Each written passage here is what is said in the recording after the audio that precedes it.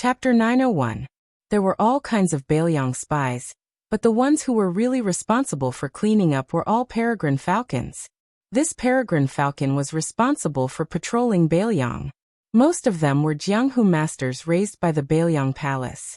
Lu Qiantang, Xu Xiu, and the group who later intercepted and killed Prince Zhao Kai were all men of sacrifice who killed people in exchange for secret martial arts manuals and wealth.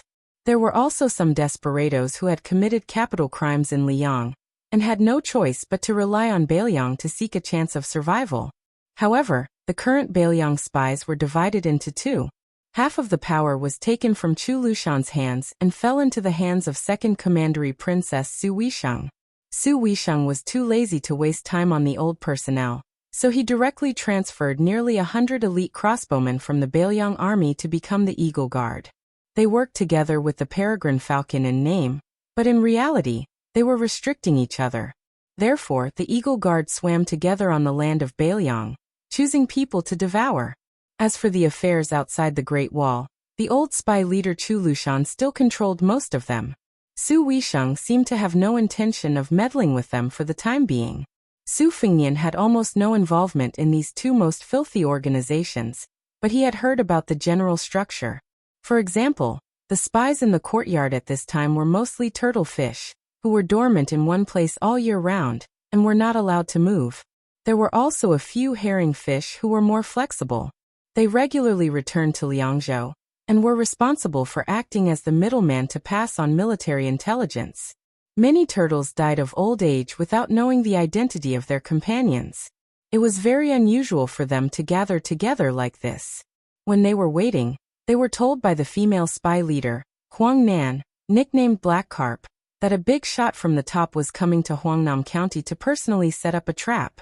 However, almost no one thought that it would be the Crown Prince of Bailiang who would come to my house, so they were a little scared for a moment.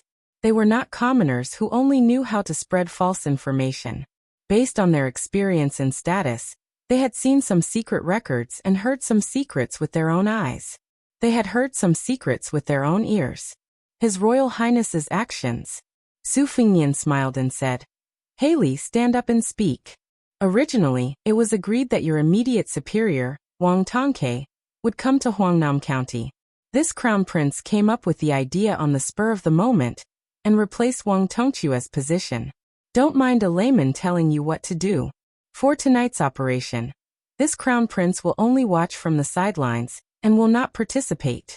The woman who had been in charge of Huangnam County's espionage operations felt relieved. She stood up and was about to say a few polite words when His Royal Highness grabbed her neck and broke it with a crack. Then he threw her to the side with a smile on his face. Su Fengnian continued to smile and said, "I forgot to mention that Wang Tongke didn't come to Huangnam County not because he didn't want to, but because he couldn't. On the way here, he was killed by Chu Lushan's men. This He Li has been flirting with a Baimeng official for many years. Huangnam County has been rotten from the beginning to the end.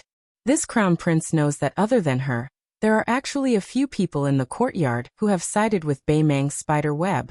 This time, we have mobilized so many people. In the end, the ones who will die are just some insignificant minions. This won't do." The remaining people in the courtyard looked at each other in dismay. The jade turtle, who had already become a Bailiang official, took a step forward and gently looked at He Li's corpse.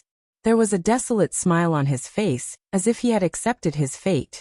Su Fengnian ignored the spy who had exposed his identity and ignored him.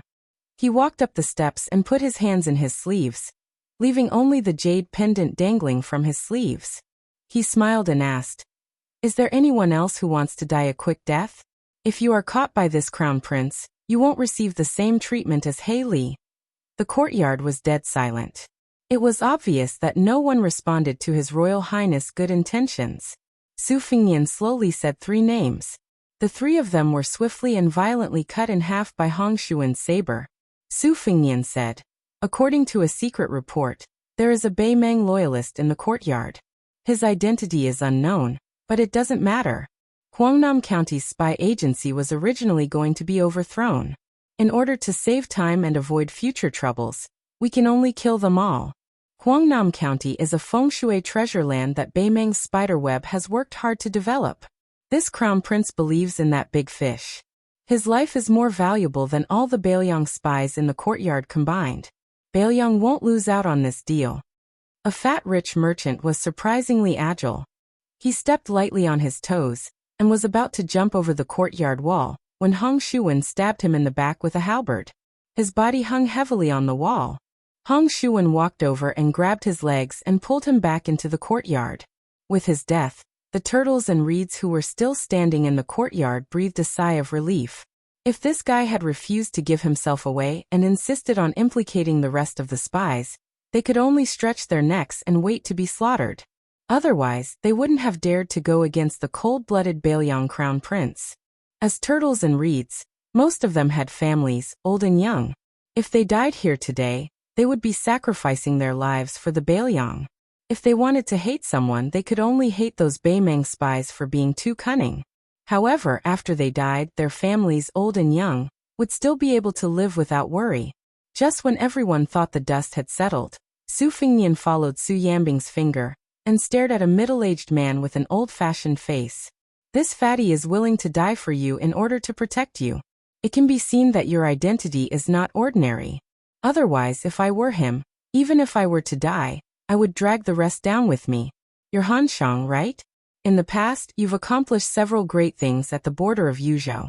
You can be considered to have made great contributions to the Baelyang. These years, you've been at odds with He Li and have been ostracized by him for many years. Originally, you were the most innocent spy in the courtyard. However, do you know when you gave yourself away? Han Shang smiled gloomily and looked at Su Yambing. I've long heard that there are hidden talents in the king's mansion.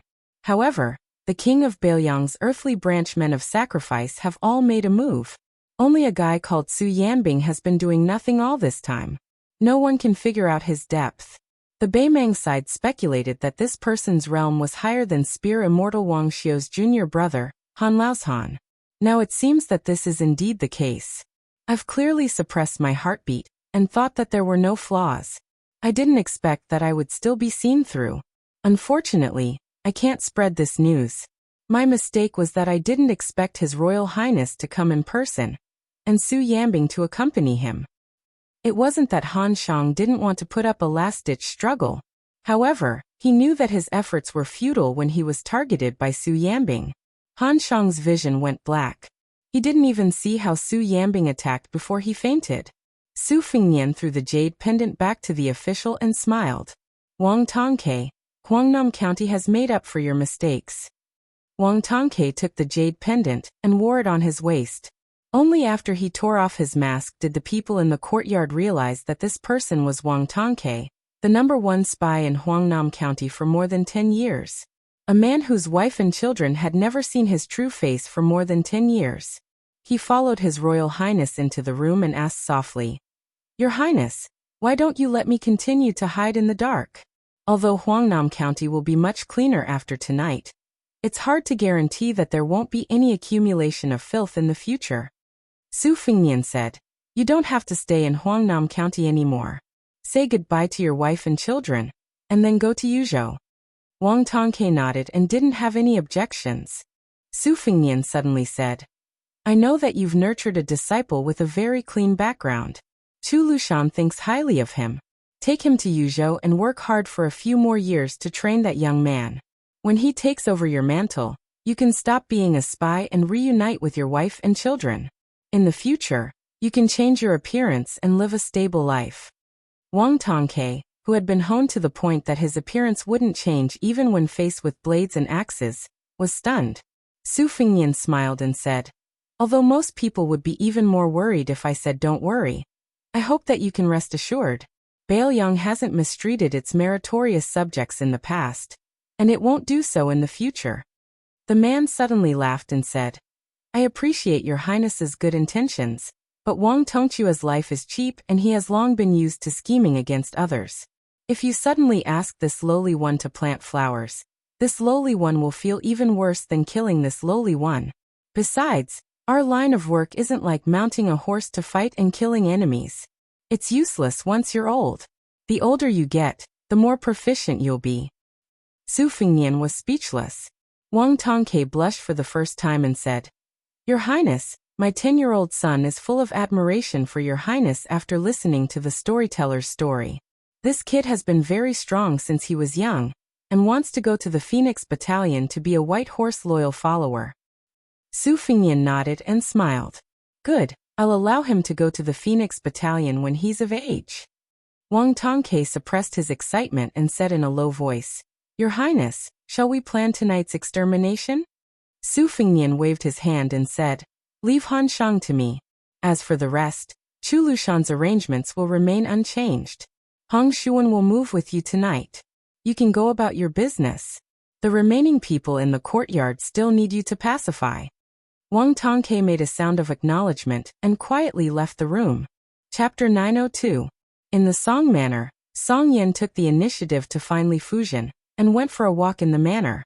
Song Huangmei, who had a lively personality, had experienced many twists and turns and dared to touch this bad luck. She obediently took off her sword and went to learn embroidery. Song Yan thought about it and slowly said, Niece, let's talk about something that might be a little boring. After uncle is done, you can go back and tell the administrator why Huangnam County has changed. Now that Lingzhou's officialdom is undergoing a drastic change, if I, Song Yan, were not the administrator's disciple, but the Lingzhou general's advisor, I would put myself in his shoes, standing in His Highness the heir apparent's point of view to look at the problem. There are 3 ways to deal with it. The worst way is to try to use killing people to convince the masses. There are also 3 levels of high, middle, and low. Killing a large number of officials was a bad idea, so it could only cause the people in Lingzhou to lose their confidence. Not only did the local officials in Lingzhou feel that this Lingzhou general was useless, even the scholars from other places who were watching the show thought that they had married the wrong man and had met the wrong person. If they could kill the officials that caused trouble today, they could kill them tomorrow. The situation was precarious, so what if they got an official position in a short period of time? The best plan was to kill a few officials like Song Yan, which was relatively better because Su Li was not the main instigator of the chaos in Lingzhou. He was ordered by officials around the same level as Song Yan. There were civil officials and generals, and they were all deep-rooted local snakes. With this group of people secretly instructing them, Lingzhou was able to work together. As for whether to kill Song Yan, kill the governor, or take the chance to cut off the limbs of the Huaihua general of Longqing Prefecture, there was not much of a difference. The officials that caused trouble were timid and kept quiet out of fear. The Lingzhou officialdom would have a moment of peace, but this plan was not a long-term plan. Once the Lingzhou general left, Lingzhou would still be Lingzhou. This was the same logic as the dynasty ruling over corrupt officials, treating the symptoms but not the root cause. When the spring breeze blows, the weeds grow. The best way is very simple. You just need to kill one person. Li Fuzhen had never been interested in the officialdom, but when the governor talked about it, she did not find it boring. However, Song Yan's following words caused her to lose all color in her face. That is to kill Administrator Darren. Killing anyone would be better than killing your father to intimidate Lingzhou. Even the administrator of Bailiang, whose official rank was the same as that of Bailiang's protector general, could be killed. If one angered His Royal Highness, who could escape the calamity? Moreover, niece, you certainly know what kind of official administrator Darren is. In the officialdom, people would burn the bridge after crossing the river. There was no end to it. In the Liang one, there was the Song family, which had 3 heroes and 2 teachers. In the military, there was the Han family, which had been guarding the border of Jizhou for generations. Compared to official Li, they were all genuine pillars of the imperial court. In this sense, if they could die, official Li could die many times over. To put it bluntly, the Li family had plundered so much gold and silver. After the confiscation, the soldiers at the border would be able to enjoy a lavish new year. There were 20 to 30 pawnshops under the Li family's name. There were countless bribes from the subordinates. Rare toys, antiques, calligraphy, and paintings were bought by the Li family with their left hand and sold at a high price from the pawnshops with their right hand. Not to mention, there were also 2 horse caravans with more than 100 people that specialized in salt and iron trade and tea horse trade. Thus, when I, Song Yan, heard that His Royal Highness was the general of Lingzhou, my first thought was that the Su family wanted to deal with your Li family. I even sent someone to send a secret letter to the border asking if your brother Lee Hanlon was under house arrest. I don't know if it was because teacher was under the light or because he trusted the old relationship between the Sue and Lee families too much. Lee Fujian finally spoke. Our family would not have fallen to such a state. Song Yen smiled and said something strange. If these words came from teacher's mouth, uncle might not believe it. Lee Fujian had a blank expression. Song Yen continued. His Highness did not use these 3 plans to resolve Lingzhou's predicament, which was unexpected.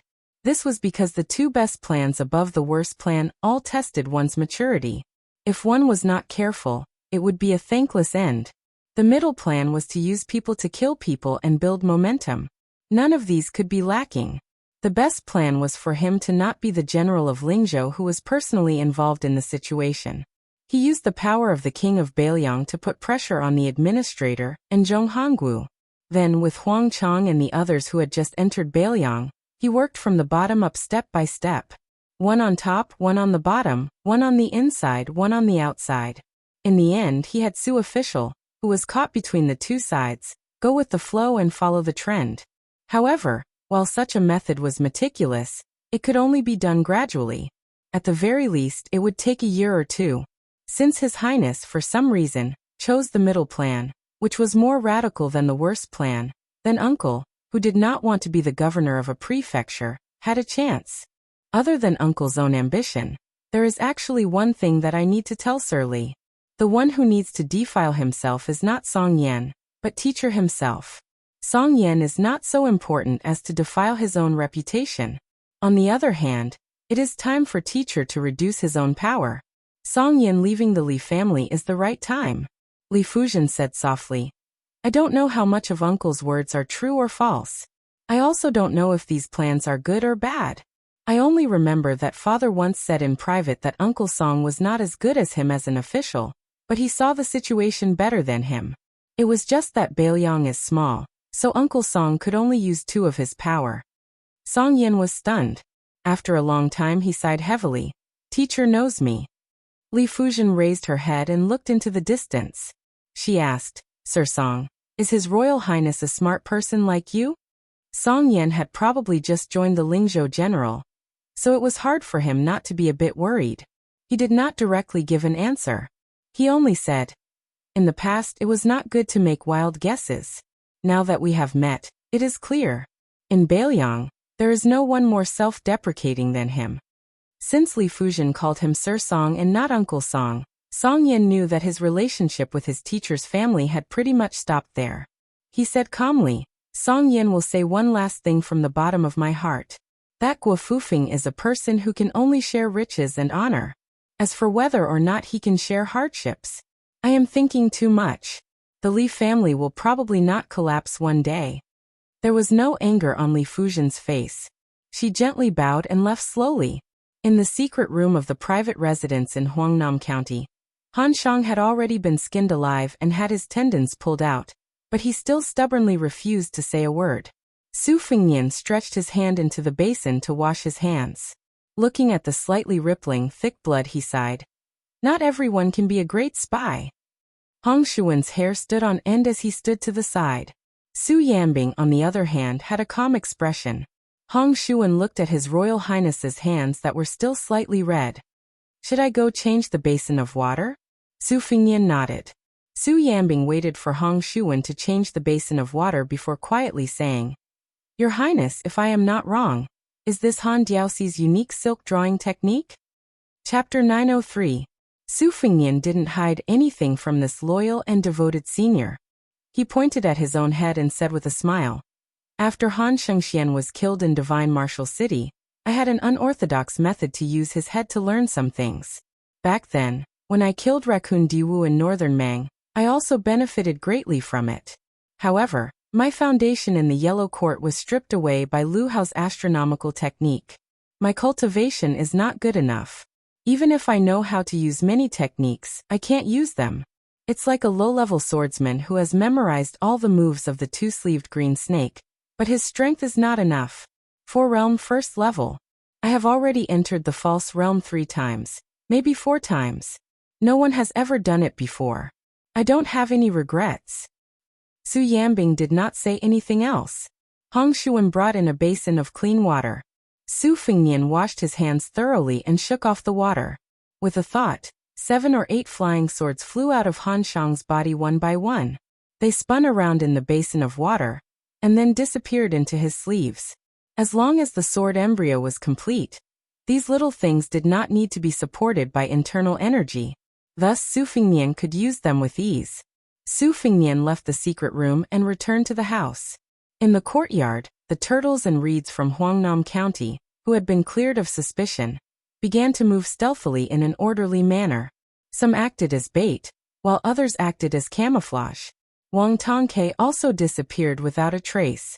Although everyone in the courtyard was on the brink of death, it was actually very common for some mobile spies other than the turtles, especially spies near the border. In the past, there was a county in Yuzhou where spies were so exaggerated that Chu Lushan had to personally lead 600 cavalry to encircle them. Only one of the 17 spies did not stand in Bei Mang's camp. The rest were infiltrated by Bei Mang, while the rest were lured or forced to side with Bei Mang. Chu Lushan walked in alone and faced the 17 spies. He said self-deprecatingly, "I am honored to tell you that after I joined, you only have 2 enemies." Of course, Bei Mang's southern dynasty was not much better than Beiliang's. Su Fengnian moved a chair and sat under the eaves, quietly waiting for the peregrine falcon and eagle guard to arrive. According to the secret report, the 3 lairs of the 2 old and 1 new in Huangnam County were located in a Taoist temple, a gang and a brothel. During the spring and autumn war, the brothels of various countries were no doubt the spies.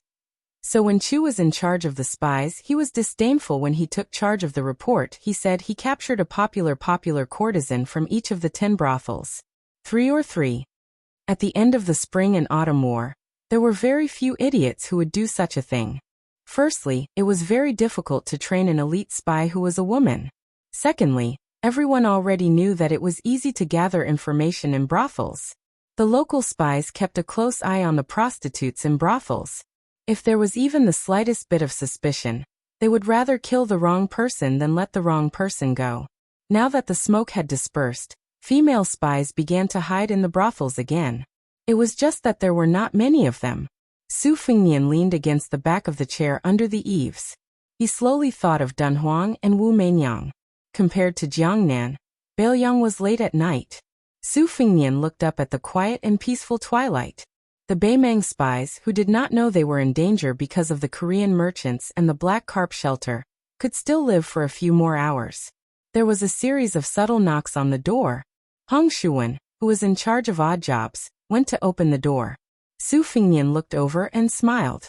He saw a familiar face. When the person saw His Royal Highness, she was also pleasantly surprised. Su Fengnian knew her name was Ren Shanyu. She was a woman in her 30s. She used to use a pair of Xianhua axes. She still had the face of a young girl. What was especially rare was her chest. In Xinwu City, she had almost died at the hands of a catman. In front of the catman, who was known as Invincible Han, anyone could die at a moment's notice. Su Fengnian smiled and asked the woman, who was kneeling on the ground, to stand up. He said softly, "Ren Shanyu, this time you are leading 40 Eagle Guard into Huangnam County? That's a promotion. Congratulations." Ren Shanyu, whose name was called out by His Highness, smiled brightly, revealing a pair of cute little canine teeth that did not match her age. It was hard to imagine that such a little girl, who caused people's imagination to run wild, would wipe the blood on her chest with the axe after chopping people like cutting vegetables. She said shyly, "Your Highness, it is Wang Lin, who appeared in Xinwu City with me, who is leading the team. I am just a pawn who is scouting ahead, similar to a scout in the army. The peregrine falcon has already met with Wang Tongke." Wang Lin and the others entered the city at 5:15. Su Fengnian nodded and asked Hong Shuwen to bring a chair for the woman. She seemed to have received a great reward that she did not dare to hope for. Her face was filled with surprise and anxiety. She sat down gently, but only dared to put half of her butt on the chair. Su Fengnian smiled and asked, "You just became a small official? It doesn't match your achievements. Do you want me to help you say something?" The woman, who had once become a bandit in Jinzi Mountain and killed countless people, was fidgeting uneasily. Her earlobes were already red. She tried her best to calm herself down and not let her chest tremble too much. She said solemnly, "This servant was born in a lowly family in Dongyue. If it wasn't for the fact that Northern Liang took me in when I was 9 years old and became a spy, I would have died long ago. I'm also stupid. I've delayed military plans twice. If I were anywhere else, I would have slit my throat and committed suicide to atone for my sins. I'm already satisfied to be alive." Su Fingnian put his elbow on the armrest of the chair and rested his chin on his hand. He smiled and said, "I didn't expect Lu Qiuer to still have some humanity left." Hearing His Royal Highness's frank comments about General Chu, whom all Bailiang's spies respected like a god, Ren Shanyu thought she had made a big mistake. She was so scared that she wanted to stand up and kneel down again. Su Fingnian pressed down with his other hand. "I'm just saying. Don't be nervous." Ren Shanyu's but fell back on the chair. She was even more afraid to speak. Ren Shanyu gathered her courage and sneaked a glance at Su Fingnian. She saw His Royal Highness squinting his eyes and smiling enchantingly. She clenched the corners of her clothes tightly. Her face was covered in sweat. She wanted to say something. Su Fingnian said helplessly, "If you have something to say, say it." Ren Shanyu gritted her teeth. She lowered her head and murmured, "Your Highness, I only have one wish in my life." Su Fingnian turned to look at the woman. He asked curiously, "Tell me." She raised her head. After saying this, she fell limp on the chair. This time, her butt was finally able to sit firmly on the chair. Hong Shuan wanted to laugh but didn't dare. He felt uncomfortable holding it in. He admired this woman from the bottom of his heart. She actually dared to take liberties with His Royal Highness. Her wish was to have His Royal Highness personally touch her chest before she died. She even said that this was the only thing she could give him. Hong Shuan didn't know why, but when he saw the woman's resolute and clear eyes, he felt an indescribable sadness. Su Fingnian stretched out his hand and helped her tidy up her hair. Then Su Fingnian retracted his hand and looked forward. He muttered to himself, "This time, on the way to Huangnam County, I kept thinking about how to do things in Lingzhou. With those people who only talk about rules and not reason, is it worth it for me to talk about rules, reason, and affection? But now I understand." The woman who forgot to be shy clearly didn't understand what His Royal Highness was saying. Su Fingnian's lips curled up. "I don't need to touch it. I know that place is very—" After pausing for a long time, His Royal Highness finally spat out 2 words. "Spectacular." Chapter 904. 9,000-word chapters.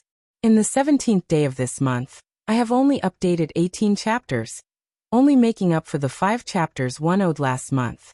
However, the 18 chapters already have a total of 90,000 words. The average word count of each chapter is close to 5,000 words. I think that the lack of updates is still a necessary effort. Moreover, this kind of updating without deliberately splitting the chapters to make up for the lack of updates is also an effort. In the future, I won't talk about updating in the chapters. In any case, I will remember it in my heart. When night fell, Hong Shuan excitedly followed Wang Tongke to fish with the net. The other 2 members of the Phoenix Battalion stayed in the courtyard. Su Fingnian left the courtyard and only brought Su Yambing and Huyen Guanin, who had disguised herself as a page boy.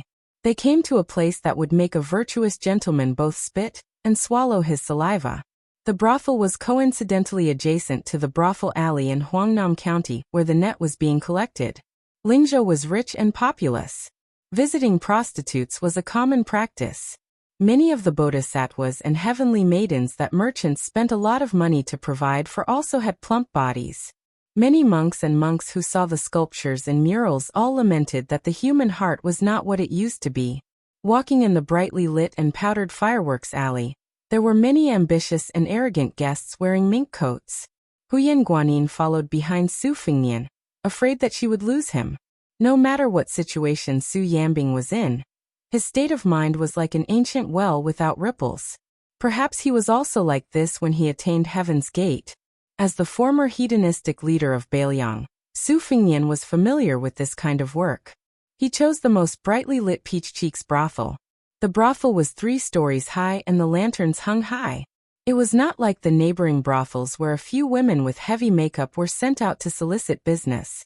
Su Fengnian waved his hand and threw a piece of silver to the brothel's turtle leg. The silver did not even need to be weighed and instantly slid into his sleeve. The young man's smiling face immediately became attentive. This kind of person was not simple. He had good eyesight, a good tongue, and a strong body. He sized them up from head to toe and decided that there were a few distinguished guests who could spend a lot of money. He immediately shouted, but in reality, he was sending a secret message to the brothel keeper. As expected, a woman walked out slowly from the brothel. However, compared to most brothel keepers who were middle-aged women, this woman was very young.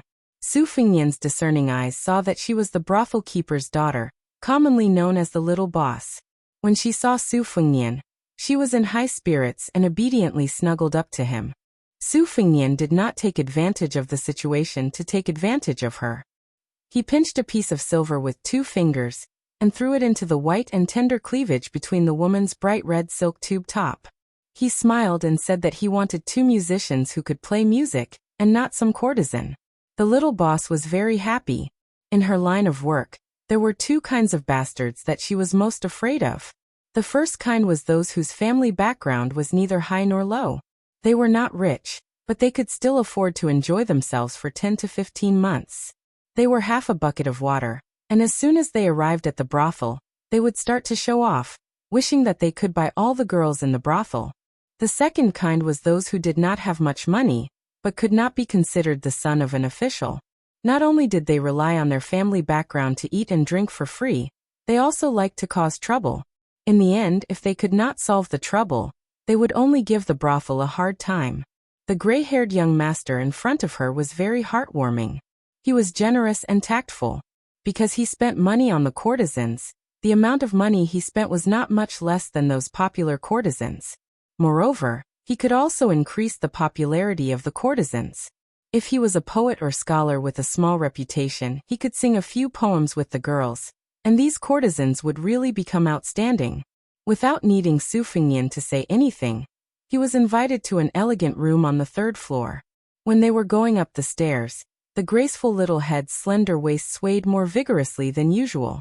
In her mind, if this elegant young master wanted her to accompany him, even if she offered a lower price, it would not be a big deal. Most of the men in Bailiang were strong and rough. With his appearance and temperament, which was similar to that of a scholar from a Jiangnan aristocratic family, in the end, she should be the one to take advantage of the job. When the young master reached the 3rd floor, he asked for a room facing the street. She kindly reminded him that it would be a little noisy here, but he dismissed it with a laugh. The little head was also happy to go with the flow. If the guest was willing to spend money in vain, she could not cry and shout to stop him. She pushed open the door and entered. In the room, there was already a young courtesan waiting for business. Before she went out to call for another guest, a young master with a pair of red phoenix eyes tugged on her sleeve. Without batting an eyelid, he asked her to hold a banknote. He smiled and said, "What's with riding a donkey looking for a donkey looking for a donkey looking for a donkey?" The little head's eyes jumped with joy. She knew the answer, so she teased the young master and asked him what he meant by riding a donkey looking for a donkey looking for a donkey. But that young master did not overdo it. He did not say the word ride, which slightly tickled her heart. However, this kind of small ripple came and went in a hurry. It was much faster than many people with silver spears and wax heads taking off their pants and putting on their pants. Su Fengnian did not sit down. Su Yambing went out of the room and closed the door. He stood at the door with his eyes closed and focused. Huyan Guanin's back was almost leaning against the wall. She was wearing a large mink hat as she stared fixedly at her own boots. The young manager's eyes were sharp. How could he not recognize that this was a woman? Bailiang had always had an open culture. Women were not only experts in riding horses, drawing bows and hunting. Some bold and unrestrained women would not only pay to invite the courtesans into their manors to sing, they also dared to personally come to the brothel for a stroll. Some of the more bold and unrestrained women would not only pay to invite the courtesans into their manors to sing, they would also dare to personally come to the brothel for a stroll. Some of the more unique and gluttonous women had long been accustomed to this sight in larger brothels. There was a slightly aged courtesan in the Peach Cheeks brothel, who would be invited by a widow in Lingzhou to grind a mirror every few days. Every time she returned, she would still be radiant and radiant. The young manager privately asked her how she felt, and the courtesan would reply with the word excellent. Then, everything would be revealed without a word. This almost caused the young manager's heart to be moved, and he wanted to give it a try. Unfortunately, the courtesan said that the unattainable widow liked women of the same age as her. Only then did the young manager resentfully give up. Taking advantage of the slender and handsome young master admiring a clear bottle with a few winter-sweet flowers, the young leader introduced herself as Chao Juan. Not to mention in a brothel, this was a vulgar name that was considered rare anywhere. She also introduced the girl who had a good relationship with her as Snowsuit. There was a bamboo cage in the room with a parrot whose feathers were as white as snow. While Chao Juan was talking, Su Fengnian touched the opening of the bottle. Then he tilted his head and tapped the mysterious cyan bottle with his finger. Not only did Chao Juan find it interesting, but even Snowsuit, who was obviously not familiar with serving customers, also had a look of surprise in her eyes. The corners of her mouth curled up slightly. Living in a brothel, they had seen many rough men who reeked of alcohol. They had seen many old men whose bodies were soft and fleshy, but had lecherous looks. They had even seen many scholars who were gentle and refined when opening the door, and closing the door impatiently. This young master who had the patience to make things difficult for a cheap bottle behind closed doors was very amusing to them. Huyen Guanyin extended a finger, and gently lifted her mink hat. Seeing that he did not do anything that she did not know whether to say was dissolute or vulgar, she, who was sullen, snorted softly, but her mood was slightly better. Su Fengnian, who had his eyes fixed on the bottle as soon as he entered, exhaled and winked at the three women in the room. Then he tapped the slender neck and the round body of the bottle. He smiled at Chao Juan and said, "Listen, one bell and one chime. If you carefully distinguish them, you can tell that the sounds are very distinct. This is a bottle produced by the Dongyue Imperial Kiln. Not to mention the whole bottle, even a fingernail-size fragment is more expensive than gold or jade. The reason why it is so priceless, other than the scarcity of porcelain produced by this kiln, is because of the sound of the bell." In the Book of Music, Sage Zhang wrote a very famous sentence. When a gentleman hears the sound of the bell, he thinks of the military officials in danger. When he hears the sound of the bell, he thinks of the officials in charge of the border. How could Chao Juan believe in the Dongyue Imperial Kiln's gallbladder bottle? She also did not know what a scholarly gentleman's bell was. She only thought that he was a man who flaunted his knowledge. She threw a coquettish glance at him and smiled tenderly. "Young master, did you come to visit a brothel or to knock on a bottle? If you want it, go ahead and take it." If Chao Juan frowns in the slightest, Chao Juan and Snowsuit will recommend themselves to you when you come to Peach Cheek's house.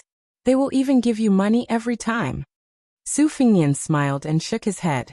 He took out all the banknotes, rolled them into a ball, and gently threw them into another flower vase.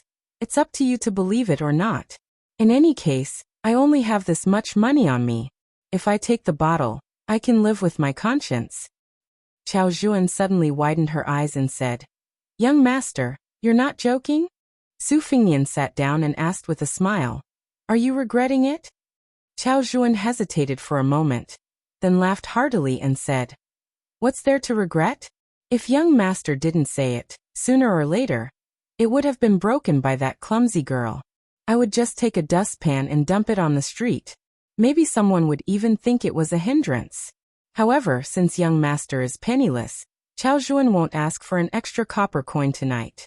But young master must promise to come to Peach Cheek's house often to visit my little sister Snowsuit. Is that all right?" By the time she finished speaking, Chao Juan was already glued to Su Fengnian's body. The two of them sat on the same chair. He sat on the chair, and she sat on his lap. They didn't delay each other. Chao Juan had a graceful figure. Her full breasts were cleverly rubbed together. Her charming face was full of charm. Su Fengnian patted her leg and motioned for her to get up without hurting her feelings. He squinted his eyes and said with a smile, "I'm not from Lingzhou, so it will be difficult for me to come to Peach Cheek's house in the future. However, I have a few friends who are doing well in Lingzhou. If Peach Cheek's house wants to move to the county capital, or meets with some trouble in Huangnam County, I can ask them to help say a few words. Of course, you didn't believe me when I said that the porcelain bottle was worth 1,000 taels of gold. You can choose not to believe me this time. After Qiao Zhuan got up, she didn't care about pretending to be reserved anymore. She was afraid that there wouldn't be another opportunity like this. She hurriedly and carefully asked, "Young master made friends in Lingzhou's county capital. Qiao Zhuan doesn't dare to have extravagant hopes to associate with them, and doesn't dare to disturb them. However, may I ask who is the son of an aristocratic family in Huangnam County? Our Peach Cheek's house is willing to worship him like a bodhisattva." Chapter 905. Su Fingnian glanced at the window from the corner of his eyes. The Peach Cheeks building was only slightly shorter than the largest brothel in Lingzhou. Looking from here, it was clear at a glance. If the porcelain bottle fell into the hands of someone who knew its value, it would be impossible to get it without 2,000 to 3,000 taels of silver. Su Fingnian was always in a good mood when doing business. No matter if it was a big business that made him a lot of money or a small business that made him a pitiful few copper coins. It had been a few years since he went to a brothel. Furthermore, after being in love for so many years, he only had the part of being absurd and prodigal. It was the first time that he had made money, so it was a good sign. This made Su Fingnian not have any ill feelings towards Qiao Zhuan's scheming. After sifting through the names in his mind, he knew that with the Peach Cheeks building's little boss's vision, she was coincidentally from Lingzhou in Huangnam County. Not to mention that Su Fingnian did not know any of them. Even if he knew a few of them, they would only be laughed at by her. However, Li Hanlin, who grew up in Huangnam County, did not dare to bring a few of them to embarrass himself in front of him. The few that he brought to Liangzhou were more beautiful and enchanting than women. They were all young Master Li's old sweethearts. This made Su Fingnian feel a little troubled. Could it be that he could only bring up Song Yan official song? However, if this was the case, it would be quite interesting if it spread out. He believed that even if it reached Governor Song's ears, the newly promoted governor of Lingzhou could only pinch his nose and accept it. Su Fingnian resisted the urge to throw a bucket of dirty water at Song Yan with great difficulty, because he inadvertently remembered one of Li Hanlin's enemies. Back then, that guy had been dealt with miserably by Li Hanlin, the #1 young ruffian in Feng Province. After Liyang was established, Feng Province merged with Lingzhou, and the Li family moved to Lingzhou's capital. That foppish playboy finally had a chance to live. Although his father's official rank had always been suppressed by the administrator, at least he didn't have to live in fear all day long. Especially after Li Hanlin joined the army. He was completely reborn. He didn't care about these old grudges at all. That guy didn't feel ashamed of the miserable situation he had encountered back then, and instead felt proud. Whenever he met someone, he would say that he had fought with Li Hanlin and Li Biaozhang from the Purple Diao Street in the north all the way to the Straw Coat Street in the south.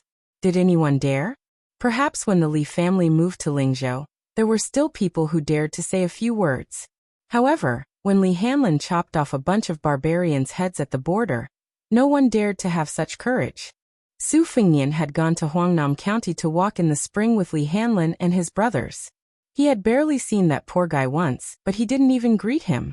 He didn't know if that guy still had a memory of him. Therefore, Su Fingnian smiled and said, "Huangnam County's meritorious Governor Wang's son, Wang Yunshu. He has some friendship with me." When he said this name, not only did Qiao Zhuan's eyes change, even the artist, Snowsuit, who was far less experienced than the little leader, was somewhat afraid. There was no other reason. This Grand Master Wang was too domineering in Huangnam County. It could be said that he had a well-known reputation. As soon as the administrator's son, Na Shan, left, Wang Yunshu called himself the king. His father, as the meritorious officer of the county, assisted the governor Song Yan, and was in charge of the selection of the Department of Administration. That meant that he grasped the lifeline of the promotion of officials. It could be said that he held the power of life and death in his hands. Moreover, Wang Gongqiao had an adopted son who was about the same age as him. It was not known whether the Wang family had arranged things well, or that the adopted son was really lucky at the border. When he returned to Huangnam County, He became the commandant of 400 soldiers. As a result, some of the gang leaders with many martial arts schools had to call him brother in front of others and beg for mercy behind others. The reason why Chao Juan of Peach Cheek's brothel was so attentive was mainly because young Master Wang was a big benefactor of their brothel. The Shiitake Inn on the street in Huangnam County had once annoyed young Master Wang. If it were not for the relatives of the Shiitake Inn and the administrator who sent women and money, young Master Wang would have brought people to demolish the brothel long ago. Since then, young Master Wang often came to Peach Cheek's brothel to throw money and money. Coincidentally, Wang Yunshu monopolized 2 courtesans in Peach Cheek's brothel tonight. They were having fun on the same floor, but there was some distance between them. After all, the little leader was Snowsuit, a courtesan who was close to Chao Juan. Her status in Peach Cheek's brothel was not high. Chao Juan was kind and only led some pleasing guests into this room, afraid that Snowsuit would be wronged. This was a rare tenderness in a brothel that did not know what the word friendship meant. More of them were poor young prostitutes who were forced to break their buds because they did not want to be eliminated. More of them were women who were bruised but still forced to smile. Chao Juan was also cruel and merciless to the women in Peach Cheek's brothel except for Snowsuit. If she did not do this, even if she was the little leader, she would not be able to stand firm. Chao Juan took a step forward and then stepped back. She threw a glance at Snowsuit, and the courtesan began to play the zither. Chao Juan then smiled and said, "What a coincidence. Master Wang is on the first floor. Is he with you?" Chao Juan had already regarded the child in front of her as talking nonsense. As long as he said no and casually found an excuse, Chao Juan would not ask the root of the matter. He came to Peach Cheek's brothel in the winter to seek pleasure, so there was no need to make a scene. Otherwise, Chao Juan initially had the mischievous idea of going out to invite Wang Yunshu to verify his identity. However, if she did that, it would not benefit her. After Wang Yunshu came over, he would beat the child in front of her out of the brothel. As the main culprit, Chao Juan would not gain any benefits, so why bother? They saw the child walk to the window and lean against the window frame. Out of Chao Juan and Snowsuit's expectations, his voice was warm as he said, "Just in time. I'll have to trouble Miss Chao Juan to go and tell him that an old friend of his has come to Peach Cheek's brothel in Lingzhou's capital." Chao Juan smiled and asked, "Child, then I'll really go?" Su Fingyan smiled and said, "If you don't go, then you're a puppy." Chao Juan's charming eyes were like silk. To think that child is a scholar and likes such indecent positions. Huyen Guanyin, who had been quietly listening, felt that it was strange at first. After she came to her senses, she fiercely glared at that fellow. Su Fingyan, who had suffered an unexpected calamity, simply turned his head and looked at Shiitake, which was still singing and dancing peacefully. Chao Juan saw that he did not seem to be joking. After quickly weighing the pros and cons, she still gathered her courage and went out to trouble the surly child Wang. Su Fingyan was quietly waiting for the turmoil in Shiitake. This was because he was not very certain that the Bailiang spy would be able to achieve great success, and then easily retreat unscathed. Han Shang's unexpected surprise, to the Peregrine Falcon and Eagle Guard, who were currently rushing to Huangnam County to encircle and suppress him. It was very likely that it would be a bad thing that would require many lives to make up for. Bailiang was Bailiang. Men of sacrifice were men of sacrifice. They might not always be connected to everything. This was because Han Shang's identity being exposed was not within expectations. With such an important person like him participating, there would most likely be 1 or 2 Bailiang men of sacrifice with outstanding strength to hold the fort in Huangnam County. There were not many bloody battles between spies. The side that had the initiative would win because they had a target to aim at. Everything had its vanquisher. The more accurate the plan, the better. If you had a 3rd-grade martial artist present, then I would send a 2nd-grade master to fight with you. If you had a master, then I would send 2. If you had 3, then I would not hesitate to use a 1st-grade Vajra realm martial artist to play with you. It was difficult to survive in the Jianghu. Those who were at the peak of the Jianghu were not necessarily free and unfettered. This was especially so for those who had become lackeys. They had no choice but to cherish their reputation. This was because they would never know if their next life and death battle would be a mortal enemy of the same realm, or even an expert of a higher realm. These experts who stood on the opposing side, even if they were known as rare and transcendent figures, once you encountered them, once was enough. Decades of hard work, decades of martial arts training, decades of martial arts training. Even if you were in the Jianghu when you were alive, you would still end up with nothing. Of course, the battle between spies was more like Wang Tongke and Han Shang's climbing. It relied on acting skills, adaptability, and luck. Su Fengnian listened to the melodious sound of the zither, and turned to look at Huyen Guanyin, who was finally willing to approach him. She looked up and asked softly, "That sister run in the courtyard, she likes you?" Su Fengnian laughed involuntarily and said softly, "She likes someone who is not the next king of Bailiang. Otherwise, she would have worked for Bailiang since she was 9 years old, and would feel that she was not worth it. However, to be honest, if she found out that I was an ugly pighead after meeting me in Xinwu City, then she would definitely not have told me her wish when we met in the courtyard today." Huyen Guanyin raised her chin and looked away. "Then why didn't you fulfill that sister's wish? Isn't it as easy as lifting a finger?" On the way to Huangnam County, Su Fengnian, who had been separated by a thin layer of silk, had a smile on his face. She did not get an answer, but her mood was lighter than if she had gotten one. She turned around with a straight face and secretly smiled. Su Fengnian turned to look at the brothel and said in his heart, "Death warriors don't even have any thoughts. They will only die faster." The reason why he did not participate was not only because he did not want to get too involved in the spy system, but more importantly, he and Su Yambing had acted too early, making the extermination go too smoothly. Some old bastards hiding at the bottom of the quagmire would rather watch their disciples and grand-disciples die one after the other than stay in the quagmire, and not be willing to rashly come ashore. Many things that could have been handled simply would often become very complicated, because he was Su Fengnian. He had no choice but to consolidate at every step. Chapter 906. Su Fengnian listened to the gradually mixed sound of the zither. One of the reasons was that her fingering technique was not skillful enough.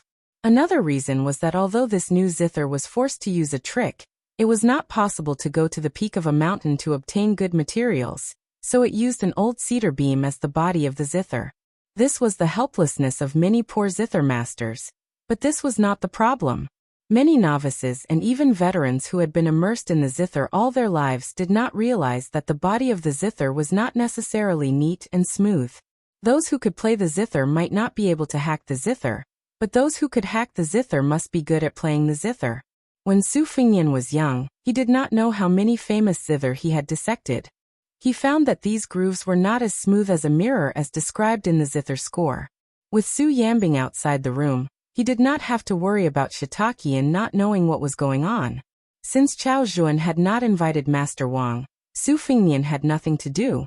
So he walked over to Snowsuit and asked her to get up. Under the incredulous gaze of this woman, he cut the zither open. He quietly took out a flying sword from his sleeve and helped her hack the zither a little. He smiled and said, "If you break the zither, I will buy you a new one later. I still have the money. In fact, a good zither lies in the sound that wants to come out but cannot. To put it in a more vulgar way, it is like a woman taking off her clothes seductively. When she is about to take off her clothes but not completely, it always makes a man daydream. When there is nothing left. Let's not use this analogy, it will spoil the mood. What I can do now is very limited. However, when you find someone to hack the zither for you in the future, you can tell them." Snowsuit listened to this elegant young master's seemingly endless warm and mellow talk. At first, she was able to remember every word, but later, she could not help but ask with a smile, "Young master, did you really come to the Peach Cheek's house to get drunk?"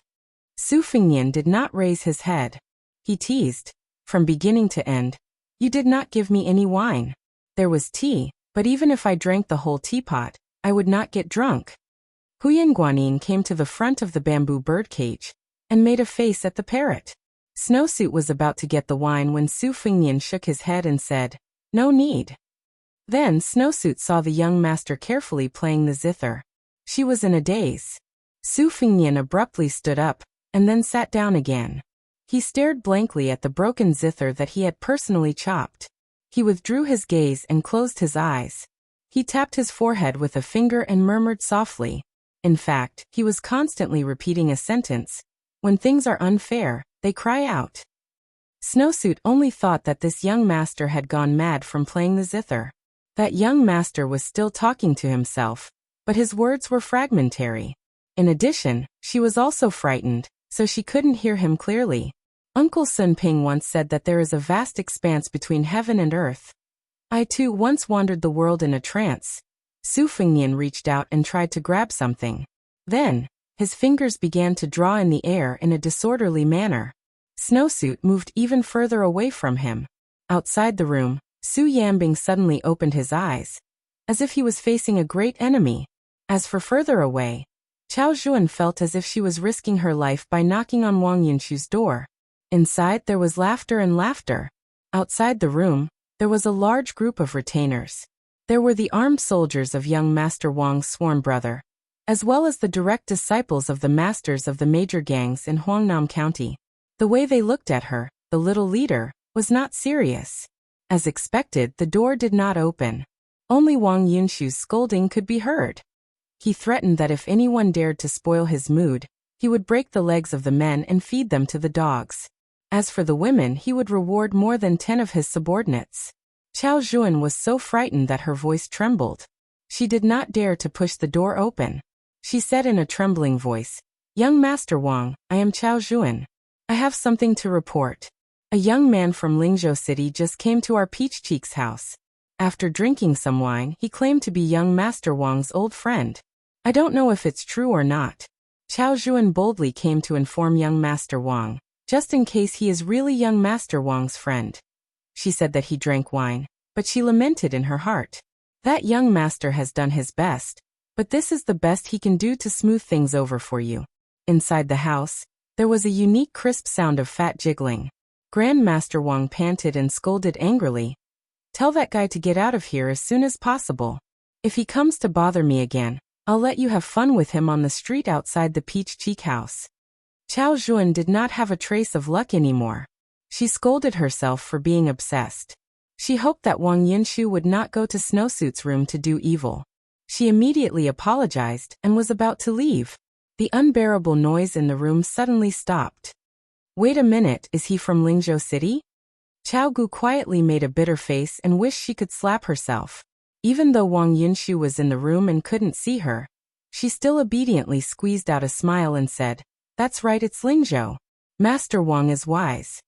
How is his appearance?" "Not bad. K off. If you continue to play dumb with me, do you believe that I will make you crawl in here and squat by the toilet for the entire night?" He is a rather handsome young man. Did he bring a large group of retainers? No, I only brought one. He is not as imposing as young Master Wang. He is far from being imposing. One? Yes, one is correct. What does a short-sighted woman like you know about imposing? Wait, I will go with you to take a look. The sound of clothes being worn could be heard in the room. It made Chao Zhuan despair. Chapter 907. Peach Cheek's brothel was an imitation of the southeast and the tube-shaped houses in the Miao area. There was a patio in the middle, and there was no cover. It was cool in summer and snowy in winter. However, the interior of the building was divided into 2 rooms. Snowsuit's room faced the street. Like Wang Yunshu's, the 2 rooms were combined into one. It was much more spacious. There was no distinction between the inside and the outside. The interior decoration was extremely luxurious. All the items were expensive. It was far from what Qing Ming, and Snowsuit's room could compare to. The reason why Wang Yunshu made the Peach Cheek's brothel his god of fortune was because he had a strange hobby. He liked to have sex with women who were not as beautiful as the most popular courtesans. He liked to drag them to the window railings inside to watch the rain fall. It was a feast for the eyes of many customers on the same floor. It was said that it was better to enjoy it together than to enjoy it alone. Therefore, every time young Master Wang came to the Peach Cheek's brothel, there would always be many men who heard the news and hurried over. Even if they could not share the rain and dew, they could at least reward their eyes. Obviously, the people on the same floor didn't get to enjoy it today. Fortunately, Wang Yunshu had said in private that when his father became the governor of Huangnam County, he would definitely make the 2 courtesans go to the window railings obediently and let everyone enjoy it. This was called a celebration. The door opened. A courtesan who had a bad relationship with the head of the building had a face full of lust. She glanced at Kusanagi from the corner of her eyes. That was a coldness that could only be understood between women. She was gloating. Chao Juan led young Master Wang, who was carelessly draped in a fox fur coat, and walked with difficulty. Wang Yinshu kicked Chao Juan's calf. Are you lame? Or are your legs weak from being ordered around? Hurry up. If you delay my business, just you wait. I don't care if you're Mother Hong's daughter or not. Hehe, if you lie about military intelligence, don't even mention it. In the army, you'll be executed. Anyway, there's no place on your body that's clean. You should have been thrown into the river and drowned in a pig cage long ago. Why would I care about you whores? Chao Juan bit her lips and smiled. She didn't know who she was smiling at. Wang Yinshu brought the group of evil servants and retainers to the place of his old friend in Lingzhou that Chao Juan mentioned. In Huangnam County, he was a young dandy who was like the king of heaven. There was a hint of undetectable haze between his brows. That guy better not have anything to do with that Lin guy. If they were really related to him, even if he was just a small fry, he, Wang Yinshu, would never dare to hit him. Perhaps he could only obediently treat him as a distinguished guest. This wasn't because Wang Yinshu was easy to talk to. There was nothing he could do. In the rich Lingzhou, Wang Yinshu wasn't afraid of almost all the sons of officials and generals. There were only a handful of them. At most, they would mind their own business. The only one he was afraid of was that one.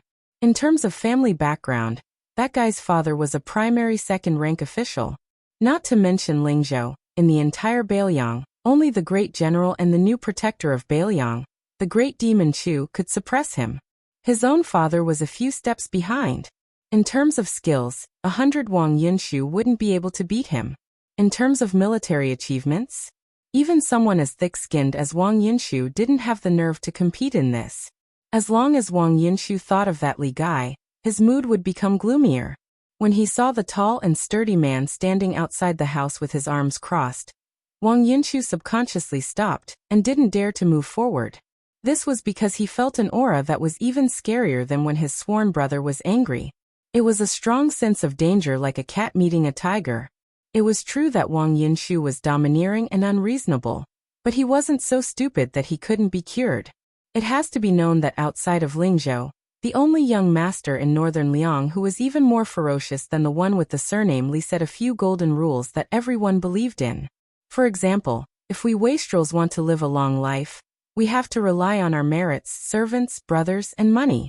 These are all treasured weapons that can save lives but not lives. It is better to rely on our brains to live a good life. At first, Wang Yinshu scoffed at these words. Later on, as he muddled along and suffered some hardships, he began to understand the logic behind these words. It was only when Wang Yinshu truly relied on his reputation to fall to the ground that he realized. Many of his friends fell to the ground and didn't have the chance to repent. For example, there was a good friend who went to Bailiang 2 years ago to behave atrociously outside of Bailiang. He killed women and chivalrous people. In the end, he was so arrogant that he killed soldiers. In the end, his corpse couldn't even be found. How could this friend's family background in Lingzhou be any worse than his? People with different statuses had different jianghu in their eyes. In the jianghu of prostitutes like Chao Juan and Snowsuit, Li Baisher was the leader of their jianghu. As for wastrels like Wang Yinshu, that fellow was no different from a wastrel immortal in the jianghu. Moreover, no one could stand shoulder to shoulder with him. Where could you find a wastrel who could go to the throne room of the capital without kneeling to the emperor? Where could you find a wastrel who could bring the old god of swords to the martial emperor city? Wang Yinshu couldn't bear to see others living better lives. However, when it came to some fellows that he couldn't afford to offend, he still knew how to admit defeat. Chao Juan didn't find anything surprising about the retainer at the door who didn't open his eyes. He was just a little taller and more taciturn. However, when she saw the serious expression on Master Wang's face, she started to think about it. Her actions of knocking on the door and pushing it open also became lighter. However, no matter how hard Chao Juan pushed the door, she couldn't push it open. She thought that the door had been locked and was about to open her mouth to remind Master Wang and Snowsuit inside. The retainer slowly opened his mouth and said, "Wait." Qiao Zhuan didn't mind that matter. She didn't even mind that she had a part in it. However, she was afraid that Master Wang behind her would fly into a rage. At that time, not to mention her, even the entire Peach Cheeks restaurant would be implicated. Behind Qiao Zhuan, Master Wang chuckled and said, "Just wait a little longer." Qiao Zhuan really felt like she was being roasted on a bonfire. Every day felt like a year. She didn't know how much time had passed. Behind her, Wang Yunshu's face was so gloomy that it could drip water. "Come in." Fortunately, 2 words came from inside the room. In Qiao Zhuan's ears, there was no more heavenly voice than this in her life. The door of the house was slowly opened by Shui. Wang Yunshu, who had lost his patience, stepped over the threshold with a sinister smile. He saw a person sitting behind a broken zither that he had never dreamed of. Wang Yunshu would recognize her even if she turned into ashes. Then this big wastrel of Huangnam County made a prompt decision that even he himself admired. With lightning speed, he knelt heavily on the ground, slapped his hands on the ground, and knocked his head solidly on the ground with a bang. Wang Yunshu didn't even dare to fart. He just knelt on the ground. Even if he wasn't a land immortal, he should be at least at the level of 2nd grade master. Qiao Zhuan's mouth twitched outside the room. Snowsuit in the room was even more miserable. She was so frightened that she quickly stood against the wall and covered her heart. She didn't dare to look at him again. What was even more unacceptable to Qiao Gu was that the rich young master whom she had mistaken for an ordinary gentry, the one who had accepted the bow of the Grand Prince Wang, was looking at her with a faint smile while holding his cheek with one hand. Chapter 908. I'll be going abroad tomorrow, so I'll be bringing along a notebook with a pleasing font. When the time comes, I'll be posting updates and some photos on the WeChat platform. If you want to follow me, you can search for Fenghua 1985 on your phone or scan the QR code directly. You can find it on Zonghua 1985. Wang Yunshu had just finished his 2nd round with the 2 courtesans of Peach Cheeks' house. His body was already like an arrow at the end of its flight. He was trembling as he knelt, but he could only try his best not to move. He was afraid that the slightest movement would cause him to be misunderstood as having ill intentions. Fortunately, Su Fingyan smiled and said, "Yunshu, I just told Qiao Zhuan that you and I have a close relationship. Although the loser of the bet last time has to kneel when they meet, you don't have to get addicted to kneeling. Get up. I heard that you're the #1 guest here. Aren't you afraid that Peach Cheeks' house will look down on you?" Qiao Zhuan's mood today was fluctuating between joy and sorrow.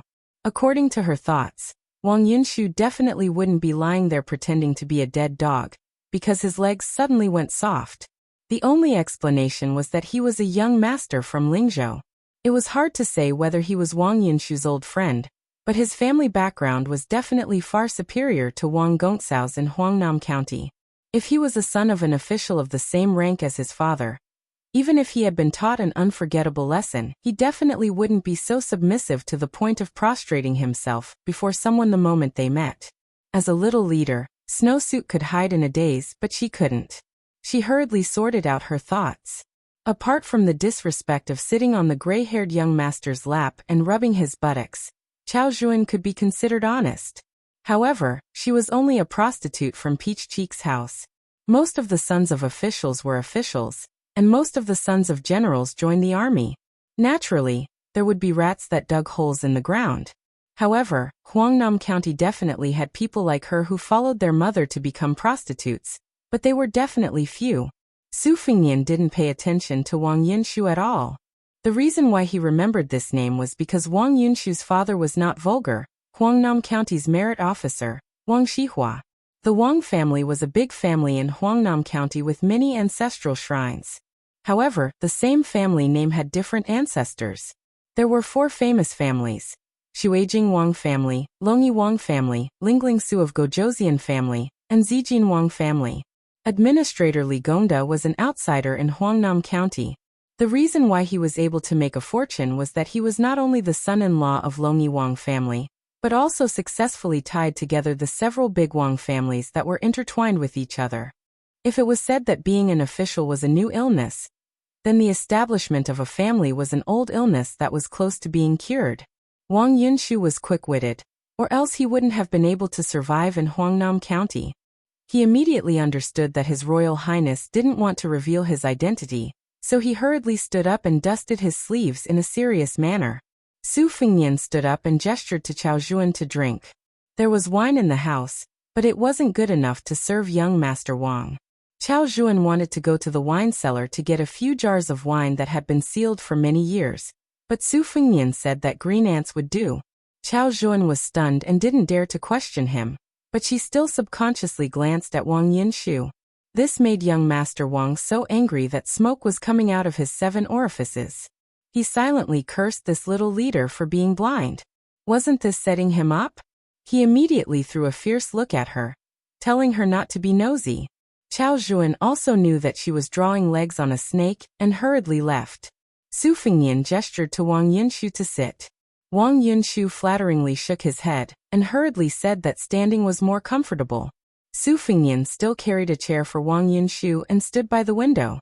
Wang Yinshu laughed dryly as he sat down, feeling as if he was sitting on pins and needles. He recited all the names of the bodhisattvas, deities and Buddhas he knew, hoping that this bad-tempered His Royal Highness would not use peaceful means before resorting to force. In Longqing County, even Zhong Hongwu had been dealt with quite a bit, so His Royal Highness could still steam and roast him whenever he wanted. Su Fengnian leaned his elbow against the window and asked, "How is Uncle Wang?" Wang Yinshu swallowed his saliva and nodded. He's fine. Su Fengnian, who had always been amiable towards Wang Yinshu, thought for a moment and smiled. Uncle Wang comes from a rare scholarly family in Beiliang. In Huangnam County, his knowledge is high, no less than that of the prefect Song Yan. It is said that there was once a Wudong Jinren who observed his physiognomy and gave him a prophecy. What did he say? Wang Yinshu said awkwardly. That unknown old Taoist said that when my father was young, he was addicted to chivalry, riding and archery. Then he was addicted to the study of scriptures and poems. Then he was addicted to the old immortal Huang and the Western Buddhist land. In the end he returned to being a sage. I reckon that whether or not the Taoist priest came from Wudong is another matter. I've made a fool of myself in front of your highness. Young Master Su. Su Fengnian shook his head and said, when I was at Wudong Mountain, I did indeed hear such a thing. That old Taoist priest was fully deserving of his title as a Taoist immortal, the old supreme leader Wang Zhonglo. Wang Yinshu was dumbfounded.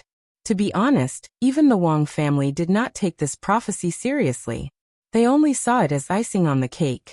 However, when his father was young, he did indeed ride a horse, carry a sword, and travel to study. He was full of chivalry. However, now that Wang Gongqiao was addicted to Taoism, Wang Yinshu had never seen his father practice martial arts with a sword. He had not even seen his father ride a horse many times. As for his travel experience when he was young, Wang Gongqiao had never mentioned it in front of his only son. Wang Yinshu also thought that these rumors, which his father was unwilling to talk about, were just the flattery of busybodies. Chapter 909. If it was really the old immortal who severed the Kanglin River with one finger, then it would be incredible. Wang Yinshu immediately had a higher opinion of his father, who made enemies on all sides in Lingzhou's officialdom. Not to mention other things, just the fact that he did not see eye to eye with the administrator made Wang Yinshu feel that his future in this life was bleak. Wang Yinshu's ability to observe people's expressions was even more perfect than Chao Juan's. When His Royal Highness talked about the old Wudong leader, his eyes and expression were very gentle, and it was not the kind of feminine softness that made others feel cold in their bones. Of course, Wang Yinshu did not know that between the two mountains, Wudong Mountain and Qingliang Mountain, it could be said that even an immortal's sword could not sever it. The green ant wine that everyone was fond of was readily available in Beiliang. Chao Juan quickly brought 4 pots. Su Fengnian and Wang Yinshu naturally took 2 pots. Chao Juan asked for 1 pot herself. Snowsuit was not good at drinking, so the last pot was given to the woman in the mink hat who was pretending to be a servant in green. When she handed the wine over, Chao Juan was suddenly stunned. There was such a beautiful person in the world? Could it be that she could compete with Xiangfan City's Li Shuangjia? Su Yambing had already closed the door, and became a door god who did not show his emotions. Su Fengnian held the small wine pot with 2 fingers and gently shook it. he asked mischievously. Do you still hate Li Hanlin now? Wang Yunshu drank a mouthful of wine to calm himself down. He had never touched the green ant wine before, but when he drank with His Royal Highness, not to mention the barely tasted green ant, even the dregs of the wine would give rise to the feeling of getting drunk. When he suddenly heard this sentence, Wang Yunshu's weak point, he almost spat out the mouthful of wine.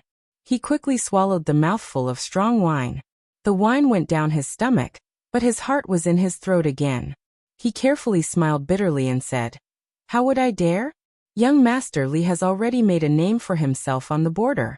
Don't talk about holding a grudge. If young Master Li comes to Huangnam County to pay respects to his ancestors, I will lead his horse for him. However, before young Master Li left Huangnam County, he said that if he ever sees me again, he will beat me up until even my father won't recognize me. Even if Wang Yunshu wants to apologize, I really don't dare to go to young Master Li and be beaten up. Qiao Zhuan thought that she had grasped the mystery. This young man from Lingzhou must have some kind of relationship with the administrator's son, Li Hanlin. He might even be a relative of the administrator. This was why Wang Yunshu was scared out of his wits. Su Fingyan nodded as if he believed Wang Yunshu. He casually asked, I heard that you have a sworn brother who is a military officer in Huangnam County. He is in charge of a battalion of soldiers and horses. He has 300 to 400 armored soldiers under his command. All of them are light cavalry, and their war horses are all B grade. They wouldn't be bad even if they were placed on the border of Yuliang. They are far more elite and skilled in battle than the military officers in the county. Wang Yunshu scratched his head and chuckled. He grinned and said with an honest face, They are just for show. Of course, they are good-looking. If they really go to the border and fight with the barbarians, I don't think they will be good. They are all new soldiers who have never fought before. However, to be honest, many of them are the direct disciples of the gangs in Huangnam County. They are not good at fighting, but they are good at fighting. Since young Master Su has asked about these family scandals, I can only tell the truth. If there is anything wrong, young Master Su can tell Wang Yunshu. I will explain it to my father and my sworn brother. In any case, I can guarantee that everything will go according to young Master Su's wishes. Qiao Zhuan, who heard every word, was even more surprised. Could it be that this young master from Lingzhou was not as simple as just a descendant of the Li family? Otherwise, how could he give orders to Huangnam County's military and politics? The conflict between rich playboys would break the sky and fight with each other. The two groups of people would invite immortals to fight until the sky was dark. The worst-case scenario would be the soldiers in bright armor being their accomplices. There was no reason for it to be serious enough to shake the foundation of the family. In the impression of the head of the Peach Cheeks house, there really was no young second generation from Huangnam County who could surpass their parents and challenge those old foxes in the officialdom. Huangnam County was Bailiang's granary. The officials who could abuse their power here were not simple. Governor Song Yan's methods were swift and fierce, and Wang Gongqiao was also famous for being watertight. It could be said that all of them were like a hornet's nest. Su Fingyan smiled and said, There are too many rich people in Huangnam County. However, many of them can't find a temple even if they carry a pig's head. In the end, it's because they don't have enough ability. Back then, when they fought for the position of governor of Fengzhou, it wasn't Uncle Wang who lost to the administrator. It was the Wang family from the water school who lost to the Wang family from Longyi. They were suppressed by the administrator for so many years that they couldn't even become the governor of Huangnam County. Then they were ostracized by Song Yan, who was one rank higher than them. It was already not easy for them to be able to sit on the fishing platform and firmly hold the power to distribute the county official's hat. Now Governor Song is finally going to move from Huangnam County to Lingzhou to be the governor. Wang Yunshu's expression was complicated. Did His Royal Highness want his father to take a step forward? Su Fingyan didn't keep Wang Yunshu in suspense. He directly explained the stakes to Wang Yunshu. However, the position of governor still has to be filled by an official from the Wang family from Longyi. The rules in the officialdom are passed down from generation to generation. They can't be broken just because they want to. Otherwise, they'll be hated too much. What I'm curious about right now is whether or not your sworn brother has any real ability. Wang Yunshu gritted his teeth and said, "That's my sworn brother." At this point he glanced at Chao Juan, who was listening attentively. Su Fengnian smiled and said, "Miss Chao Juan, you and Snowsuit go exchange for some fresh food." Once the outsiders left, Wang Yunshu immediately stood up and carefully worded his words. "Your Highness, my sworn brother is called Jiao Wui. He has some ability and has made a lot of military achievements at the border of Yuzhou. Unfortunately, he was framed by his colleagues. Not only did my father lose more than 10,000 taels of silver, my sworn brother almost didn't make it back to Huangnam County alive. However, our Wang family admits to this grudge. Wang Yunshu won't complain to your Highness. My sworn brother Jiao Wui often drowned his sorrows in Huangnam County in the past few years, but he didn't lose his martial arts. During this time, he often led the soldiers to the river to cut ice and had them jump into the river to freeze. If they couldn't endure it, they had to leave. I'm not trying to deceive your Highness by saying good things about my sworn brother, but I've never seen such a ferocious commandant." Su Fengnian smiled and said, "If you go to the border and take a look, you'll know that it's nothing." Wang Yunshu's face immediately turned red. He said embarrassedly, "Your Highness, please don't blame me. Wang Yunshu is short-sighted." Su Yanbing coughed softly. Almost at the same time, Su Fengnian waved his hand at Wang Yunshu. Then he turned around and stood by the window, looking at the shiitake inn. Chapter 9:10. Su Fengnian stood by the window. He turned his head and waved at the confused Wang Yunshu. After he came closer, he said softly, "Go and tell your sworn brother that for your sake, I'll allow him to lead the army into the city. There's a good opportunity for him to earn military merits without doing any work." Wang Yunshu rubbed his hands vigorously and said eagerly, "Your Highness, can I also join in the fun?" Su Fengnian smiled and asked, "Do you have the status of a soldier?" Wang Yunshu also confessed. He blushed and said, Yes. My father wants to save face. He thinks that I'm not doing my job properly. He takes me out to meet his colleagues during festivals, which makes him lose face. So he asked my sworn brother for the position of a small squad leader." Su Fengnian said playfully, "A small squad leader? That's a position that can only be obtained by killing barbarians at the border." Young Master Wang was horrified. He laughed dryly and didn't know how to salvage the situation. Su Fengnian didn't care about it. He waved his hand and said, "Hurry up and discuss with your sworn brother. When the time comes, you don't have to come to Peach Cheek's restaurant. Let the Jiao Wui army split into two. You and him will go to Qingrong Temple and Liantang respectively. If the city gate asks, say that it's Governor Song Yan's order. If anyone asks, say that it's me who asked you to go." Wang Yunshu said goodbye and ran out of Peach Cheek's restaurant with the retainers and evil slaves in the corridor.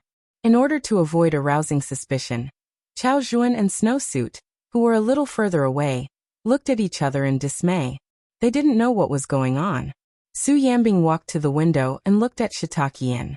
He smiled and said, "Congratulations to your Highness for your enlightenment while playing the zither." Su Fengnian nodded and lamented. The world only knows that there are big mistakes in the false realm, but it seems that there are also good times when there are mistakes. Su Yanbing shook his head and said, "His Royal Highness's fake realm is like a painting that a collector would like to borrow for a look. The collector would uncover a corner of the painting, and then quickly take it back. This kind of fake realm is obviously less harmful than the artist's own painting going astray. Furthermore, what His Highness has comprehended this time is not the profound finger of inquiring immortality, but the vast azure heavenly phenomenon. This was due to His Highness 20 years of studying, as well as what he had seen and heard in his 3 travels.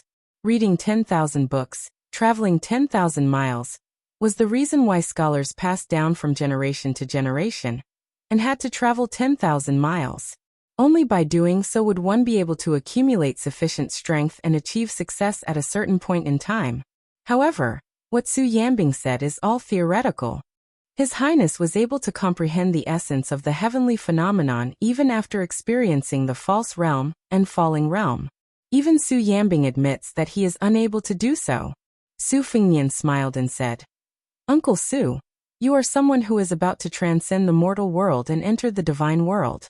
Don't put in good words for me, a second-level internal force half-baked guy." Su Yambing dismissed it with a smile. Su Fengnian muttered in his heart.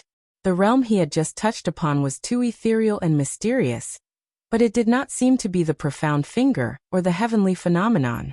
It was as if with a hook of his finger, he could make some objects that seemed to be close to him but were actually thousands of miles away break through the air and arrive. However, this kind of realm was fleeting and was not reliable. As for how to grasp the details, it would depend on his future opportunities. Ever since the betrayal of Black Carp in Huangnam County and the secret cooperation of Hans Hang, an old spy with a high position in Beimang, the spy network in the county was rotten. The more experienced a person was, the easier it was for them to be exposed. The spy circle had a habit of catching pairs.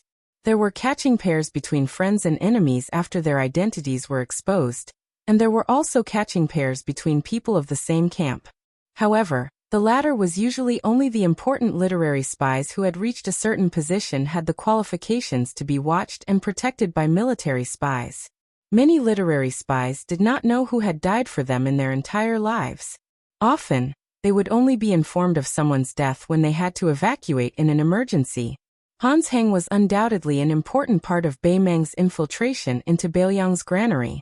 With a literary spy like Hans Hang, whose martial arts cultivation did not match his identity, naturally, there would be the old bastard that Su Fengnian had mentioned lurking at the bottom of the quagmire. However, a cunning rabbit has 3 burrows. No one knew what surprises would be in the 3 nests. In this secret assassination, the Eagle Guard was mainly responsible for Qingrong Temple, where there were relatively few spies. The peregrine falcon was to peck at the fat meat of the entire lotus pond. There were orders from the higher-ups that they could not kill by mistake, but not by mistake. These 2 groups of Bailiang killers were very powerful and required a lot of energy, material, and manpower to deal with.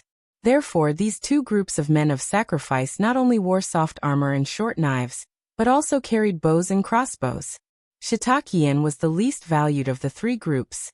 Some of the miscellaneous people, with low ranks, were thrown here. Both the peregrine falcon and the Eagle Guard were sent here. The competition between them was inevitable. Hong Shuwen and Ren Shanyu were in this group. Ren Shanyu was only one of the 2 small leaders. There was also an old man whose name had been forgotten. He was used to calling him Old Tree Stump. It was said that he had been a man of sacrifice in Bailiang for many years. However, until today he had never been to Bailiang Palace, let alone seen the general at close range. He had the air of an old-fashioned man of Jianghu. Chapter 9:11. The manager of the Peregrine Falcon was a sloppy middle-aged man whose surname was Song. This time, other than the 2 groups of people who were on the lookout and hunting down the fish that slipped through the net, there were 6 people who entered Shiitakian. This man with the surname Song pretended to be a rich man from another place, and wore a thick gold chain that weighed several kilograms around his neck. Hong Shuwen was his bad friend and Ren Shanyu was Master Song's private foxy woman. The other 3 people were the elites of the Peregrine Falcon. They wore retainer outfits and didn't carry any weapons, but they all had daggers and short hooks hidden inside. Before entering Shiitakian, they had roughly communicated with each other about what they were good at and what kind of weapons they used. Being men of sacrifice was not a joke. No one was allowed to be a hero alone. Once there was a battle that was roughly evenly matched, whether there was cooperation or skillful cooperation, the outcome would be completely different. It might even be the difference between life and death. Chai Fila's main target was a woman who had recently become the most popular courtesan. She wasn't necessarily more beautiful than the previous courtesans, but men liked the new and disliked the old. This made her business seem particularly good. Tonight, a lord from Fengyang County spent 700 taels to get her out of the competition, which meant that she would have to spend the night outside. However, he had underestimated the market for courtesans in Shiitakian. As soon as he heard that this lord from Fengyang County was going to be kicked out, someone immediately offered 600 taels. The old man had no choice but to ask for 100 taels back and give up on the idea of being kicked out of the competition. He had no choice but to leave a beautiful maidservant in a private residence outside. According to the spy report that Wang Tongke had unearthed, the procuress in Chai Filu who was responsible for matchmaking between the boss and the rich and powerful was also a spy who was born in Bailiang, but turned to Baimang halfway through. In addition, the guard instructor and several fellow apprentices of this brothel were real Baimang's men of sacrifice. There were a total of 8 or 9 people in Chai Filu, and only half of them were capable of risking their lives.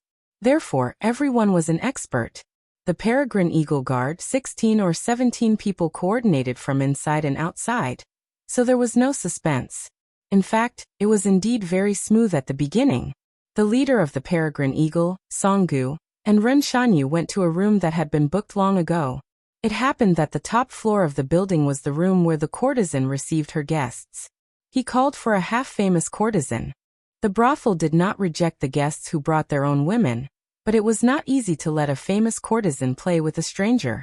Even if the courtesan herself was willing, the brothel would most likely reject it. This was because they were afraid that the value of the famous courtesan that they had painstakingly raised would fall after making a fuss. Therefore, without a high price, it was impossible to invite her. Hong Shuwen, who was hired by Songgu, got a big bag of silver. He kept pestering the brothel keeper and shamelessly asked her to make an exception for him.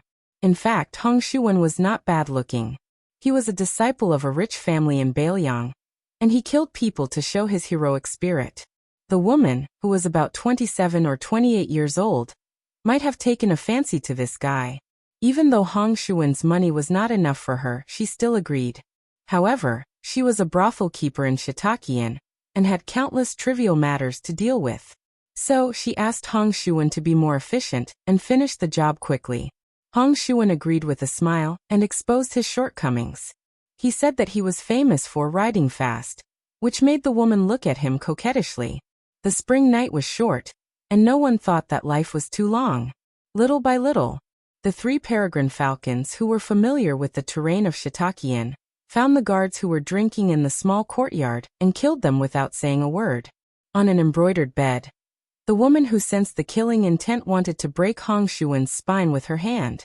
As a result, Hong Shuwen hit her dantian first, and then his 5 fingers were like hooks, strangling her white and tender neck. He watched her die little by little and said with a smile, "I have to take the money back later. We slept together because we liked each other. What's the matter with spending money to buy sex?" Almost at the same time, Songgu was admiring the sight of a prostitute stripping. He walked up behind her, and she turned around to look at him with a smile. Songgu smiled and covered her mouth with his hand.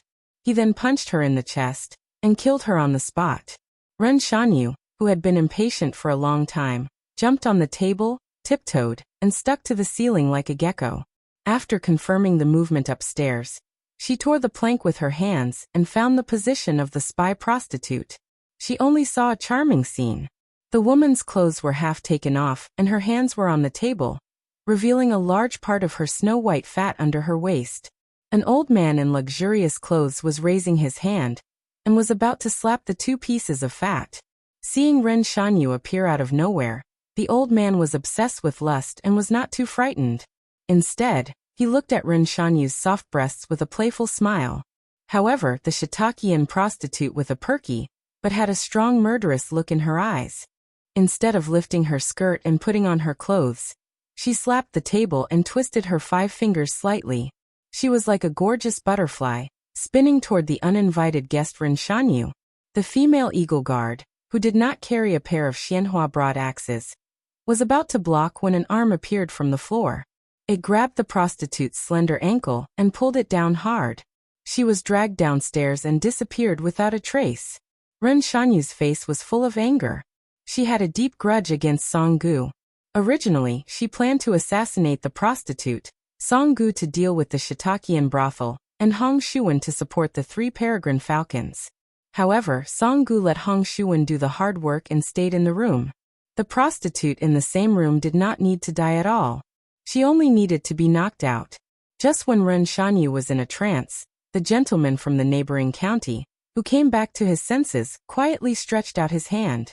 His palm was facing up under the table, and he gently lifted the table. The table quickly spun and smashed toward Ren Shanyu. With a sudden murderous intent, Ren Shanyu kicked out and broke the heavy hardwood table.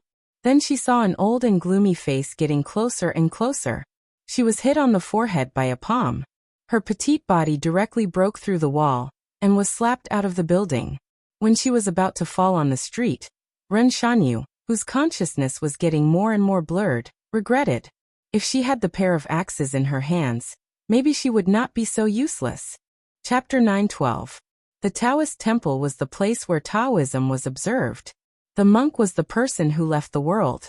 The Taoist temple observed Taoism honestly, and the monks left the world dutifully. They should not be too involved in the world.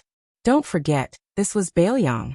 The culprit who once turned the people of Jianghu into rats was either patrolling the border or watching Bailiang coldly from Mount Qingliang. Huangnam County's Qingrong Temple was famous in Bailiang for its towering ancient trees. The path to the temple was covered with greenery. It was the best place for the county officials and dignitaries to escape from the summer heat. As the Bailiang Palace was built on Mount Qingliang, Qingrong Temple also had the reputation of being cool. Qingrong Temple had always had a deep relationship with the officials of Huangnam County. For example, Wang Shihua, who worshipped Elder Huang, even though he did not have a teacher, he worshipped Taoist Qing Huai as his teacher. Moreover, this old Taoist was Wang Shihua's political enemy, Governor Song Yan, for many years. Song Yan did not alienate his relationship with Qingrong Temple just because Wang Shihua worshipped this Taoist as his teacher. Now that Li Yang had destroyed Buddhism, only Bailiang's Taoism was close to Buddhism. Many monks and monks rushed into Bailiang to seek refuge. Qingrong Temple also opened its escape from the summer heat door. Most of them did not refuse. Fortunately, Qingrong Temple was prosperous, otherwise, it would be eaten by so many mouths. Among the monks who stayed in Qingrong Temple, the most famous one was monk Huangdang of Gangnam-do. In this half a year, the monk and the Taoist had been learning from each other. Both sides debated Buddhism and Taoism, and did not close the door. This made the scholars of Huangnam County scramble for it, regardless of whether they could understand it or not. At night, the Taoist temple's night sky was green and close to ink. Only a lantern was hung in one place. The light was dim and there were two unfamiliar songs alternating. At first, it sounded barren and out of tune, but if one listened carefully, one might be able to taste something unique. The old Taoist had white hair and a ruddy complexion. He held a horsetail whisk in his arms, and sat on the ground with his back leaning against a pillar. He was none other than Taoist Qing Huai, an expert in the Zhaijiaokui. There was an old monk clapping his hands beside him. He was humming a line: snatch the swallow's mud, shave the Buddha's golden makeup, slice the mosquito's leg meat. He was none other than Yellow Lamp Zen Master, who had drifted from Gangnam-do to Bailiang during the Buddha annihilation catastrophe. The two old men looked at each other and smiled. Monk Huangdang asked softly, "My old friend Qing Huai, I heard in Gangnam-do that there was a guqin belonging to the lay family of Shishu in Qingrong Temple. Back then, the lay family followed the king of the fallen country to his death. The hundreds of gyukins that the family had kept were all smashed to pieces. I wonder if this guqin can still be played?" The old Taoist said regretfully, "When I got my hands on it, more than half of the Rao Dianlei had already been burned. Not a single string was left. Every time the remnants of Shishu looked at it with tears in their eyes." Monk Huangdang sighed, the rise and fall of fate. The old Taoist raised his head and looked at the lantern hanging high. He suddenly laughed and said, "Isn't there a competition between Buddhism and Taoism?" The old monk nodded. After a moment of silence he asked, "What do you think of the Lord of Bailiang?" The Taoist spoke without hesitation. He said, "Of course he has made great contributions. According to the system of our dynasty, there are 6 categories of contributions: founding the country, quelling difficulties, capturing rebels, suppressing the vassals, resisting the barbarians, and conquering the barbarians. The king of Bailiang, Sushao, has 5. His contributions are more than just the lord's. However, as a subject, if the lord wants the subject to die, the subject is disloyal." The old monk smiled calmly. The Taoist was looking at the big red lantern, while the monk was looking at a string of wind chimes that were mute even though there was no wind. There was a buzzing sound. Although it sounded like there was only one sound, there were more than 40 crossbow arrows shooting towards the eaves. The old Taoist furrowed his brows, but he didn't withdraw his gaze.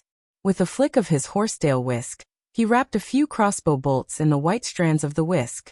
Then, with a flick of his wrist, he pretended to use the crossbow bolts to knock against the crossbow bolts. He actually managed to block the rain of arrows outside the eaves. 2 armored soldiers came out of the shadows, one in front and one behind. When they were 10 steps away from the corridor, they changed into a bunch of arrows that flew over the soldiers' heads. The old Taoist stood up.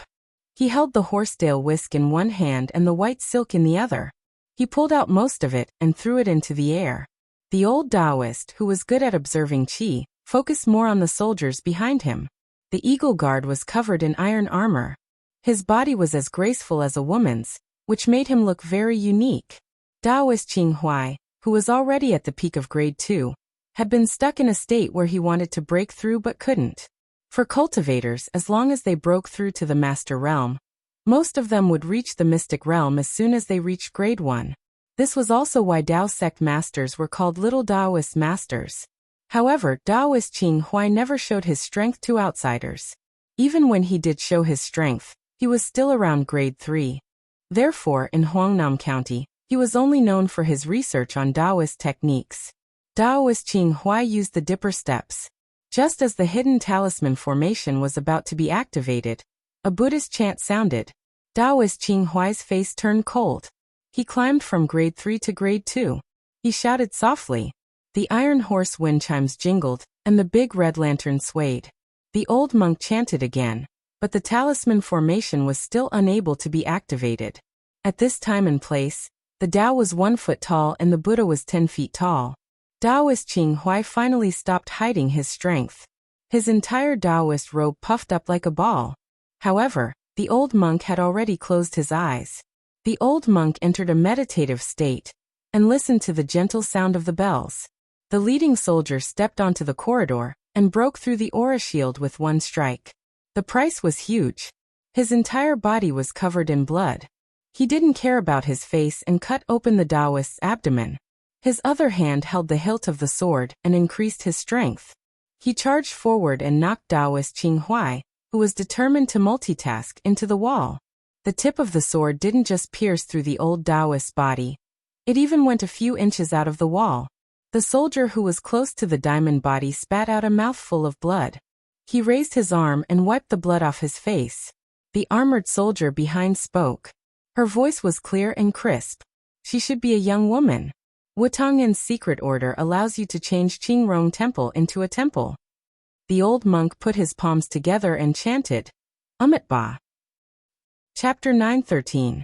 The general wanted to test the young man's internal energy, so he continued to gallop forward on his horse for 30 li. In the blink of an eye, he had already caught up with the general, and the two of them were actually riding side by side. The general wanted to test the young man's internal energy, so he continued to gallop forward on his horse for 30 li. The wanderer also followed the general for 30 li without showing any signs of fatigue. The general saw him as a talent, and allowed him to establish a sect in his territory. Lotus Pond vaguely became one of the top 3 sects in Feng province at that time.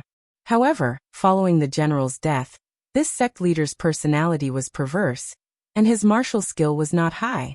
When he clashed with others, he would either die or be injured. Only then did he move to the neighboring Huangnam County. These years he had been supporting the sect by himself. When he reached 40 years of age, his temperament changed, and he gradually began to stand firm. However, Lotus Pond was still not as prosperous as it was in the past. Fortunately, in these years he had accepted a few unnamed disciples with good innate abilities. These young talents probably learned from their master's mistakes, and were good at interacting with officials in the county. Thus, they reluctantly helped Lotus Pond expand in Huangnam County. Do Yangguan, who had nothing better to do, entered Lotus Pond at this time. He could be considered to be from a well-off family. Since he was young, he liked to fight for power and ruthlessly. However, if he wanted to become a genuine expert, logically speaking, he shouldn't even think about going bankrupt. Once, when the direct disciple of Lotus Pond's sect leader went out to travel, he was surrounded and beaten up by several major sects within the county. The hot-blooded Do Yangguan risked his life to save him, and escorted him all the way from the border of Huangnan County to Lotus Pond. Zhang Su originally wanted to give him 500 taels of silver to settle the matter, but Do Yongguan knelt on the ground for a day and a night, begging to be allowed to enter the sect. Zhang Su refused and coldly said that his talent was mediocre. To the men of Jianghu, this was tantamount to a death sentence. However, Do Yongguan was also a person who would go to a dead end. He would rather not give up the silver that was envied by ordinary people, and only wanted to be allowed to squat on the martial arts field of Lotus Pond's outer sect for a month. A month later, Do Yongguan was mercilessly kicked out of the sect. Zhang Su's disciple, who was saved by Do Yongguan, also had a sense of brotherhood. In order to repay Do Yongguan's kindness, he did not hesitate to violate the sect's rules and privately imparted martial arts to Zhang Su. In a fit of rage, Zhang Su expelled him from Lotus Pond. Do Yongguan knelt outside the door and continuously kowtowed for nearly 100 times. In the end, a grandmaster of Huangnan County, who had visited Lotus Pond to compare notes on martial arts with Zhang Su, interceded for him. Zhang Su reluctantly accepted him as an outer sect disciple. Jianghu was like this. Without rules, nothing could be accomplished. This was also the reason why so many nameless people racked their brains to become disciples of the gangs. Whether or not there was a master leading the way was of utmost importance. Even with the same aptitude, there would be a world of difference in cultivation level after a few years. On the roof of a side house, there were two young men drinking wine and admiring the moon. One of them was dressed shabbily and sat there drinking slowly. The other was dressed in bright clothes and had a handsome appearance. He had sharp eyebrows and all the items on him were the most fashionable and expensive items in Huangnam County. He was lying on the roof, shaking a small vermilion-colored porcelain wine pot. The wine was green ant wine. However, after changing to this gourd-shaped wine pot, the price was not much lower than white dragon wine. When the handsome man was not smiling, he had the demeanor of an aristocratic family. However, once he smiled, he exposed himself. He laughed and said, "Brother Yan, I really didn't expect that I would be able to drink 6 taels of silver a pot of wine one day." The shabbily dressed man with the surname Yan turned his head and laughed softly. "In the future, even if it's 60 taels of silver a pot, you can still afford it. Listen to Brother Yan, it will be difficult for you to find a woman as good as Miss Song in your lifetime. Don't take it lightly." The handsome man who was about to become an inner disciple of Lotus Pond smiled and said, "Brother Yan, in terms of martial arts, I will never be as good as you in this lifetime. However, when it comes to dealing with women, especially those rich young ladies, you are far inferior to me." The shabbily dressed man sitting and drinking wine shook his head and laughed. "Yongguan, your talent in martial arts is not inferior to mine. Although you have missed the best time to temper your body, Master is a dual cultivator with unfathomable inner strength. As long as you are promoted from an inner disciple to a direct disciple, your future will be limitless. Even if Miss Song is the daughter of the governor, you will be worthy of her. Yongguan, don't despise Brother Yan for being rigid. When you meet a good girl, no matter how much she can't bear to part with you, as a responsible man, you have to make her proud of you. You can't always think that she's such a high and mighty girl who's only obedient to you and only cares about ordering her around like a cow or horse. You've gained face in front of your fellow disciples, but later on, you've become a family with her." Do Yongguan's face suddenly turned gloomy. "Brother Yan, if it wasn't for me, you wouldn't have been," the shabbily dressed man said magnanimously. "It's all fate. Moreover, Yin Shijun doesn't regret it. I was adopted by Master when I was young. After following Master for so many years, from Fengyang County to Huangnam County, I have only learned Master's stubbornness and stubbornness. Eldest martial brother has the best perseverance and learned martial arts from Master. Second martial brother has the best talent. Even if he doesn't practice martial arts diligently, his martial arts didn't fall behind. Moreover, when he was with the governor, he was smooth and slick. In all aspects, it was thanks to second martial brother's connections that our Lotus Pond was able to expand in Huangnam County. However, in many things, it is difficult to have the best of both worlds. No matter how you choose, you will not live happily. I also don't know if entering Lotus Pond will help you or harm you. You may find out in the future. However, I hope that you don't know. When you become the son-in-law of the governor, don't mix in Jianghu anymore. You won't be able to make a name for yourself. If you mix in the government or the military, you will have a better future than in our line of work." Do Youngwon was speechless. He sat up and saw a few outer disciples of Fish Pond patrolling near the martial arts field at night. He was somewhat dispirited. Do Youngwon suddenly opened his eyes wide and completely sobered up. Groups of black armored men climbed over the wall in an orderly manner. After landing on the ground, they bent their backs and sprinted forward. They raised their short crossbows and shot, killing the sentries in front of them like the autumn wind sweeping away leaves. Almost all of the patrolling disciples at the Lotus Pond had their heads pierced by more than 2 crossbow bolts to ensure that they died silently, and without any struggle before they died. Apart from the north, the black armored assassins gradually approached the residents north of the martial arts field from the east, west, and south. What followed was an even more sinister night attack. When Yen Shijun and Do Youngwon stood up and saw the general situation, Yen Shijun immediately shouted, "Assassins are attacking!" Do Youngwon was in a daze. He was about to turn around and ask Yen Shijun what kind of enemy Lien Tang had provoked for them to be so ruthless. However, when he turned around, he heard the soft whooshing sound of arrows piercing through the air. Then he saw a bloody scene. Yen Shijun, who had just warned, had just dodged the attack of a featherless arrow when a second featherless arrow circled in a large arc and pierced through his abdomen from the side. Yen Shijun staggered back, but another arrow came straight at him. Other than the second arrow, which was especially domineering, which he could not dodge, the other 2 arrows were easy to dodge. Yen Shijun turned his head, grabbed the arrow with one hand, and held it upside down. With all his strength he said, "It's the Northern Liang crossbowman." As soon as he finished speaking, a burly assassin in black armor easily climbed up the building. He looked a little annoyed at Yen Shijun for being a busybody on the roof. He held a crossbow in one hand and a saber in the other as he slashed at Yen Shijun. Do Youngwon had never experienced a life or death battle like this before. Although there were fights between gangs in the past where people killed each other and blood splattered everywhere, Do Youngwon was still able to fight back. In the end, it was far less terrifying and cruel than tonight's sneak attack. Not to mention that Do Youngwon had become a spectator. Even Yen Shijun, who was a first-class expert in his eyes, had his arm and shoulder chopped off by that saber. The burly man in black armor had just slashed down with his saber when he suddenly raised his arm and shot a powerful crossbow at Do Youngwon. Do Youngwon's life wasn't meant to end yet. At this moment, he was unexpectedly lucky and dodged the crossbow. He stepped through the roof tiles and landed in the martial arts room. He casually picked up a saber and retreated. Do Youngwon relied on his familiarity with the terrain to move around desperately. Every time he moved, there would be crossbow bolts falling from the roof like a shadow. The black-armored assassin softly exclaimed in surprise.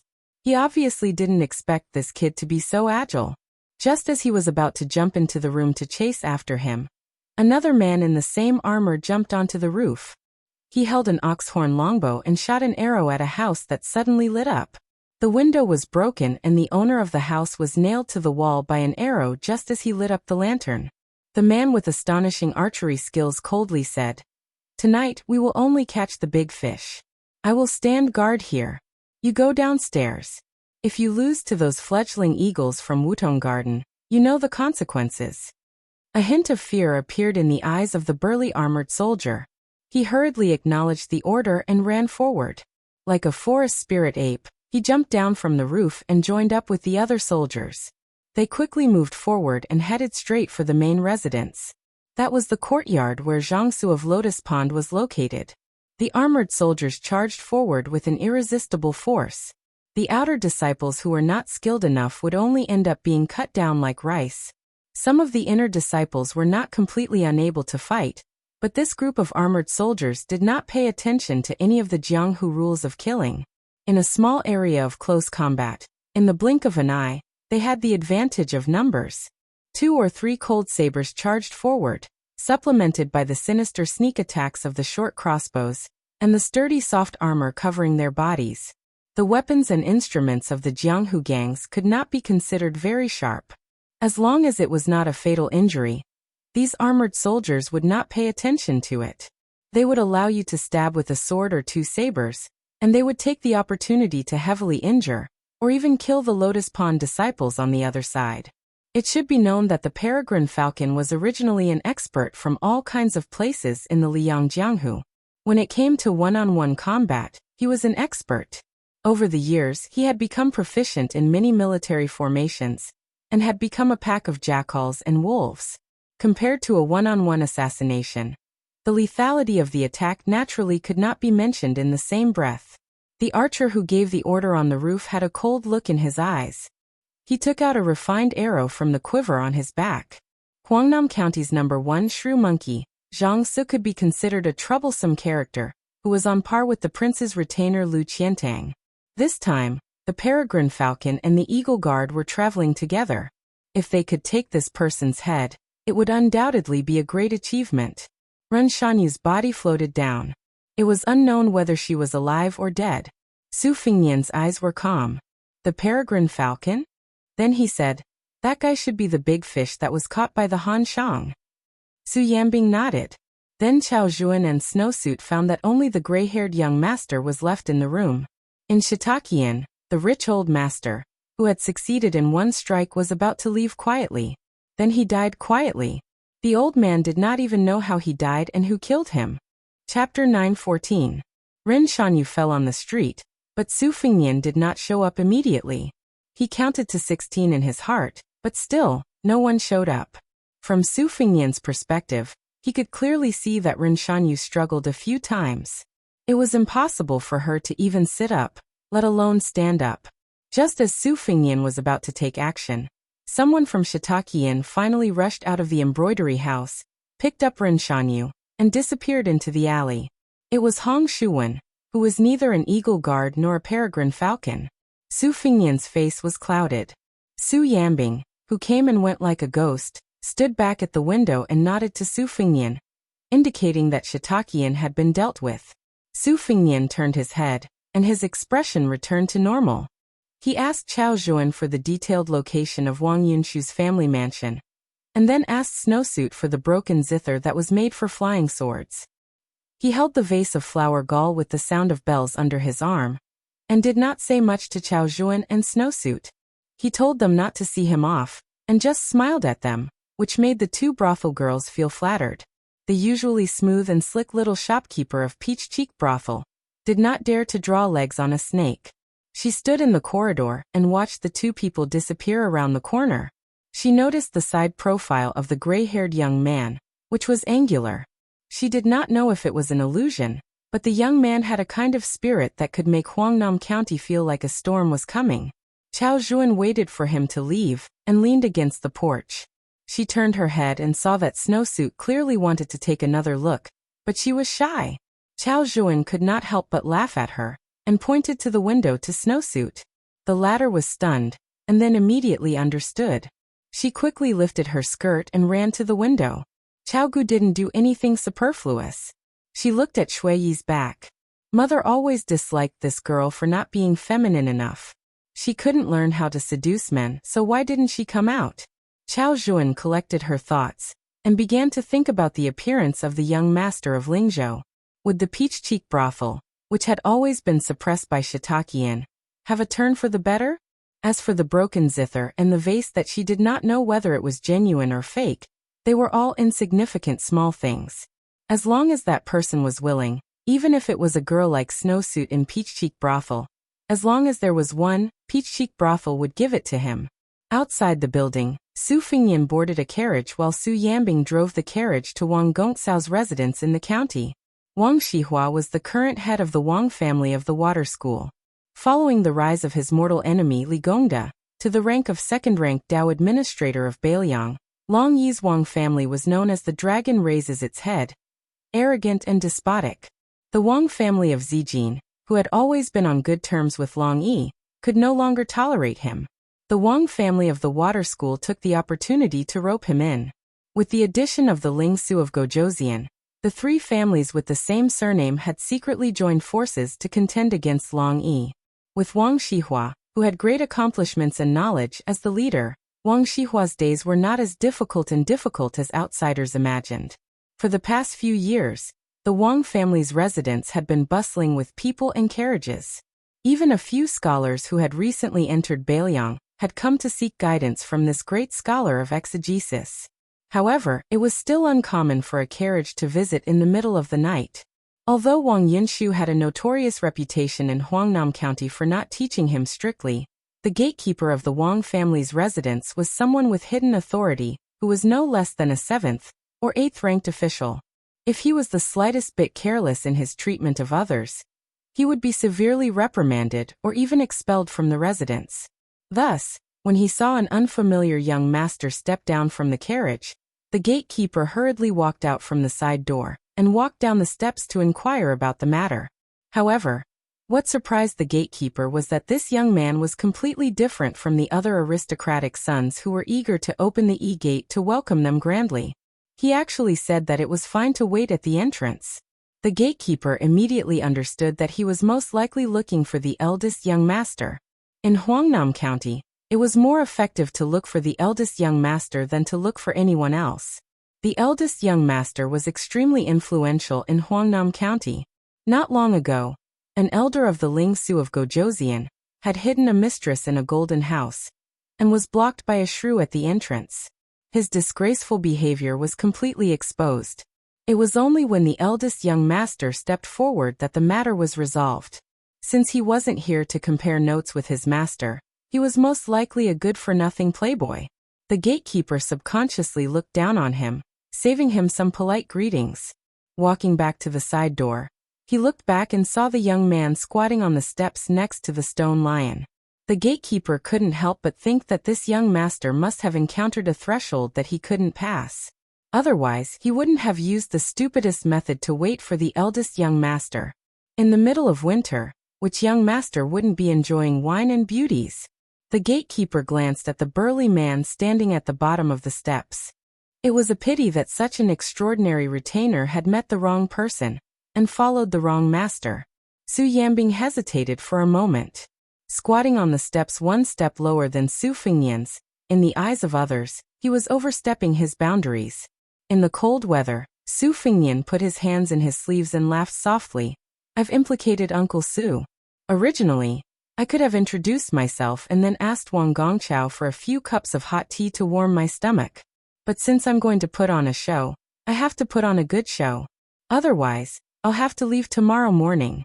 The water classic Wang family won't be able to understand the sincerity of a Lingzhou general. Su Yambing raised his head to look at the sky. You need a heavy snowfall? It seems more sincere. Su Fengnian said in surprise. That's possible? Su Yambing smiled slightly and said, when I was young, I traveled extensively. My luck wasn't bad and I met some hidden experts. I learned a lot of unorthodox methods. Now that my realm is high enough, I think the heavens will give me face if I ask for a snowstorm in the middle of winter. Su Fengnian asked curiously, does Master Lu Hao have the ability to do so? Su Yambing thought for a moment and said calmly, that old thief probably can't. It doesn't mean that my realm is higher than Master Lu Hao's. This is probably the principle of specialization in learning. Back then, I went to the South Sea and killed a bunch of qi cultivators. I obtained a few secret manuals. But when it comes to killing people, two Master Lu Hao's won't be of much help. All these years, I heard that Dong Tai is the best in the world when it comes to killing people. I've always wanted to learn from that peach blossom sword deity. Su Fengnian smiled and asked, Li Chungang reached the heavenly phenomenon state before the age of 30. There's also Dong Tai and Uncle Su. All of you seem to have a smooth journey in martial arts. How did you do it? Su Yambing thought about this question very seriously. Finally, he gave Su Fengnian an answer that made him not know whether to laugh or cry. Just go with the flow. As if he found Su Fengnian's expression funny, Su Yambing said something that was very suitable for the current weather. Actually, Su Yambing has always felt that his achievements today are because of this handsome face that didn't lose to His Highness when he was young. Su Fengnian held his belly and laughed. After he stopped laughing, he said helplessly, Uncle Su, you and second brother Yuan will definitely get along. Su Yambing smiled indifferently and said, that blockhead on horseback spear and lance was indeed taught by me. Su Fengnian was speechless. Chapter 9:15. Su Yambing suddenly asked, "Does your highness not know that Yuan Zuozong started practicing blade techniques at the age of 21? However, after losing to Gu Jiantang, he stopped showing off his blade techniques in front of the world. In the ranking of the experts in the Liyang army, Bailiang had Chen Jibao and Yuan Zuozong. Now, if Gu Jiantang only had the Thunder Heart, he would probably be at the bottom. However, Gu Jiantang is a cunning person. After so many years, he shouldn't be stagnant. Your Highness, if you still have thoughts about martial arts, why don't you listen to Su Yambing? Pick 2 masters who haven't entered the first grade, and let them fight willingly. It's a life and death battle. That's why you shouldn't enter the first grade. No matter if it's the first grade or the first grade, as long as you see the greatness of the first grade, your spirit will be more or less affected." Su Fingyan nodded and said, "I understand. This is like Administrator Li Gongda. He stands high and sees far. He knows the dangers of fighting in the imperial court, so he acts submissively and can't help but be high-spirited. On the contrary, it was those who were in charge of small counties and counties, who claimed to be the overlords of their own land, who were full of spirit. According to what Uncle Su said, it's easy for second-grade masters to fight to their heart's content." Su Yambing stopped talking and didn't say anything more. About 2 hours later, the sound of horse hooves hitting the street was especially ear-piercing in the cold winter night.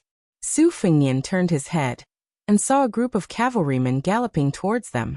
2 cavalrymen were riding side by side. Even though they were galloping at full speed, the cavalrymen were still able to converse with each other in a soft voice. Their faces were dignified, but they were also forcefully restraining their pleasant surprise. One of the cavalrymen was not wearing armor.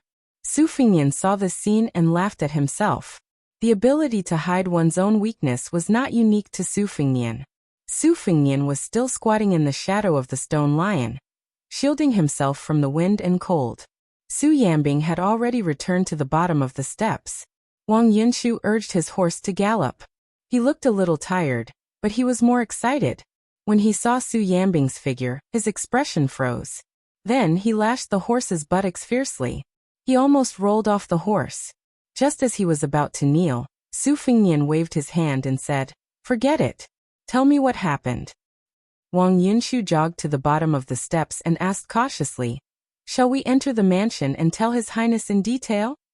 Su Fingyan pointed to the seat beside him and shook his head. "I'm going back now. Just give me a rough idea." Wang Gongsao's adopted son, Jiao Wui, ordered the other 20 or so knights to stop a little further away. He got off his horse and knelt on one knee. He cupped his fist and said in a deep voice, "Huangnam County's County Commandant Jiao Wui greets His Royal Highness."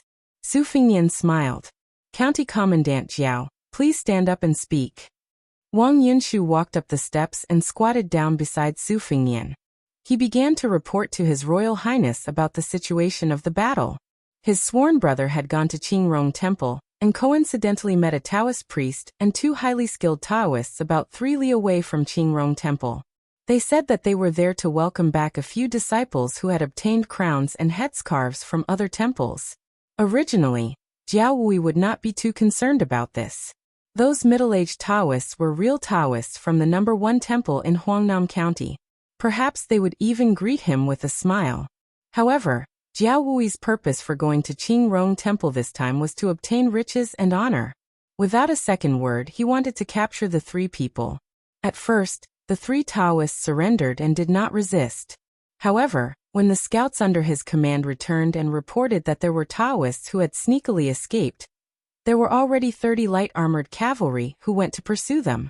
The 3 Taoists immediately revealed their ferocity. Luckily, after Jiao Wui had split half of his troops to Wang Yunshu, the 3 Taoists were still in sync with each other. Apart from the dozen or so hidden scouts, each of them had 60 riders a li away. When the 3 Taoists saw that Jiao Wui only had 50 soldiers around him, they vowed to fight to the death. However, they did not expect that after the time it takes for a stick of incense to burn, the next wave of cavalry would swiftly arrive. There were also scouts who secretly sent a message that the 3rd wave of cavalry did not charge forward. Instead, they dismounted from their horses and surrounded them. Out of the 3 Taoists from Qingrong Temple, 2 died and 1 was injured. Unfortunately, the 2 crowns and headscarves were nowhere to be found. On the other hand, Wang Yunshu's side was much more relaxed. He had purely gone to watch the show and had even missed it. The leader of the Eagle Guard had confirmed that Wang Yunshu was His Royal Highness' trusted aide. Only then did he not give Wang Yunshu the cold shoulder and tell him a few things. Only then did Wang Yunshu know that the 143 people in Lotus Pond, regardless of whether they were women, children, old or young, were all killed to the point that they could not be more dead. It could be said that their entire families had been completely wiped out. Even Huangnam County's #1 expert, Zhang Su, was not spared. Wang Yunshu had also gone to help clean up the mess while he was at it. Zhang Su, who had been famous in Lingzhou for a long time, had died so miserably. Wang Yunshu had nothing to do, so he went to count the corpse that had its head cut off and nailed to a thick pillar. The headless corpse did not have any light injuries. There were 6 places that had serious injuries.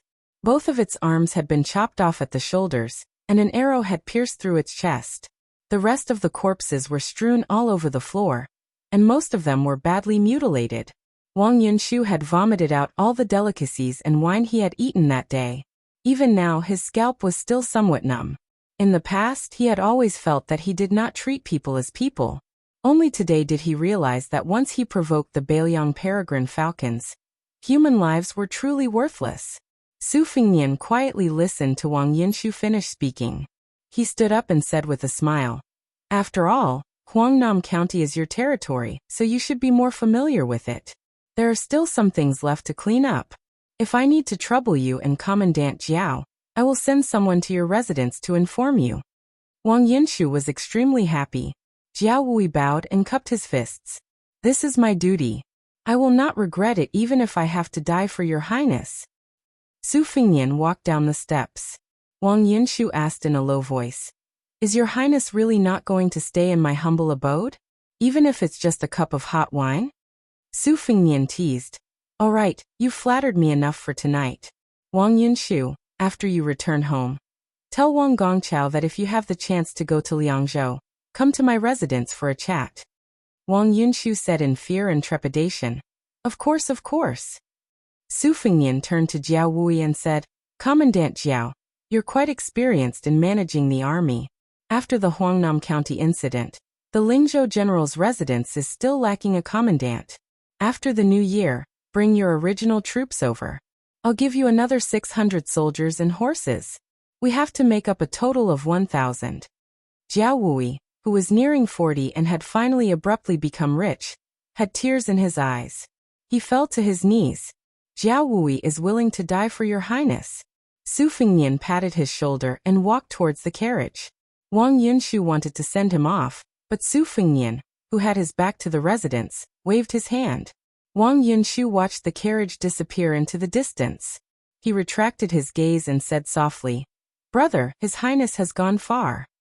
Jiao Wui, however, kept his hands pressed against the ground. He was unwilling to get up.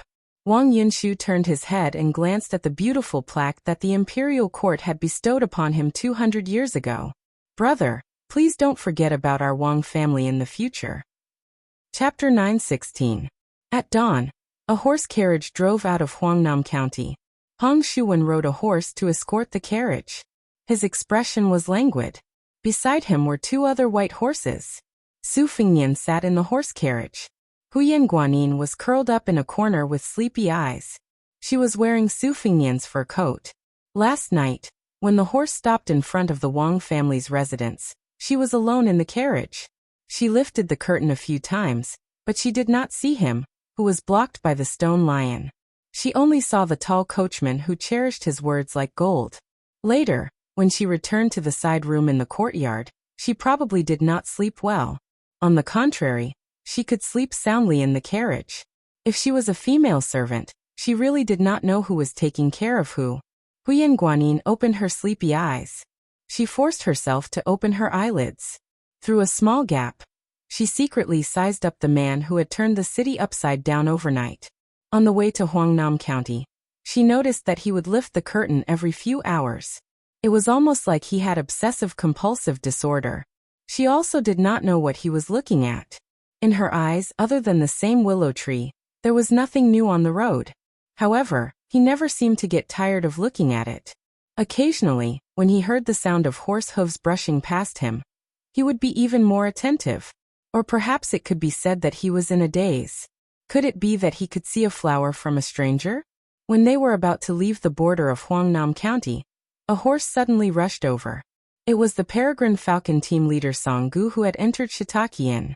When Su Yambing heard the order from behind the curtain, he let out a sigh and slowly stopped his horse. Song-gu flipped off his horse and knelt by the side of the horse carriage. When he looked up, he saw the curtain. Hong Shuwen turned his horse around and leisurely circled around Song-gu. He looked down at him and laughed. "Leader Song, why are you here to ask for money back?" In the entire Baelyong Peregrine Falcon team, Song-gu was considered a middle-ranked player. Putting aside Jiayu and other literary spies, military spies were men of sacrifice. In the Peregrine Falcon team, there was rarely a change in their official ranks. This was because martial arts could not be achieved overnight. Peregrine Falcons relied on their fists to speak. The capable ones were mediocre while the mediocre ones were at the bottom. Song-gu had the strength of the third rank and was once a commoner in Lietsang County, Baelyong. Martial arts were the norm in Lietsang County. There were 7 major surnames and each of them had their own unique skills. Spear Immortal Wang Xiu's wife was from the Qi family in Lietsang County. Song-gu's martial arts training was a legend in the marketplace. When he was young, he met a foreign spear master who came to Lietsang County for a martial arts competition. That spear master's enemy put a huge bounty on his head, and an ambush began. Not to mention the 2 groups of Jianghu killers who were paid to eliminate disasters. There were even 2 big shots from Lietsang County who participated. The master who was close to the Vajra realm killed most of his enemies. After all, it was difficult for a single person to save the situation. Before his death, he escaped to an abandoned house in Lietsang County, and coincidentally met the young Song-gu who was there to stew dog meat. He taught Song-gu all his life's work. Unfortunately, Song-gu didn't even learn half of it. Later on, when he was impulsive, Song-gu revealed his moves and was recognized by his master's enemy. He had no choice but to join the Baelyong Peregrine Falcon. After 10 years of hard work, he was finally able to make a name for himself. Only Chu Lushan and Su Weisheng knew how many first-grade martial artists there were. However, everyone in Baelyong knew that there were 14 second-grade martial artists. 2 years ago, there were as many as 20 second-grade martial artists. However, Lu Qiantang died in the battle at the Reed Marsh, and Xu Xiu withdrew. One died at the border, one went missing, and one died on Chen Jibao's way of entering Shu. One person retired successfully and was conferred the title of general. He founded a sect in the southeast of Lingzhou and made a living by transporting grain. In fact, it was a case of the big fish eating the small fish, and the small fish eating the shrimps. Whoever lived to the end would be able to hold the fat bowl of grain transportation. There were no outsiders around. Song-gu, who was kneeling on the ground, said in a deep voice, "I, Song-gu of the second room of Whisk Club, am risking my life to report to your highness." The curtain did not move at all. Song-gu gritted his teeth. In the matter of Shiitake Inn, Song-gu went against the established plan and made a mistake first. Song-gu does not dare to deny it. However, I beg your highness to listen to my explanation of the reason. Shiitake Inn spies were recorded in the second room of Whisk Club. There were Wang Huanru, a female courtesan from Southern Dynasty's Gusai Prefecture, Chu Ruo, a female brothel keeper from Kuan Prefecture, and several disciples from Gusai Prefecture, who infiltrated Shiitake Inn to become guards. At that time, I thought that since Hong Shuwen could temporarily participate in the military affairs of Whisk Club, he must be quite capable. If he was to deal with Chu Ruo, he would have a better chance than the third-class Eagle Guard, Ren Shanyu. A cold voice came through the curtain, "Let's go." Song-gu felt as if he was struck by lightning. He pressed his hands on the ground. Although he deliberately suppressed his tone, it was still difficult to conceal his sadness. "Your Highness." This time, Song-gu did not deliberately slack off. Su Yambing did not care about a peregrine falcon raised by the second room of Whisk Club. He just drove the carriage forward. Hong Shuwen pulled the reins with both hands and sat high on the horse's back. His body leaned back lazily, and he turned his head to glance at Song-gu coldly. Chapter 9:17. As dusk approached, the dark green city walls of Lingzhou grew taller as the carriage approached. As they passed through the city walls, they could see that it was almost the new year. Red lanterns were hung all over the walls and were lit early. In fact, it was not only here. Many of the city's streets were filled with lanterns overnight. It was hard to imagine that this was the handiwork of the administrator, Li Gongda.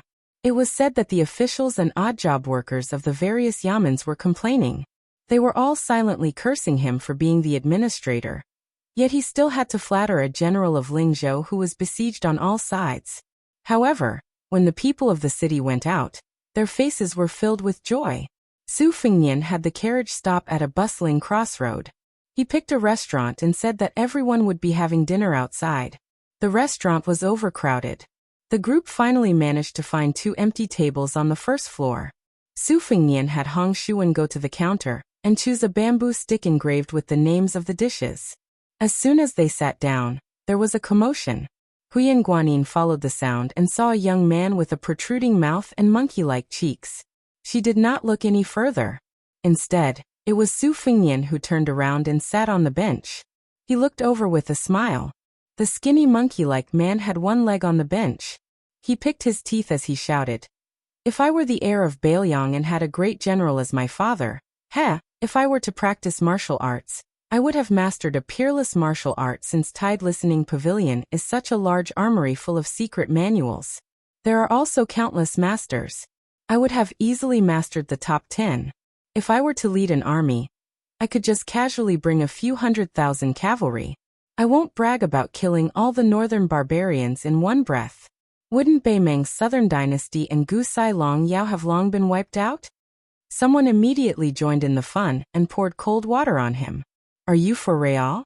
I remember that there are 300,000 to 400,000 barbarian soldiers at the border of Liangmeng. They are not made of paper. Fortunately, only our Bailiang can stop them. Moreover, Beimeng has the military god Tuoba Bodhisattva. The fall of the southern dynasty is meaningless as long as Tuoba Bodhisattva is gone. However, this guy is fierce in battle. What if he goes crazy and takes your head without regard for his life? This guy is only inferior to old monster Wang of Wu City in the world. Isn't taking the head of a general among millions of soldiers easy?" The skinny monkey-like man shrank his neck when he heard the name Tuoba Bodhisattva. "Then let's let Beimeng go for now. We'll lead all the Bailiang cavalry to attack the east. It's only 2,000 to 3,000 li. Other than General Gu Jiantang on the eastern border, the 2 elite troops of Yanqi Prince Zhao Bing and Guangling Prince Zhao Yi are far away and can't take care of them. Old man Gu was suppressed by our great general in the past, and is no match for him now. We'll directly charge into the palace and sit on the dragon throne. Who cares about purple beard and blue eyes Zhangjilu? No matter how smart he is, he's just a civil official who doesn't even dare to kill a chicken. If he dares to stand in front of me, I'll immediately give him a big slap and make him lose his sense of direction." Someone immediately followed up with a face full of anger and said sarcastically, "It's just that our prince is timid and useless. He went to the capital for nothing and didn't do anything. At the very least, you should be able to bully a few of the most popular courtesans in the capital. God knows if this grandson went to the capital and gave the officials and lords a lot of Bailiang's hard-earned money. I heard that on his way to the capital, there were dozens of boxes of gold, silver, jewelry, and antiques. It's absolutely true. This little bastard who only dares to bully others in his own nest is now the general of Lingzhou. He must have been taught a lesson in the capital, and wants to return to his own territory to abuse his power." The skinny monkey-like man lowered his voice slightly and said mysteriously, "Did you guys hear? Our Royal Highness was originally going to return to Bailiang with his tail between his legs. However, the general couldn't stand it anymore and personally made a trip to Bailiang. Only then did he manage to bring back 2 daughters-in-law for this disappointing son of his. It's said that they are both women from Qingzhou. For the general to have such an eldest son, he really has 8 lifetimes of bad luck. If the little prince becomes the next king of Bailiang, that would be a great thing." A young man who looked like a scholar said with a heavy Jizhou accent with a smile, "Choose the eldest son over the concubines. Choose the eldest son over the youngest son." An old man at the next table sighed, "That's right. The little prince reincarnated too late.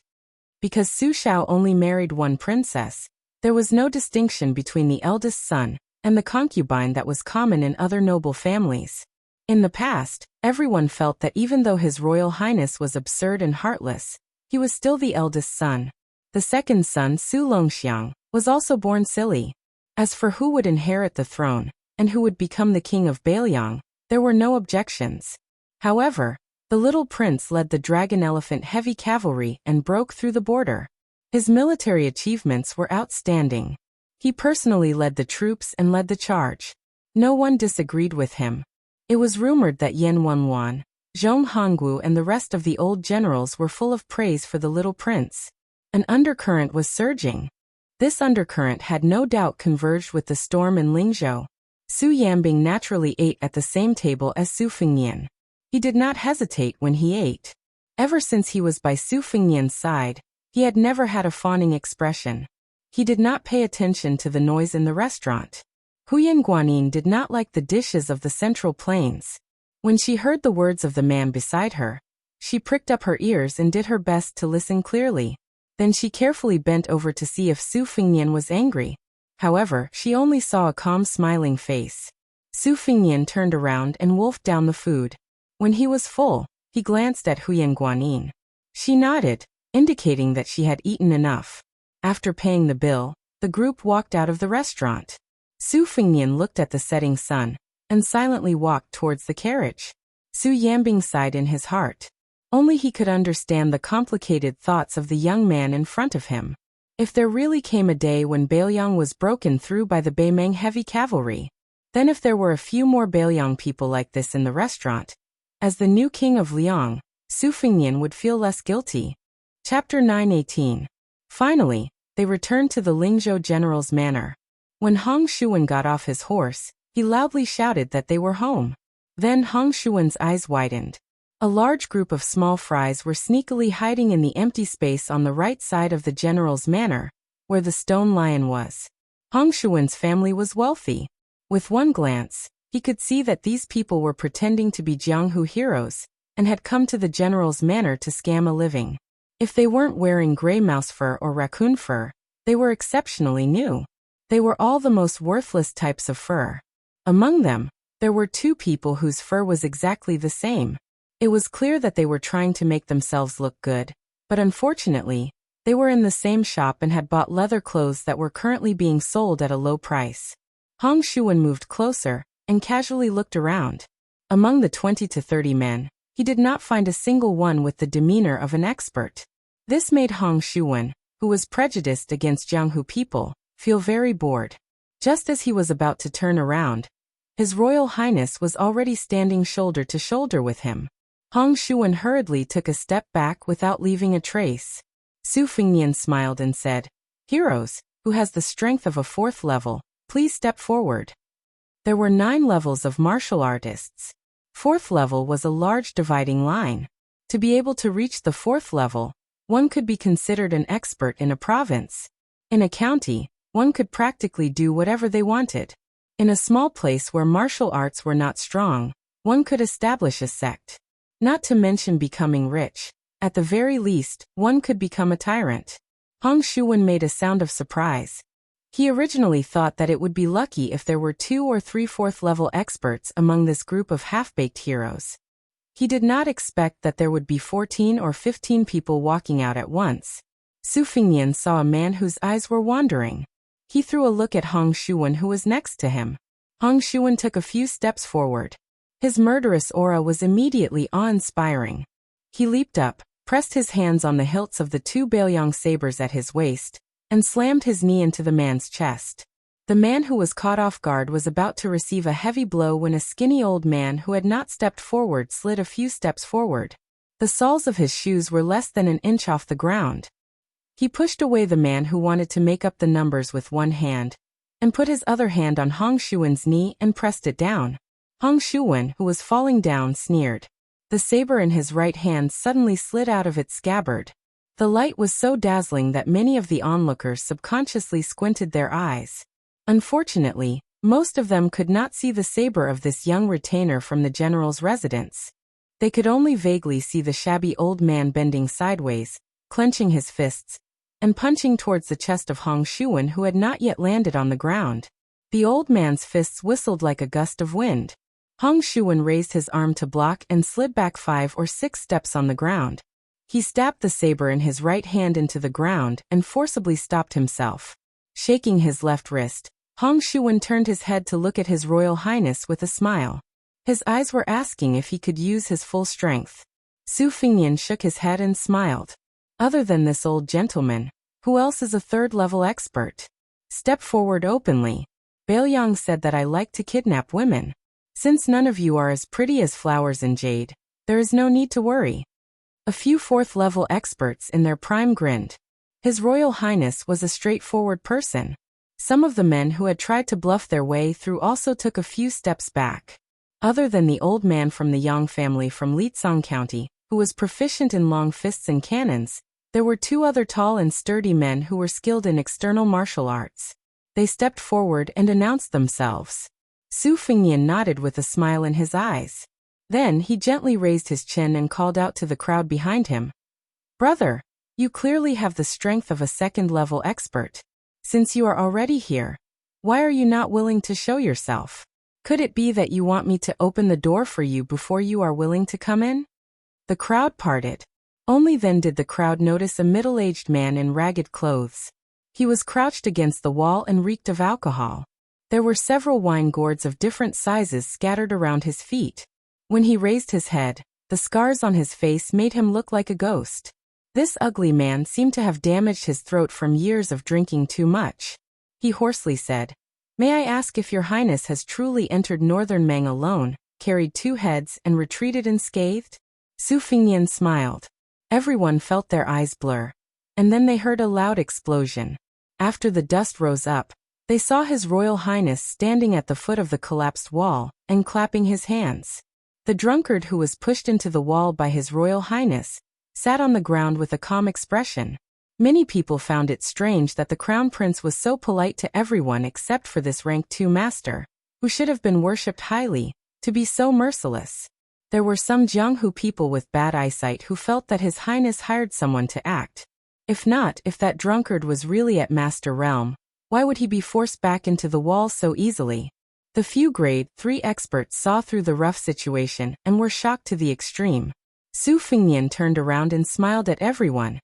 "Everyone is a guest.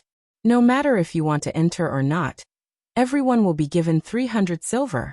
He then instructed the 3 white horse followers, Tianguan Yenru, "The 2 of you go and collect the silver from the steward. Then, have the steward help the brothers who have entered the residence find a place to stay. Shu Wen later on, take the righteous men to find the best restaurant in the city for a meal. If you spend too little money, I will not forgive you." The men who weren't able to enter the Lingzhou general's manor looked at the people who entered, and were filled with envy. Su Fingnian wasn't in a rush to leave. He just stood on the streets and chatted with these people who weren't even grade 4. He asked them where they were from, what sect they were from, and whether or not they were planning to join the army. Regardless of whether these people had slandered Su Fingnian in private in the past, when His Highness was standing in front of them, they all felt uneasy. Those who were lucky enough to speak 2 or 3 sentences in front of them almost blushed. They were extremely flattered. The gray-haired young man in front of them was the future local emperor of Northern Liang. He had hundreds of thousands of soldiers in his hands. When he talked about it with his family members, especially his brothers in the underworld, they would be so shocked that their eyeballs would fall to the ground. Some people couldn't help but be confused. They all said that His Royal Highness was not just tyrannical in Bailiang. In reality, he was tyrannical everywhere. For example, on the Guangling River, he relied on the old sword god to fight against the thousands of cavalry of Prince Guangling Zhao Yi. Such a high and mighty figure. Why did they feel that he did not put on any airs when chatting with them? On the contrary, he was unbelievably amiable and approachable. If they did not think about his illustrious identity and his outstanding appearance, just based on his attire and manner of speech, it seemed that he was not much different from a well-off scholar from a small county. A group of carriages and horses that could be said to be extravagant rushed towards the Lingzhou general's manor. This made the gatekeeper of the administrator's manor, who was already prepared to welcome important guests, feel a bit depressed. Coincidentally, someone lifted the curtain and looked toward the Li Manor. The gatekeeper looked over and shivered. He slapped his head and quickly ran toward the back of the manor. Damn, the mortal enemy that had fought with his master for half his life in Huangnam County had actually appeared in the capital of Lingzhou. In the past, when the officials of the 6th rank and above in the 7 counties of Lingzhou needed to rush to the administrator's manor to discuss important matters, the person sitting in the carriage would always use illness as an excuse to not come out. Su Fingnian heard the unusually loud sound of horse hooves and turned his head. Seeing the 3 carriages in a row, he understood. In the end, he told the good men of the Jianghu who were not able to become retainers of the Lingzhou general's manor. The general idea was that there were 2 paths they could take. One was to join the army. As long as they passed the test, it would be easy for them to become a squad leader. The other path was even easier. The various yamens of Lingzhou were in urgent need of a large number of Jianghu men with great martial arts. They would come out of the mountains to temporarily take up a position that was not considered to be an official. It was similar to the military and penal departments that were directly under the jurisdiction of the county magistrate. It could be considered getting rid of evil and bringing peace to the people. In the future, as long as they had some achievements and showed real merit, the Lingzhou government would definitely give them priority in promoting them. When everyone heard that it was only the Lingzhou government that wanted them and not going to the border to fight for their lives, they felt relieved. Many of the men who were passionate about fame all had smiles on their faces. They looked at each other and saw the eagerness in each other's eyes. After Su Fingnian calmly finished talking about the important matters, he smiled and told them to eat and drink well. Furthermore, if they really became part of the Lingzhou government in the future, they were welcome to be guests in the general's manor. Su Fingnian turned around and slowly walked towards the 3 carriages. After the owners of the carriages walked down, they all walked faster. When they were 5 steps away, the 3 scholars of different ages knelt down at the same time. Huangnam County's Wang Shihua greets His Royal Highness. Huangnam County's Wang Zhenlu greets His Royal Highness. Huangnam County's Wang Wolfting greets His Royal Highness. Chapter 919. The 3 of them were the current masters of Huangnam County's Water Classics Wang clan, Spiritual Su of Gozhouzian clan, and Zijin Wang clan. Wang Shihua was Wang Yinshu's father, the current merit officer of Huangnam County. He had an elegant temperament and had the style of an ancient sage. The Water Classics Wang clan was famous for having a rich collection of books. The famous scholars in the clan were especially good at exegesis and annotations. The Imperial College's new left chancellor, Yao Baifeng, was determined to turn the family's learning into national studies. When he was young, he concealed his identity and became a private tutor of the Water Classics Wang clan. It was so that he could be close to them and read books. Later on, Yao Baifeng's reputation rose and everyone knew that he was knowledgeable. He became more determined with age, and was regarded as the master of the northern literary world. Together with the 2 masters of the Song clan, he often borrowed books from the old master of the Wang clan. The gray-haired Wang Zhenlu came from the Spiritual Su of Gozhouzian clan. There was a great Jinren who ascended on a crane. The Wang clan of Zijin's history was not as good as the other 3 princes of Huang and Nan. However, due to the fact that 3 princes of Zijin had appeared in the previous dynasty, there was a scene where 3 generations of the Wang clan of Zijin sat in the same court. Unfortunately, it was short-lived. In the current era, the Wang clan of Zijin did not attract much attention. The current Wang clan head, Wang Wolfting, was not only young, she was only 3 years old. She was also famous for being unorthodox. The outside world did not know how such a disreputable young man, who was as famous as Wang Yinshu, could suddenly become the head of the Wang clan of Zijin. Su Fingnian was not arrogant enough to make the 3 masters kneel on the street for a long time. He let them get up and brought them into the residence. They agreed to rest for a night and talk about the details tomorrow. In the Li mansion, the administrator, Li Gongda, was tending to a hollyhock in the garden. When he heard the steward say that Wang Shihua had gone to the general's mansion to see the crown prince, along with the old and frail Wang Zhenlu and the immature Wang Luding, Li Gongda's face darkened. He sneered and said, "Old he, don't you think some people are strange? You give them 1 copper coin every day, And when you don't give them any more, they will jump and curse? You slap them every day. And when you stop, they will be grateful. Others say that Huangnam County has produced 4 princes, and that it is a blessed land with good feng shui. However, in my opinion, this Huangnam County is a place full of white-eyed wolves. They only remember the beatings and not the good. I have only been gone for a year, and they have already begun to forget favors. If I did not pave the way and build bridges for them back then, how would they be where they are today? Let's not talk about the other 3 families. Let's talk about the Wang clan of Longyi. It is true that I have used them to achieve a meteoric rise, but what I have returned to Longyi over the years is more than what they gave me back then. Father-in-law waited until I became the governor of Fengzhou before he was willing to eat his first New Year's Eve dinner with me. A son-in-law from a humble family. Now he is begging to bring his family to this residence so that 5 generations can live under the same roof.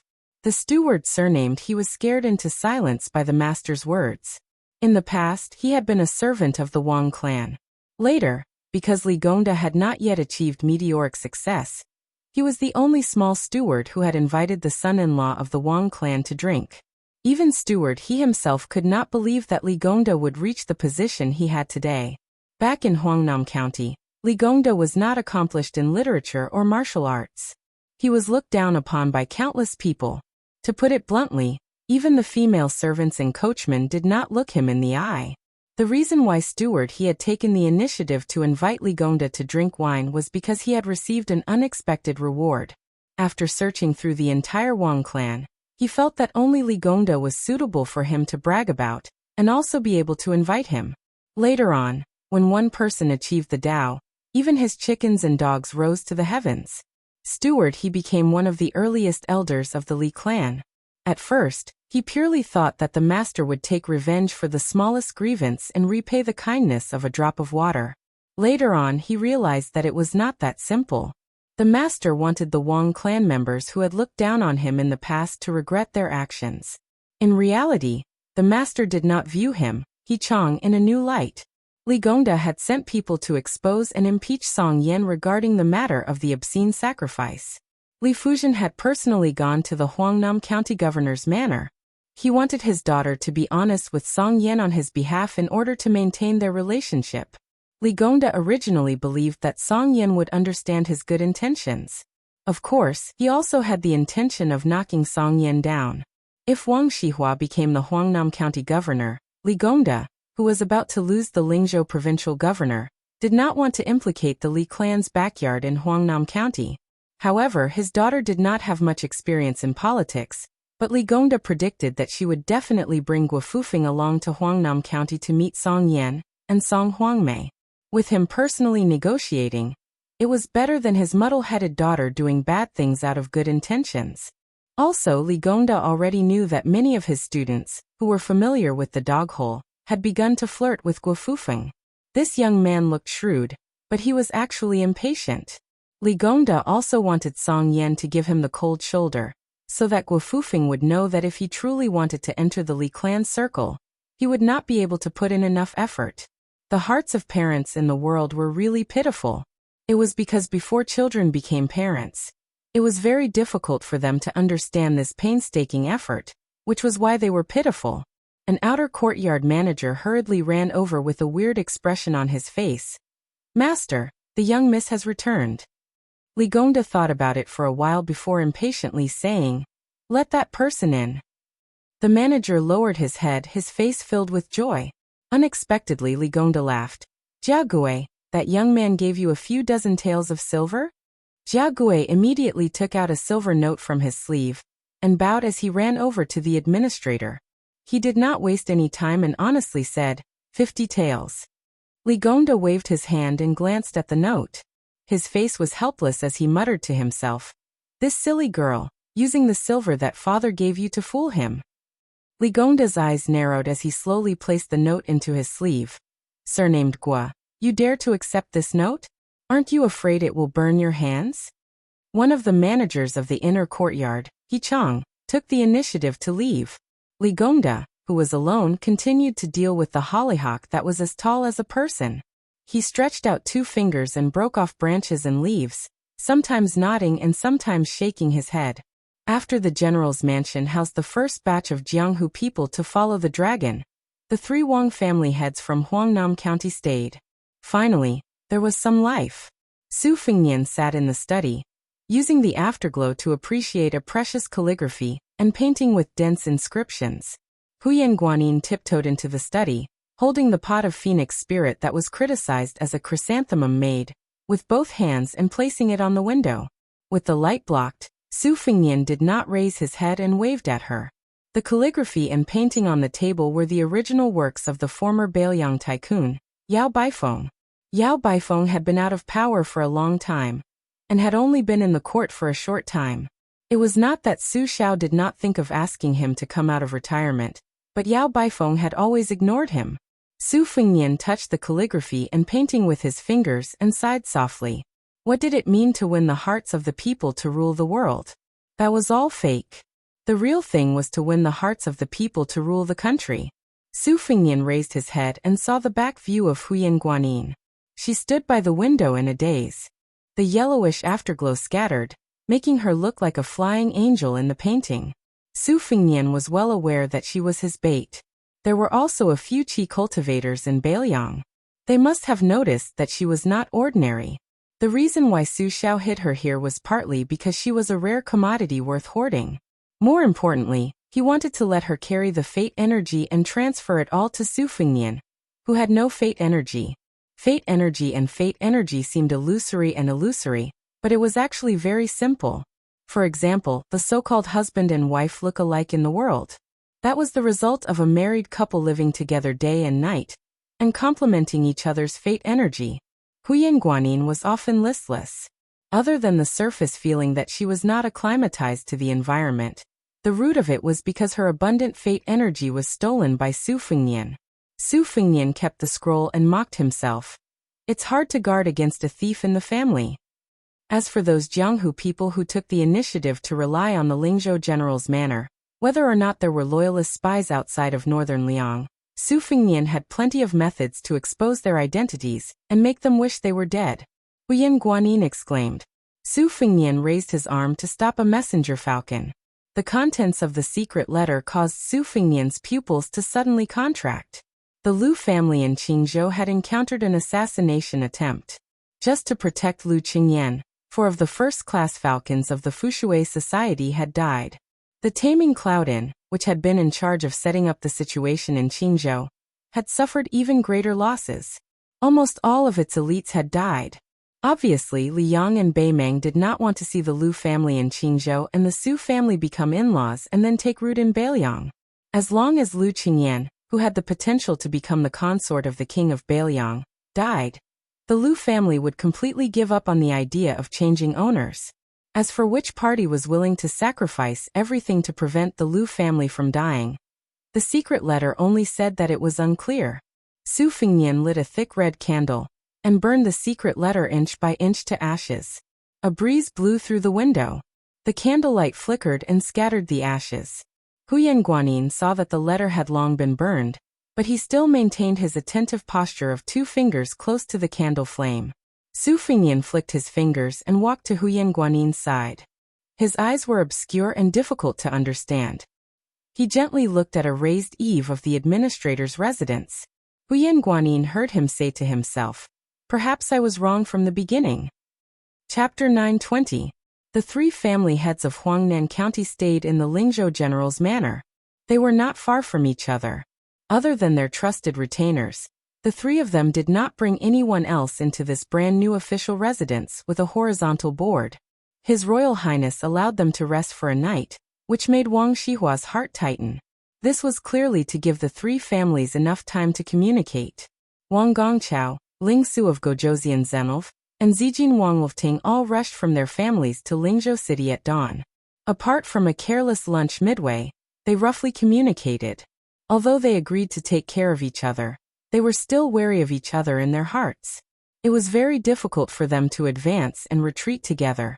When it came to the ups and downs of a large family, no matter how good their relationship was in the past, they had to carefully weigh the pros and cons. Wang Shihua, who was praised by Yao Baifeng as having the talent of 3 provincial governors, ate a dinner that could not be considered sumptuous. He was not in a hurry to agree to Wang Zhenl's appointment.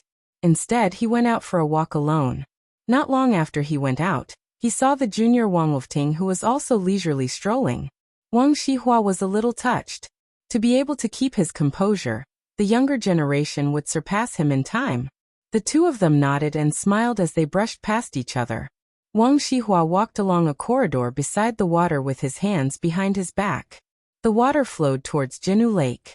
Within Lingzhou City, there were not many residences that had the ability to draw water from the lake into their own courtyards. The administrator's manor next door was naturally one of them. Wang Xihua had an idea and turned into a small path close to the wall. Through the hole in the wall, he could see the inside of the Li Manor. Wang Xihua suddenly stopped. Coincidentally, on the other side of the wall, there was an official that he could not be more familiar with who was also approaching. After looking at each other, Wang Xihua, who had his hands behind his back, smiled. "Lord Li, why are you so free and elegant? I heard that Lord Li has found a son-in-law who is outstanding in terms of knowledge, character, and background. Congratulations, congratulations." He only addressed Li Gongda as Lord Li, but did not refer to himself as a lowly official or a lowly official. It was enough to show the arrogance of Huangnam County's merit officer, Wang Xihua. Li Gongda patted his sleeves and replied with a smile. This official doesn't need to rely on some son-in-law for retirement. In any case, I have a son who can be considered to be quite promising. He's able to earn military merits on the border without being involved. Wang Gongqiao, you should take it easy. Wang Xihua nodded and said, there are many great men on the border. Young Master Li is both in the battlefield and in love, so naturally people can't help but be envious. That son of mine has no ability and only knows how to hook up with girls from the brothels. He doesn't have such good fortune. Everyone in Bailiang knew that the administrator's son, Li Hanlin, used to be popular with both men and women. Almost every time he went out, he would be intimately accompanied by a handsome young man. Although the prodigal son had turned over a new leaf and no one doubted the authenticity of the crossbowman's military merits, the evil young Master Li had committed too many heinous crimes. Tonight, he was mocked by Wang Xihua. Li Gongda did not refute and bent down. Wang Xihua was wondering why the administrator would admit defeat this time. He did not expect that after Li Gongda stood up, he would directly throw a handful of soil at Wang Xihua's face. It didn't hurt, but Wang Gongqiao, who had always been regarded as the cultured sect master of Lingzhou, had never been humiliated like this before. For a moment he did not know how to react and was stunned on the spot. Li Gongda laughed and said, King Wang Xihua, you're the best at putting on an act. I've wanted to beat you for a long time. There are no outsiders today, only you and I are enemies. His Royal Highness, why are you here? Hearing this, Wang Xihua unconsciously turned his head. In the end there was no one around. Where did His Royal Highness come from? When he turned his head again, Li Gongda threw another handful of soil at his face. Wang Xihua was unable to restrain his anger. He pointed a finger and scolded angrily. Li Gongda, the three immortals of virtue and speech. As an important official on the battlefield, ask yourself honestly, is there any one of them? You've really tarnished the word merit and virtue. You're a cautious and fierce person. Do you really think you can die of old age? Li Gongda carelessly rubbed his nose, and then pointed a finger at the top of his head. He said disdainfully, everyone respectfully calls you Third Governor Wang. 3 governors, isn't that the size of the official hat on my head? Don't talk big in front of me. Just tell me who's the highest official today, and who's the one who made you not take a single step forward all these years and obediently become a county's merit officer. Wang Xihua sneered and said, talking to you about passing on the torch, talking to you about the seeds of learning, is simply playing the lute to a cow. Li Gongda chuckled and said in a low voice, we're like chickens talking to ducks. In the end, we're still the same kind of people. Let's not laugh at each other. Wait until you become the second Yao Baifeng one day. Then you'll have the qualifications to talk to me about learning and merit. Wang Xihua flew into a rage and said, Li Gongda, who's the same kind of person as you? Li Gongda raised his hand. Wang Xihua, who had suffered twice, immediately dodged. Only then did he realize that there was no soil in the administrator's hand. Li Gongda said that playing with Wang Shihua was as easy as playing with a monkey and left. Logically speaking, Li Gongda, who had returned with a great victory, should be proud of himself. However, Li Gongda, who was flushed with success in Bailiang, did not have the expected jubilation. Instead, his face was as gloomy as water. Wang Shihua's expression was uncertain at first. However, when Li Gongda's figure disappeared into the distance, the corner of Wang Gongxiao's mouth quietly curled up. There was no longer any trace of anger.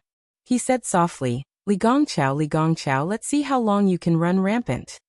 Su Fengnian received the second secret letter of the day. It came from an old turtle in Lingzhou. Even Su Fengnian did not expect it to be a level 4 Jianghu hero who had entered the Lingzhou general's mansion. It turned out that before everyone gathered at the door, the Lingzhou peregrine falcon had obtained the background of most of the people. Some were rough, some were detailed. The only thing missing was the drunkard who had appeared out of nowhere. It was probably because the foreign spy also felt that swaggering into the mansion was too suicidal. No one in the secret letter was suspected of being a spy. Most of them were Jianghu people who had criminal records in the government. This was not strange. In Jianghu, it was impossible to become famous without killing or being killed. Su Fengnian was carefully reading the secret letter in the study. The turtle nicknamed Yama's knife was kneeling on the cold floor. He did not move at all. Su Fengnian put down the secret letter and closed his eyes. After a long silence, he opened his eyes and said to the person, "You don't have to worry about the drunkard. However, have Chu Lushan immediately investigate the level 4 Lu Bozong and the level 3 Sun Chun. The backgrounds of these two people are too clean and too detailed.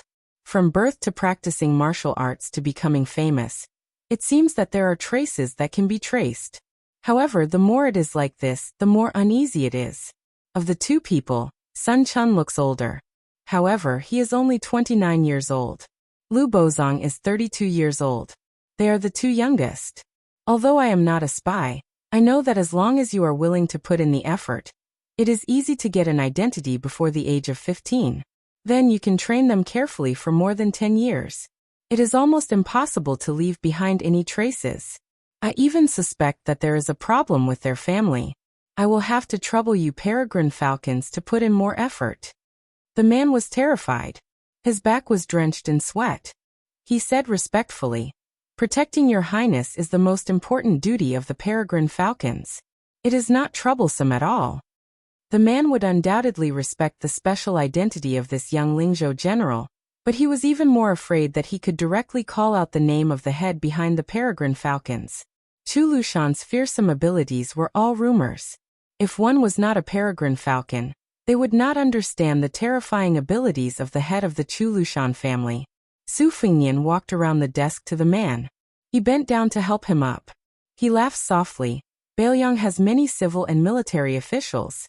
Compared to you, it is also 100 less. Without you, Bailiang will be even more unstable. Help me pass a message to Chu Lushan. This year, tell him to reward all the peregrine falcons. He does not need to pay for this. Take it out from Mount Qingliang.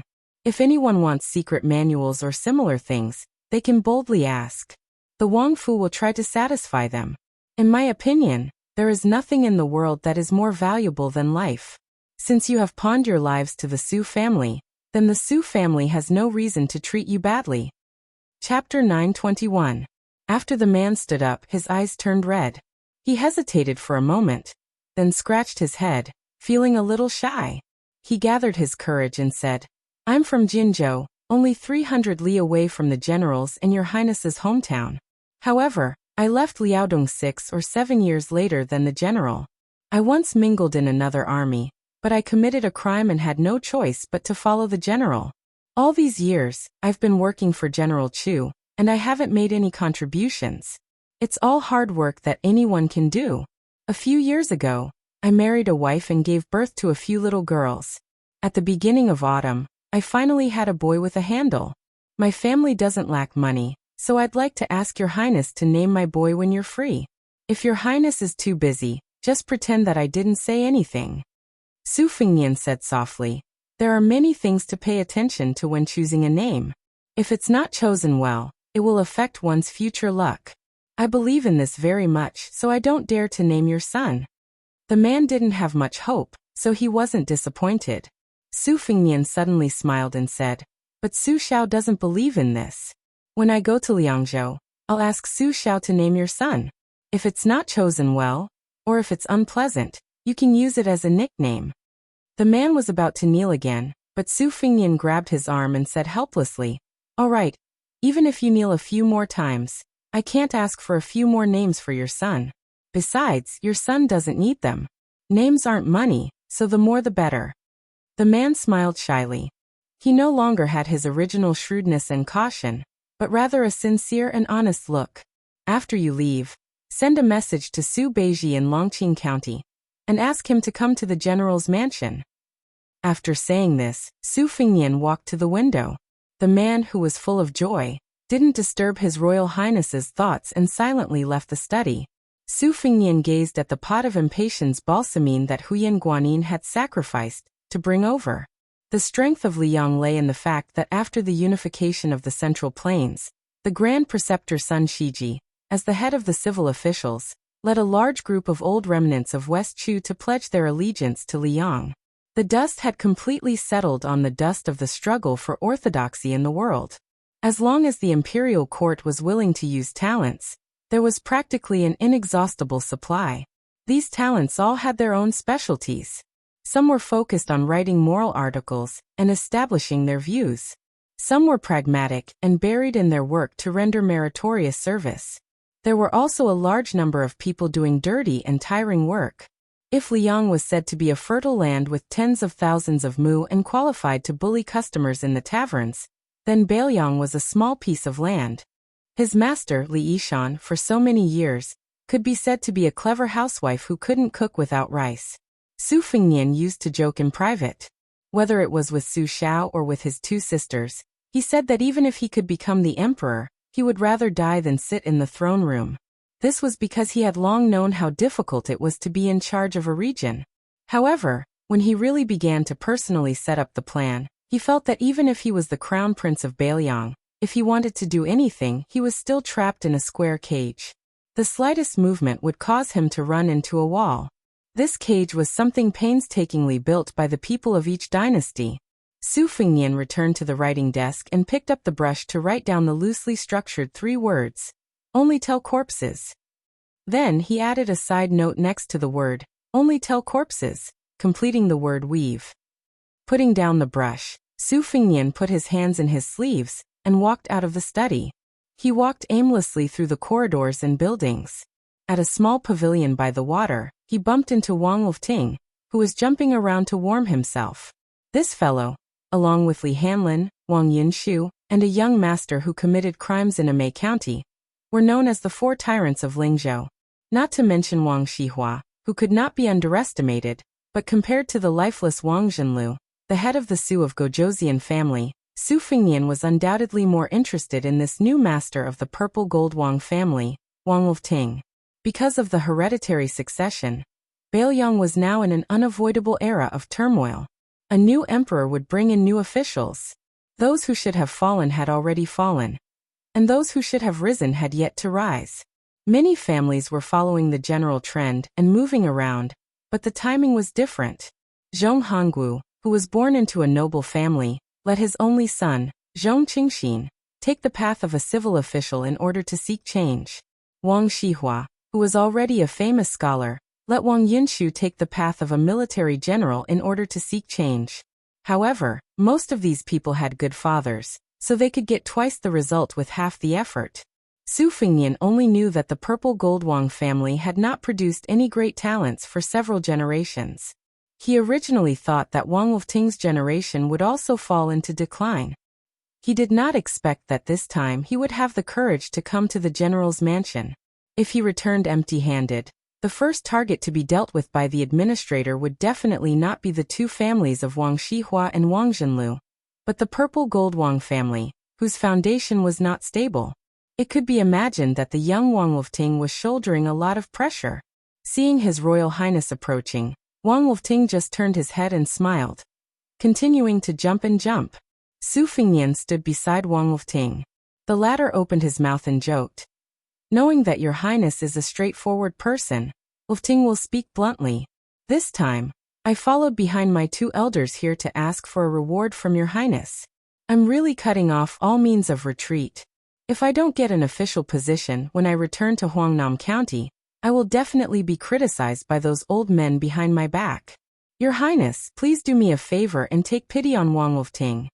Su Fingyan looked at the narrow ripples that were only slightly rippled within the rules, and calmly said, "First, tell me what kind of official position you want. If it's too big, I can't afford it. If it's too small, I can't take it out. If I try to fool the purple gold Wang family, I will also be drowned in the spit of those old men behind my back." Wang Wolfting laughed heartily and said, "It's not big. Bailiang's Weaving Bureau only has this kind of official position. The 2 Weaving Bureau in Gangnam-do are 4th rank positions. Our Bailiang's Golden Thread Weaving Bureau is only 5th rank. Anyway, the old weaver Li Shifeng has worked for 12 years. He should have retired long ago." Su Fingyan said calmly, "5th rank isn't small." Wang Wolfting was indeed thick-skinned. He stopped jumping and exhaled a mouthful of smoke. He turned his head and looked at His Royal Highness with a bright smile. "Wolfting knew that it would be difficult to get an official position, so I have the intention to buy one from your highness. The purple gold Wang family is willing to take out 180,000 taels of silver, all in cash.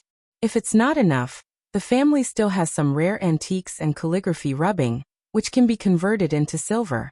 As long as your highness is generous, we can probably gather another 100,000 taels of silver. There's no other way.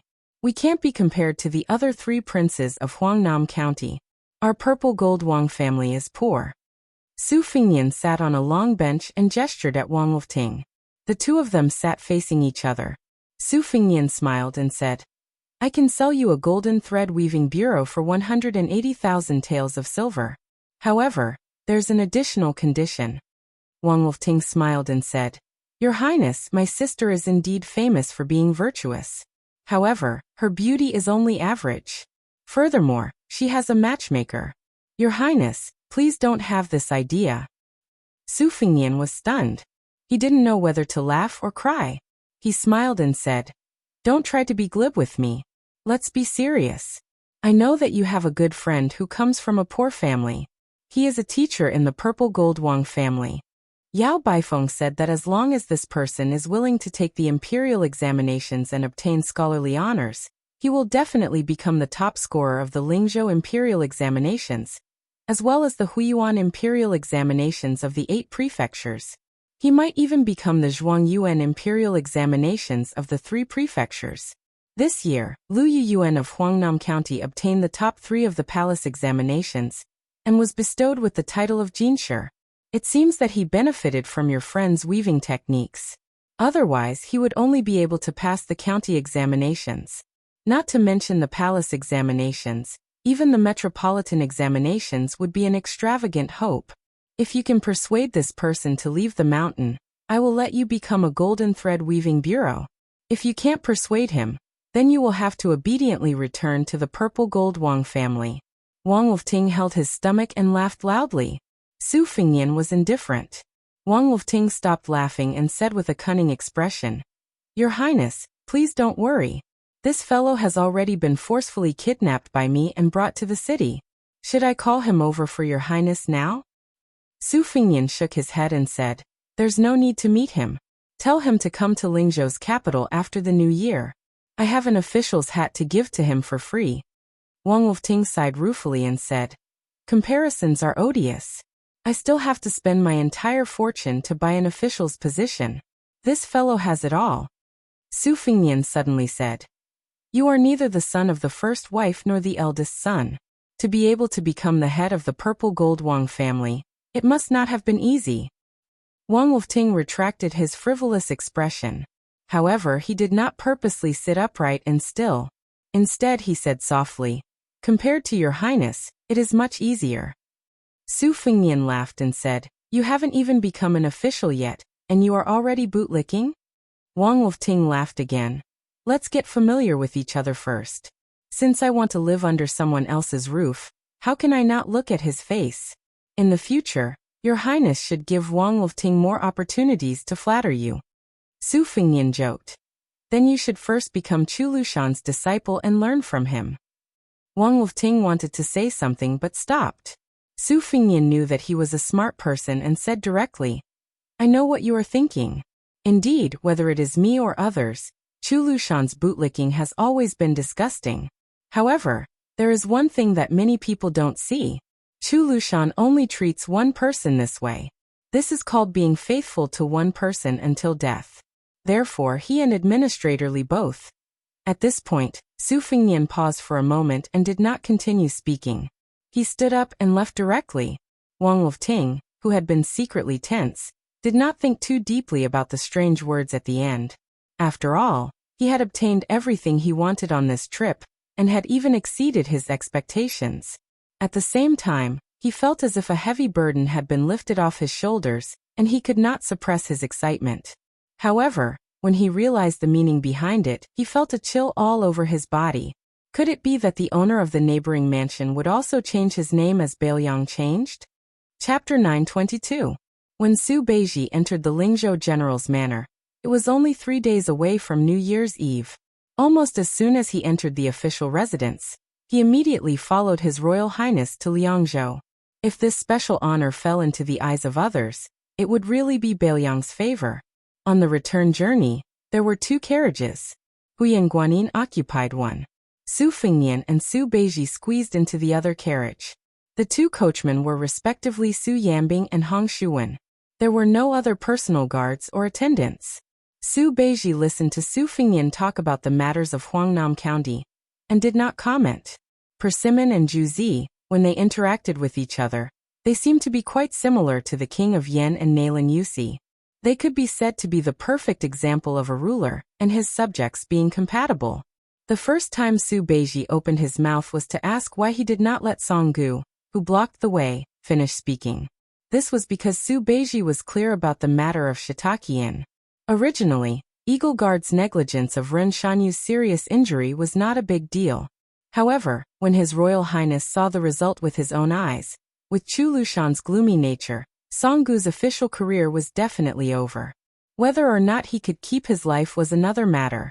If Su Fengnian scolded and kicked him a few times and got angry, Chu Lushan could use this as an excuse to get off the donkey.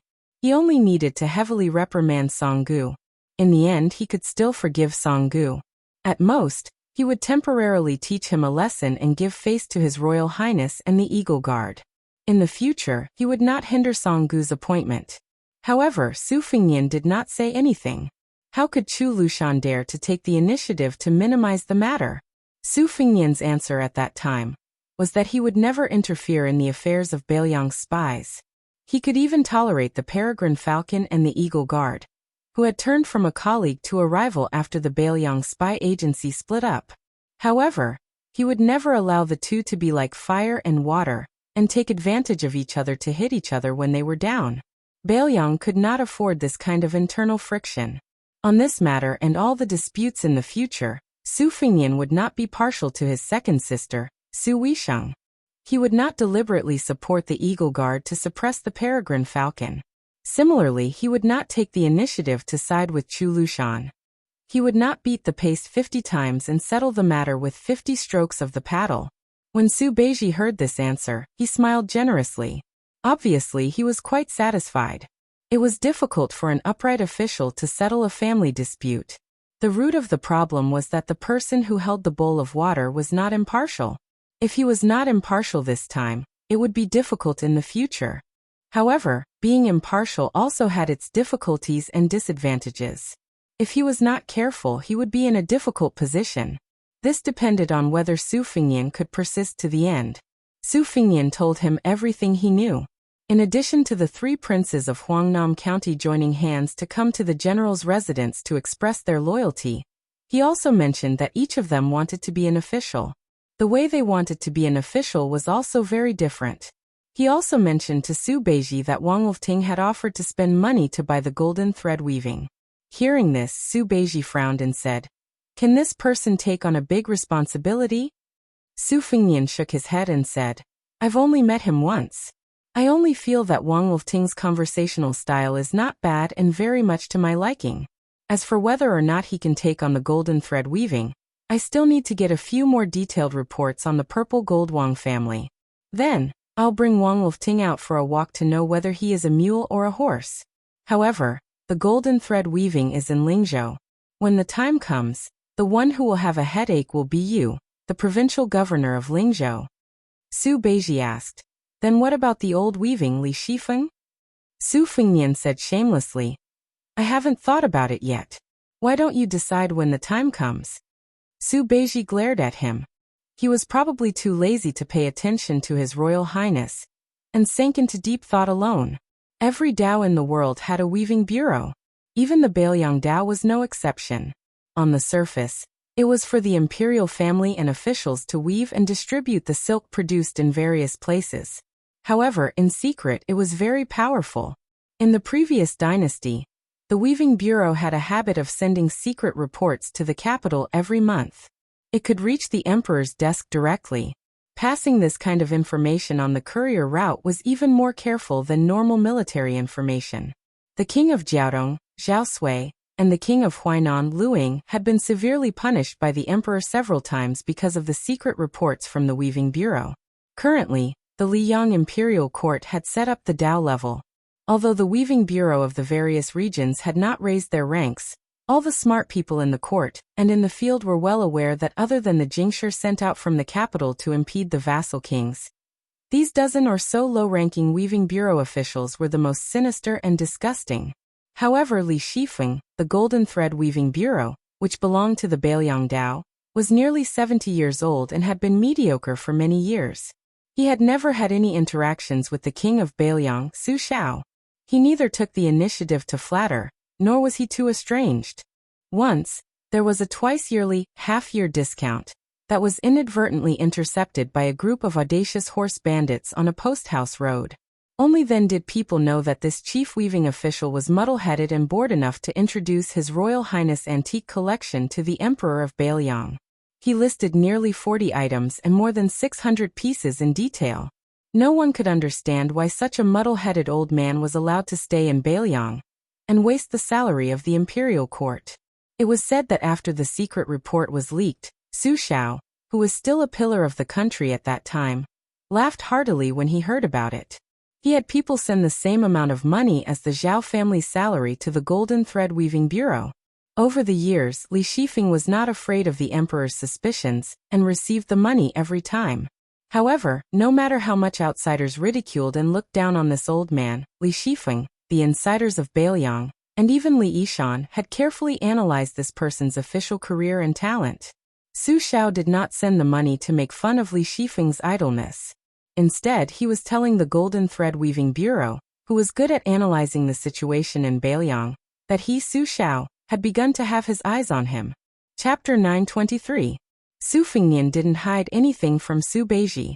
When the Yan family betrayed Bailiang and went to the capital to enjoy wealth, it was the Weaving Bureau that pulled the strings between the imperial court and the imperial court. The escape route, the disguise, and the various locations along the way were all carefully planned. However, Li Yishan had been watching from the sidelines. In this game of intrigue between Bailiang and the imperial court, Bailiang was one step ahead. In addition, Chu Lushan spared no effort in investigating. In the end, they were intercepted by Bailiang's spies. However, Su Fengnian was soft-hearted and personally pleaded for mercy for the Yan family. Only then did Su Shao let them go.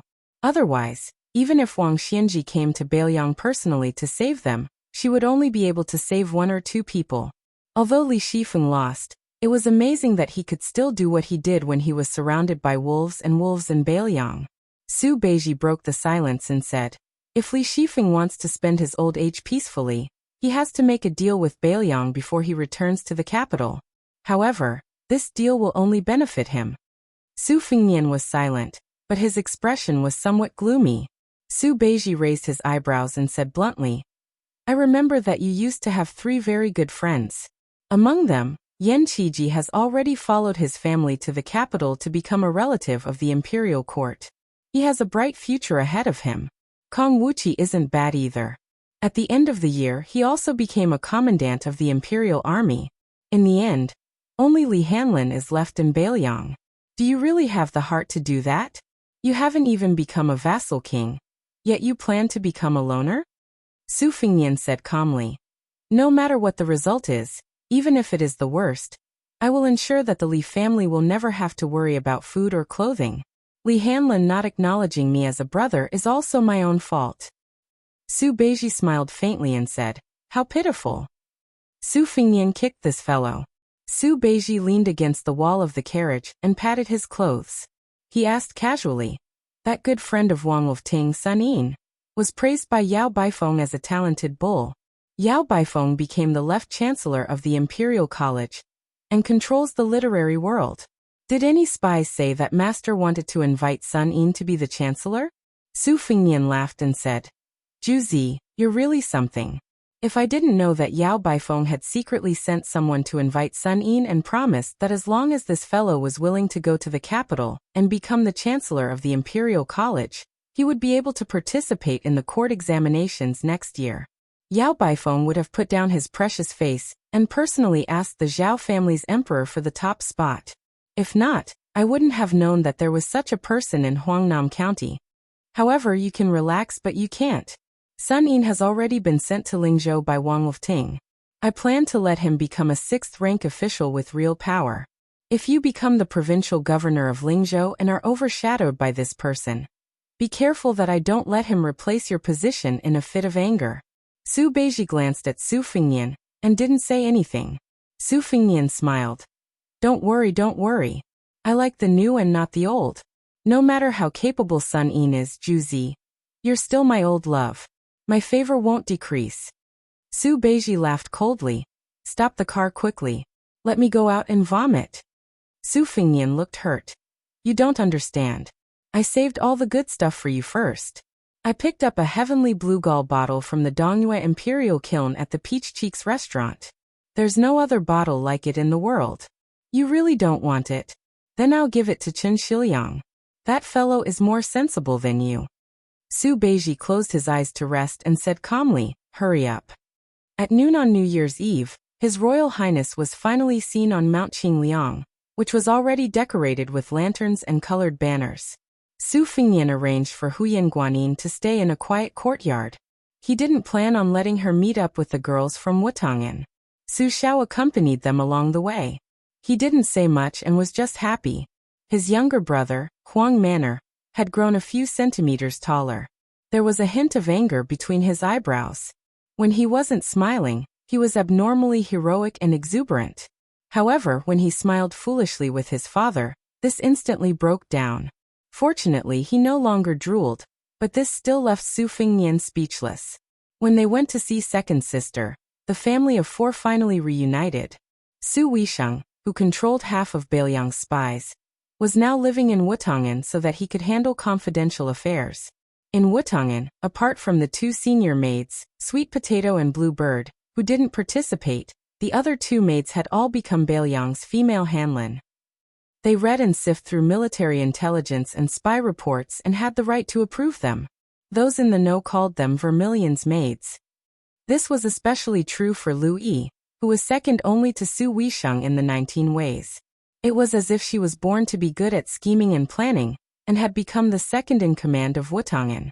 The second Junju, who demanded perfection, reprimanded almost all of the maids, but she relied heavily on Lu Yi. The three men of the Su family entered the room in Wutong'an. Su Weisheng sat in a wheelchair behind a low desk that was specially made for her. She raised her head and glanced at the three of them. She then lowered her head and casually pulled out a copy from a large stack of secret reports that had already been approved. She inspected the Vermilion's maids in the neighboring rooms to see if they had made any mistakes. Su Fingnian jogged over and saw that the ink on the ancient inkstone on the table was a little dry. He immediately squatted down beside the wheelchair and turned his head to flatter her. "Sister, I'll grind the ink for you." Su Weisheng didn't even turn her head to look at him. She smiled insincerely and said, "How could I let the Lingzhou general do this for me?" Su Fingnian played dumb and said, Of course.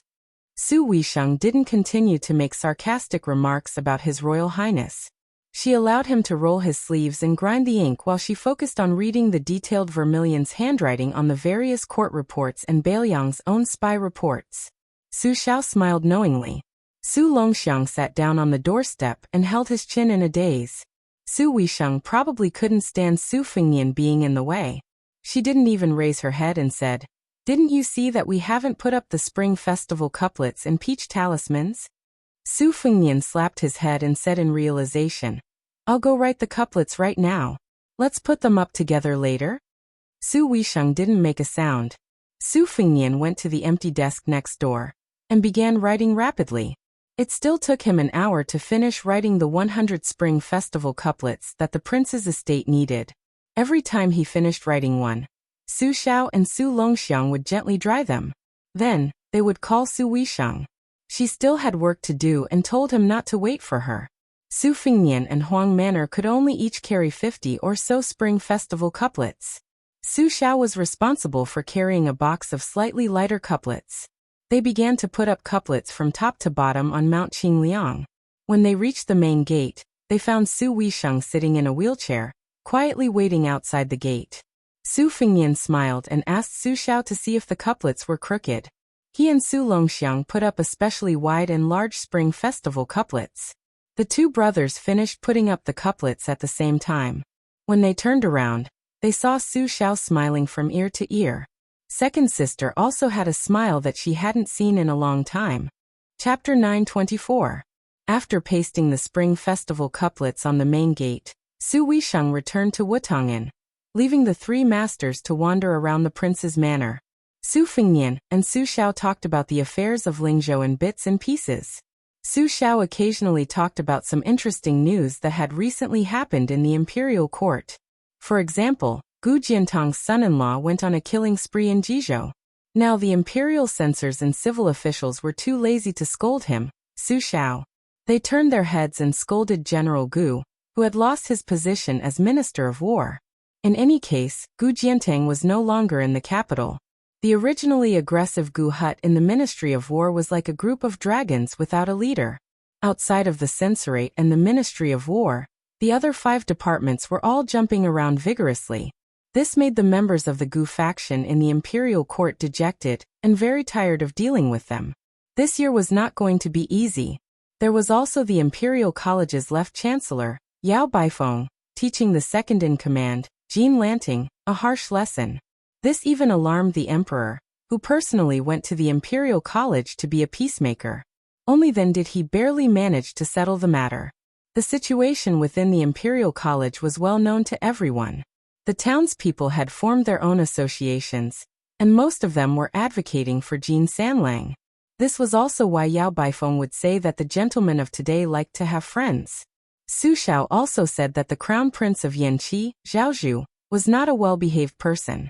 Leading thousands of elite riders all the way up north, he did not look like he was going to pacify the situation. He was clearly busy showing off his strength. The few provinces he passed by were all in turmoil. Before he even reached Guangling Road, where Zhao Yi was, he had already caused all the officials along the way to complain incessantly. Memorials complaining and impeaching flew into the imperial palace like snowflakes. The 3 of them walked to the side of Tidehark Lake. Su Xiao suddenly came to his senses. He said he was going to listen to Wang Chudong's storytelling and missed the time. That girl put on airs and was not willing to chat with an old man like him. Su Xiao hurriedly jogged over. Seeing this, Su Fengnian was dumbfounded. It looked like Wang Dongxiang, who was second in the Yinji Academy, was indeed formidable. Even Su Xiao, who was most afraid of dealing with books, was subdued. Previously, a letter from home had been sent to Lingzhou. Su Xiao had said that Wang Chudong was very witty and clever.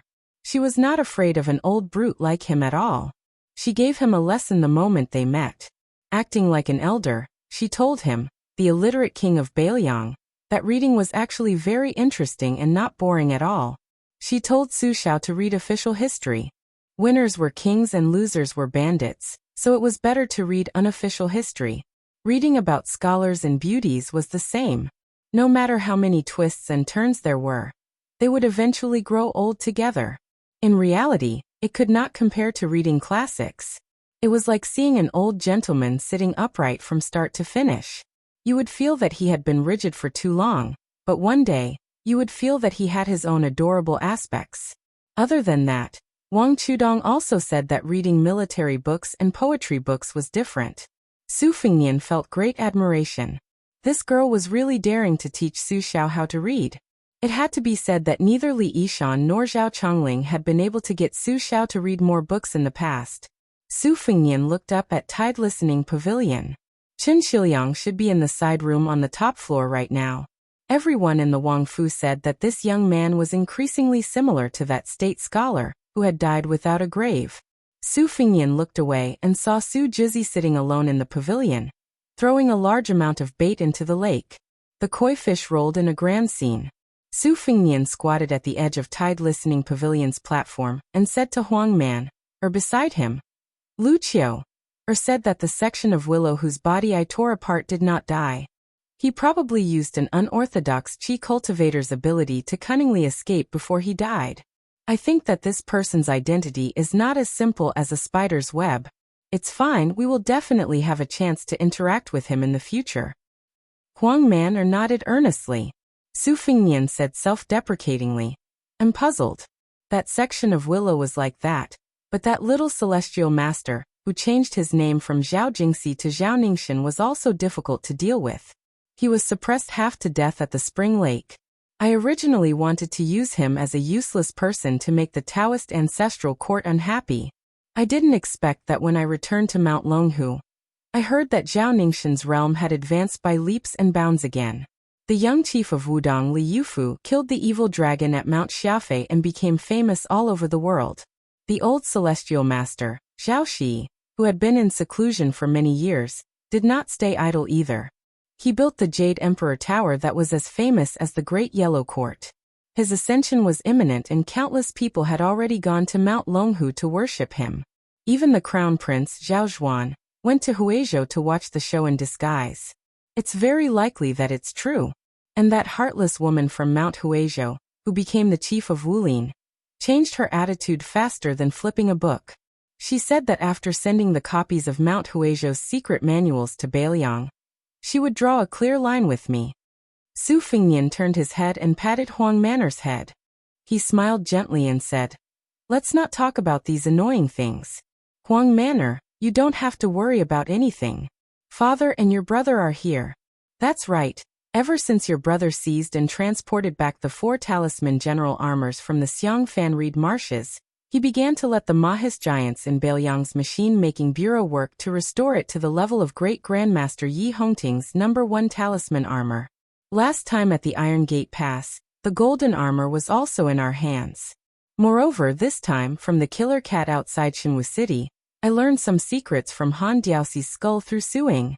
One of them was the details of how he skinned Yi Hongting. After the new year, I will go to the machine-making bureau and tell those giants the details of the process. In the future, when you put on that talisman armor and charge into enemy lines, at least you don't have to worry too much about being killed by a section of willow. Also, Huang Manor on the Great Bull Hill, Xinyuan Jingqing once said that you can't easily enter the Xian Finger realm. You must remember, other than helping you make the talisman armor, I'm also flipping through some obscure secret manuals of Buddhism and Taoism in the building. That white fox face also agreed to help me find it. So you have to wait for your brother to find a shortcut that will let you smoothly become a Xian Finger expert. Before that, even if the sky falls down, you can't enter the Xian Finger realm. Do you remember? By now, Huang Manor wasn't stupid. His intuition told him that he couldn't agree, and he wasn't in the habit of lying to his brother. All he did was raise his head and nod without saying a word. The young man with polychoria moved his eyes but didn't dare to look at his brother. Su Fengnian knocked Su Longxiang on the head with a chestnut. Nod your head for your brother. Su Longxiang turned his back to Su Fengnian, and for the first time, didn't agree to his brother's request. Su Fengnian tugged at Huang Manor's ear for a long time, but couldn't get his Vajra realm brother to turn his head. With a sigh, he let go of his hand and stared blankly at Tide Hark Lake, which had calmed down after Su Beiji's departure. Huang Manor turned around and sat cross-legged on the ground. He reached out and gently stroked his brother's eye-catching grayish-white hair. Su Fingnian narrowed his eyes and gazed into the distance. There were fish in Tide Hark Lake every year, and there was an abundance of baelyang every year. Su Fingnian lay down slowly and rested the back of his head on his hand. He gazed at the clear sky and fell asleep peacefully. He had never told Su Xiao that when he saw his father's silhouette on the spring god lake, even though he knew that the silhouette was getting older and hunchbacked with age, he could still see the emperor, Wang Xianji, Zhang Jiulu, and Yuan Bunqi from afar. Su Fingnian wasn't the least bit afraid of these fellows appearing together on the lake. He felt very at ease. Two much stronger tiger kuei scuttled out with a whoosh and ran toward Su Fingnian with all their might. In the end, Huang Manor pressed them down to the ground with one hand each. The two strange beasts were only a few feet away from Su Fingnian, yet they couldn't escape from Huang Manor's palms. Their gazes actually contained a hint of hidden bitterness. Su Fingnian smiled and said, "Huang Manor, go play by yourself. Bring Bodhisattva and Vajra with you. I still need to sit here for a while and think about something." Huang Manor grinned and nodded. He dragged the two tiger kuei with him and ran far away. Huang Manor strolled around. After letting go of the tiger kuei for the first time, the pair of siblings wanted to run back to Tide Listening Pavilion to look for Su Fingnian. However, Huang Manor, who walked as fast as lightning, grabbed their tails. After suffering a few times, they could only follow behind him sickly. He unknowingly arrived outside the walls of Wutangen. In the end, he found that his father didn't go to listen to the story of that sister-in-law. Instead, he pushed the wheelchair and took his second sister to relax. When Su Xiao saw Huang Manor, he waved his hand. When the female tiger kuei called Bodhisattva saw Su Weisheng, she seemed particularly affectionate and lively. Su Xiao continued the previous topic and slowly said, "In the future, you as the older sister have to keep an eye on the matter of Baelyang's official consort. Xiaoyan knows what she's doing. Father isn't just more at ease, he's the most at ease. It's only when it comes to matters of the heart that this child easily disregards the consequences once he falls in. Wei Xiong, it's not that I'm worried about the military and politics of Baelyang being affected. I've worked so hard to build up such a large family business. If in the end my son can't even afford to squander it, then how am I supposed to be a general? How am I supposed to be the king of Baelyang after the new year? It's just that I'm very afraid that you, my younger brother, will get hurt. I'm a rough man, but I've seen many people come and go. I also know that this kind of invisible injury is more hurtful than a serious injury caused by a knife or arrow. Perhaps you won't be able to recover from it for the rest of your life." Su Weisheng grunted in acknowledgement. Chapter 925. Then there are the future concubines. To be honest, of the two women that have been temporarily decided, Wang Chudong, who is already in the Fu, and Lu Qingyan, who is in Qingzhou, father does like the little girl Wang Chudong more. However, there are different ranks of concubines. Wang Chudong can only be after Lu Qingyan. After all, the Lu family is full of talents. Compared to Wang Lingquan, who relied on Chu Lushan to climb to the position of the richest man in Qingzhou, Wang Chudong is definitely more important to Baelyang in the future. Therefore, in the future, if there is a dispute between the two families, as long as it doesn't involve major issues, you have to side with the Lu family. This can be considered father's compensation to Lu Qingyan as his daughter-in-law. Because father knows that Xiaoyan may not be able to open her heart to this poor woman in this lifetime. Treating each other with respect only sounds good, but for a married couple who will spend the rest of their lives together, it is actually a kind of suffering. Father has been going to Wang Chudong's place every day to listen to her stories. First, it is interesting. Second, it is an opportunity to let Baelyang know that this girl is the first daughter-in-law that Su Xiao approves of. In the future, if anyone wants to use the Wang family as a stepping stone to curry favor with the Lu family, they have to first consider whether their flattery will backfire. As for Pei Nanwei, father knows that you don't like this Princess Jing'an. You don't have to go against your heart and deliberately interact with her. Just let her be. In this world, there is only the saying that the elder brother is like the father and the elder sister-in-law is like the mother. There is no such thing as the elder sister taking care of the family. The reason why father nags you about this, and wants you to bear this thankless responsibility, is because father is selfish. He is afraid that Xiaonian won't have any relatives to take care of her, so you can't marry in this lifetime. Wei Xiong, if you want to resent father, father will accept it. Father is a man who values boys over girls. He dares to take responsibility for his actions. Even when I was living with your mother, even if I had to brace myself, I would still say it so bluntly. Before Jihu was born, he was beaten by your mother. After Jihu was born, he was beaten so badly that it was unbearable to look at. Your mother made father, a rough man who was used to holding swords, spears and sticks, to carry the child. No matter how much father loved his daughter, he couldn't bear the fact that the child insisted on crying. Your mother was reasonable to everyone, but she was unreasonable to your father. There were several times when I had to attend a military meeting every other day. I went to the tent with a bloody nose and a swollen face, and those bastards laughed at me. There was once an old brother who made a mistake, and was personally whipped by father. This guy stared at father's swollen forehead from being whipped by your mother, and even fucking knelt there and laughed foolishly. Father was so angry that he whipped him 50 more times. Later, when father went to apply medicine for his sore wounds, he actually laughed at father, and said that no matter how embarrassing he was not as embarrassing as me. This old brother was Chun Jibao's father. Other than his young son, he was the one who led all the Chun family's descendants to their deaths. Father was not the kind of scoundrel who could be so shameless as to give a meritorious official a death-free gold medallion, while craftily fabricating a crime of treason. If we said that we would be brothers, then we would be brothers for life. It was father who owed the Chun family first.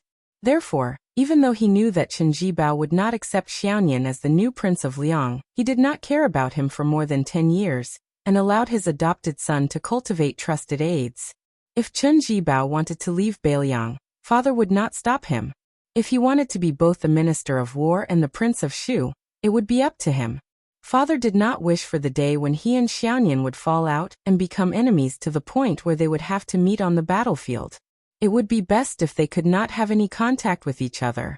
However, father knew that the group of old foxes Zhang Jiulu and Gu Jiantang, as well as the emperor of the Zhao family who was hiding behind the scenes, would not let such a sharp spear rust in vain, and not point the tip of the spear at Beiliang.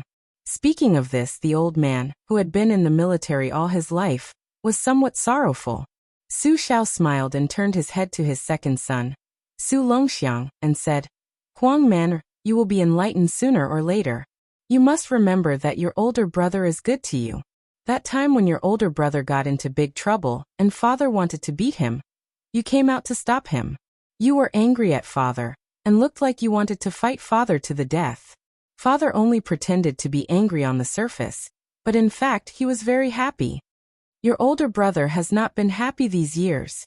Outsiders think that because he is Su Xiao, the eldest son of the butcher's first wife, he will definitely be in the limelight. You will only understand the bitterness of it when you are enlightened. Losing his mother and sister is nothing. In the Great War of the Spring and Autumn period, countless people in his family died. However, he was cursed by people for 18 generations, and had to guard the gate for these heartless bastards. Perhaps one day, he would have to sacrifice the lives of hundreds of thousands of his steel cavalry in exchange for peace of mind. Later, when the Central Plains changed masters, he would be cursed and scolded by the new masters in the history books. Furthermore, there would be a large group of scholars and common people who had never suffered any hardship. This is the most pitiful part of your brother. In his youth, before His Royal Highness chose to hide, the entire Beiliang Palace knew that His Highness doted on His Royal Highness from the bottom of his heart. As long as there was something fun, no matter how precious or rare it was, it would be sent to Huang Manor before it was warmed up. However, when good things were in the hands of Huang Manor, who was astonishingly strong and did not know the severity of the situation, how could they be complete? It would only take a few moves for them to be broken. The people in the manor who cleaned up the mess had never seen His Royal Highness angry. Even when His Royal Highness began to live a dissolute life with a notorious reputation, he still did not neglect Su Longxiang. The servants were rarely whipped in the prince's mansion. Su Fengnian had gotten angry a few times because he knew that the servants were deliberately teasing the young prince. And those times His Highness the heir apparent had personally punched and kicked the servants to death, without showing the slightest mercy. Chapter 926. Also, Wei Xiong, I know you care a lot about Xiaonian, but you're cold on the outside but warm on the inside. Sometimes, you just have to smile at him and he'll be very happy. A few years ago he went to Mount Wudong to practice his saber art. You did not like him to practice martial art, because you were afraid that he would delay your hereditary inheritance. He was even more afraid that you would be unhappy. Therefore, when he picked up the pebbles from the bottom of the deep pool one by one, and chopped them one by one, he made more than 300 chess pieces for you. As soon as you saw him, you threw the 2 boxes of chess pieces all over the ground. After that he personally picked them up. Some of them rolled into Tide Listening Lake, and he spent the whole night picking them up. Father and Ishan watched him in Tide Listening Pavilion for the whole night. Even Ishan, such a cold-hearted guy, ended up drinking to drown his sorrows. When you were young, didn't Xiaonian do many things to make you happy? He clearly knew that Jihu doted on him, but he still helped you in everything. After Jihu left, do you think he felt good? Who saw him tearing his heart and lungs apart with their own eyes? Originally, with his temperament, he would have gone to Mount Wudong to pay respects to the old chief, Wang Zhongluo, in gratitude. He was afraid of Mount Wudong, afraid of that lotus peak. He was afraid that he would be a scourge, afraid that the people around him would leave because of him. Feng Yan had always given his favorite things to his sister or brother since he was young. The things he kept for himself were only things that outsiders would find valuable. Su Weisheng lowered his head, his expression unreadable. In today's world, people in high positions cherish their lives and reputation. The more they read, the smarter they become. Each one of them is so smart that they don't seem human anymore. Who would be willing to carry the coffin of an old soldier who has no relatives or friends? Who would be willing to guard the city gate for a maidservant in a foreign land with no one to rely on? Ishan is such a smart person, so why is his vision so high that even Chen Jibao doesn't think highly of him and instead thinks highly of him? Why did old Huang leave without any attachments on his trip to Martial Emperor City? Why was it that Li Chungang had clearly fought with Wang Xianji, and was still willing to use the Battle of Guangling River as the closing battle of his Jianghu career? Why was it that Huan Wen, who was now the second assistant, who had always spoken a few words of justice for the Bailiang, now went against his conscience and did not hesitate to tamper with the transport of grain, racking his brains to make things difficult for the Bailiang? It wasn't that Feng Yan's talent in martial arts was higher than those rare great-grandmasters in Jianghu. It wasn't that Feng Yan's intelligence was so great that it was close to demonic. In fact, it was very simple. As long as he sincerely treated people as people and slowly gathered the people's hearts, he would win the overall situation. Back in the day, Dad had gone step by step from a ruffian in the marketplace to a little lieutenant who dared to fight and risk his life. Then he became a general who could easily massacre cities. In the end, he became the king of Bailiang with hundreds of thousands of cavalry. Along the way, he had stumbled and stumbled. In the eyes of many smart people who didn't think highly of Dad, he had made it this far. Dad's opponents, the later they got, the smarter and harder to deal with.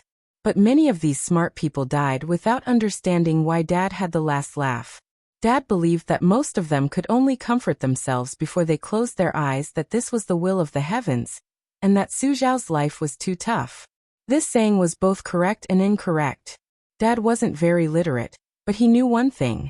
If you didn't let anyone down, many people might not understand. Or perhaps they understood but didn't care. They might even treat you like a fool, thinking that they had taken advantage of you. This didn't matter. In the end, there would still be people who would remember.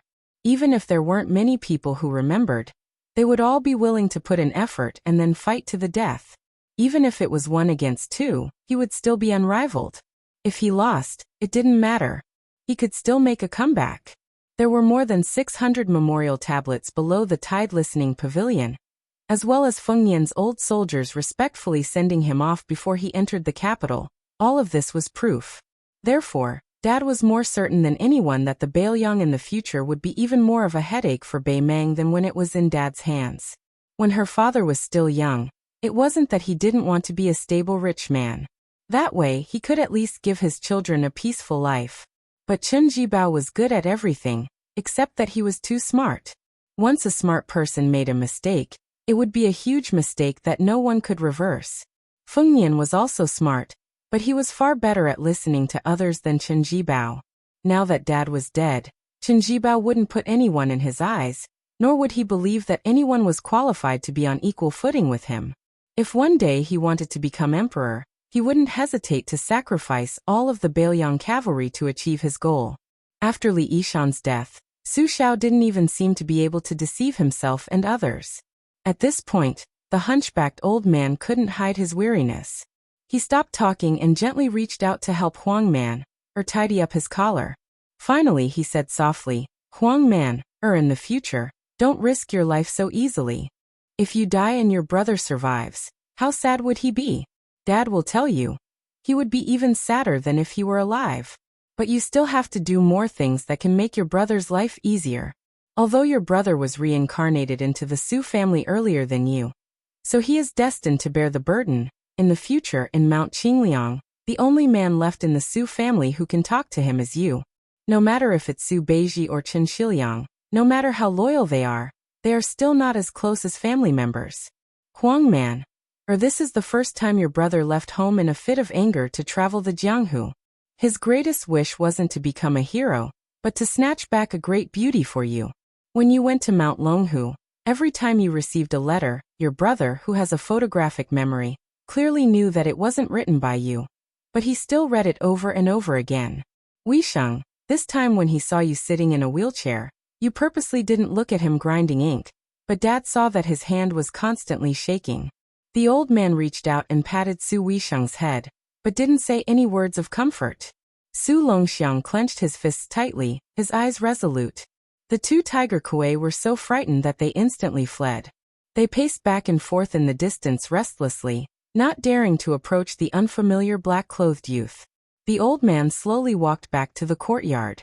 The loquat tree was still green in the winter, but the old man stood alone all alone. But the old man wasn't sad. He smiled and said, Wife, our Su family has already been supported by Feng Nian. Wait for me, I won't make you wait too long. Chapter 927. The Bailiang Palace was plastered with the word Fu, that was deliberately pasted upside down. The New Year's Eve dinner was very simple, just dumplings.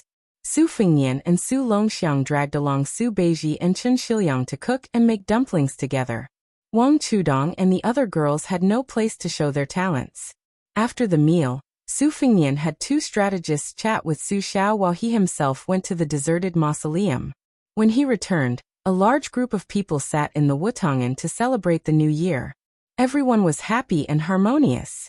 The Vermilion maidservants near the house only had half a day of free time, so they went to the house one after another to read the mountain of intelligence reports. The little girl that Chen Shiliang had brought to Bailiang had already fallen asleep in his arms. Su Fengnian asked him to bring the little girl back to rest first. Chen Shiliang did not insist. Wang Chudong, who loved hibernation the most, was also sitting there and dozing off. Su Fengnian half carried and half supported her as they left the Wutongan. When Su Fengnian returned to the courtyard, Su Weisheng had also gone to the house to deal with important military matters. Only Su Beiji, an outsider, was left. Su Xiao, an old fellow who used to be a pillar of the country and a great general of the military, was asking the young man about the level of an official. Su Beiji was not afraid at all. Su Xiao nodded repeatedly in agreement. After Su Fengnian sat down, Juzi had already explained from the lowest level to the highest, from the 19th level to the 16th level. Su Beiji was unable to win against Su Royal Highness, so he could only roughly explain it again. Those who relied on their ancestors to benefit from their glory, lying on the family tree, and becoming a low-paid official, were called Sunzi officials. Those who only knew how to bark and never did anything were called toad officials. Those who were vicious and crafty, bullied the weak and feared the strong, lowered their heads when they saw the powerful, and roared when they saw the common people were called dog officials. Those who followed the rules and did not do anything, and were not careless when it came to reaping benefits. However, they did not know how to avoid disaster, and were called corpse officials. Su Fengnian smiled, and asked what level the Su Li of Lingzhou were at. Su Beiji replied that they were fox officials, and were good at reading people. Su Fengnian asked in reply, are those county magistrates and military officers with real power, who instigated Su Li to stir up the evil wind and rain. Su Beiji smiled and nodded. He also added ghost officials who did all the bad things behind the scenes, but rarely came out. The common people who did not know their background still thought they were officials. Officials were the best officials were the best officials. They could be considered officials who did not know their background, but they were officials who did not know the was. Su Fengnian continued to ask, then what level is the governor of Longqing County, Zhongcheng at? Zhongqingxin is on the 15th floor. In my opinion, there is nothing easier than being an official in the world. Do not be greedy or take advantage of others, and progress step by step. There are aides and officials to give advice and suggestions, and the situation is in order. You can be a shopkeeper who does not do anything. And there is no harm in only caring about the flowers, snow and moon. Generally speaking, you live in harmony with the common people. Then Huangnam County's merit officer, Wang Shihua? Their government affairs are mediocre, but their reputation is extremely good. They have never been greedy or harmed people. If there is a good government, they will definitely do their best to help. As for the subordinates, they treat the people as if they are their own children. This is also the kind of honest and upright official that ordinary people want the most. This kind of official is on the 16th level. The size of their contributions depends on whether their master is wise or not. The overall situation is clear and the subordinates follow suit. Their official position will naturally rise with the tide. If the situation is dirty, this kind of official can only hang up his crown and leave sooner or later, boasting that he will not bend over for 5 bushels of rice or pick chrysanthemums under the eastern fence. It is not that they do not want to be officials, but that they do not have the ability to turn the tide. They can only take a step back, cherish their reputation, and retreat at the top of the tide. Officials who have left their names in history are all like this. Of course, they have to leave behind a few poems that are popular among the people. In the books, there were many officials who were highly praised by later generations, but in fact they did not see the big picture. Their actions were of no help to the situation of the world. They were just martyrs seeking favor. If they met a stupid emperor, they would let them succeed. If they met a cunning emperor, especially one who was narrow-minded, as long as they played a little trick, they could make them depressed for the rest of their lives. From Su Beiji's point of view, Wang Shihua is not suitable to be the county governor of Huangnam County. Instead, he is like Huan Wen, who went to the Imperial College, who hides his strength and bides his time. When the time is right, he will be able to amaze the world. What is the position of Song Yan, who is going to be your assistant in Lingzhou? The 16th level, capable officer. They are not very good at seeking fame, but their methods of currying favor in the officialdom are not bad. The main point is that they can govern the territory well, and make it flourish. Their vision is very high and they can see the situation outside of the first 15 levels of officials. However, they are actually concerned about the common people. It is just that this kind of person is destined to reach a certain rank in the officialdom. Unless they meet a noble in the court, they will not be able to move an inch. Not to mention other things, just the common people who are inevitably short-sighted due to their family background and position may scold these officials when they are in office. In fact, since ancient times, many of the actions that have benefited hundreds of generations and contributed thousands of years have come from this generation of officials. Su Xiao, who had not spoken this entire time, peeled a yellow mandarin and asked with a light smile, Beiji, then you comment on Li Gongda? Su Beiji still said straightforwardly, he can't compare to an honest and upright official who is also greedy. He can't compare to an incapable officer who is capable and can do things well. In general, he can take care of both sides and can be considered a good official. The administrator is already an outstanding talent in this level of officials. If it weren't for the fact that he is somewhat narrow-minded, he could have been promoted to another level. He has the ability to be a prime minister, but he doesn't have the bearing of a prime minister. He is fine as the administrator in Bailiang, but if he went to the court to occupy an important position, he would be like a calf pulling a large plow. I'm afraid that he would spoil a great matter. Su Xiao nodded and handed the peeled yellow mandarin to Su Fengnian. In that case, Bai Yan, can be considered a cornerstone officials of a dynasty. There is no problem with cultivating the body and governing the country. He even personally opened up a new situation under the heavens. Is he the 18th or the 19th in the end? Su Beiji took the half of the mandarin that Su Fengnian gave him and stuffed a piece into his mouth. He smiled and said 18. Su Xiao sank into deep thought.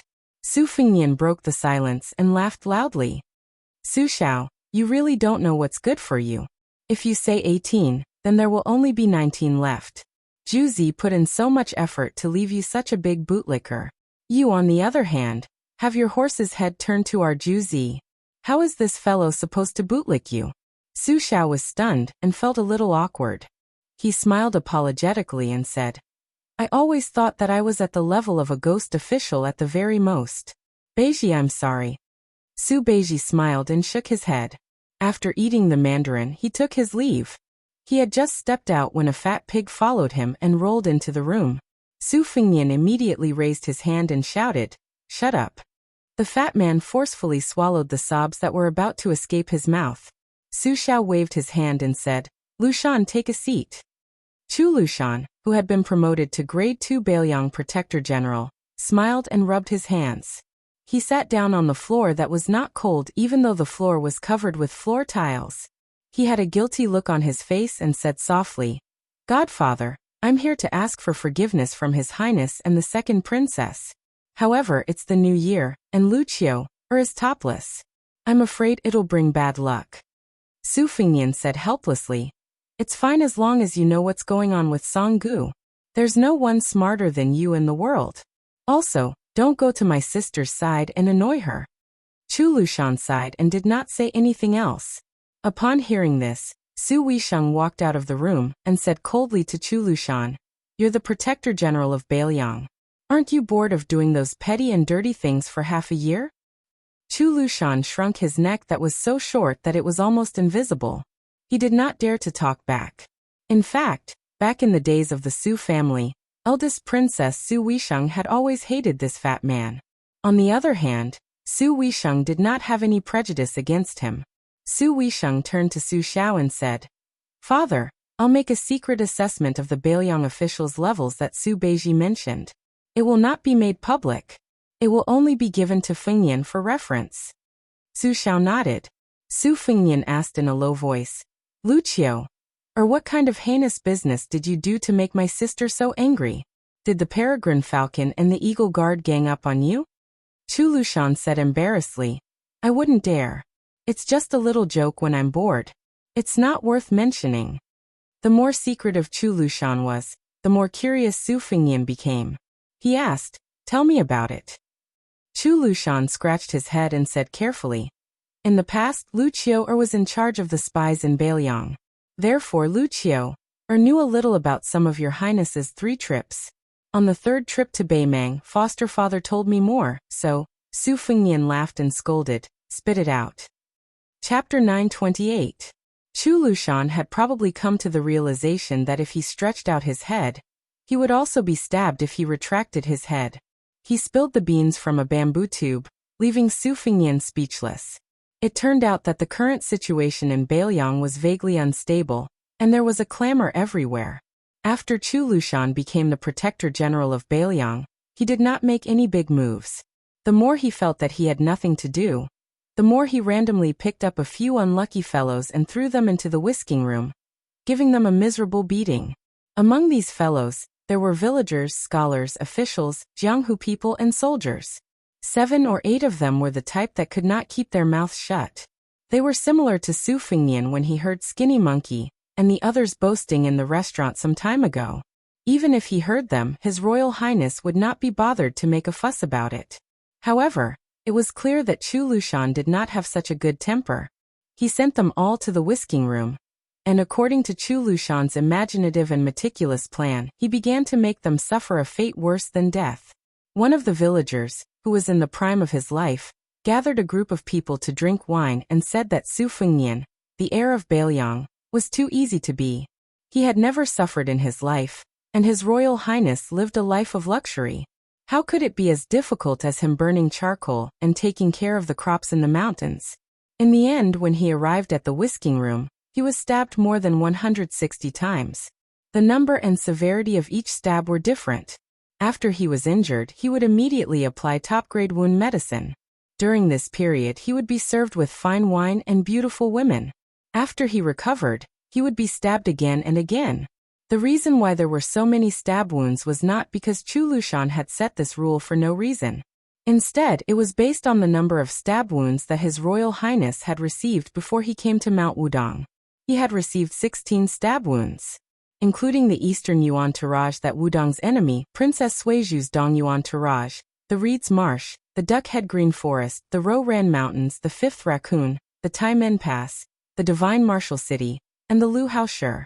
Before Chu Lushan sent them to the whisking room, he told them that as long as they suffered enough, according to their different backgrounds, they would each receive 100,000 taels of silver, a rank 7 official, and so on.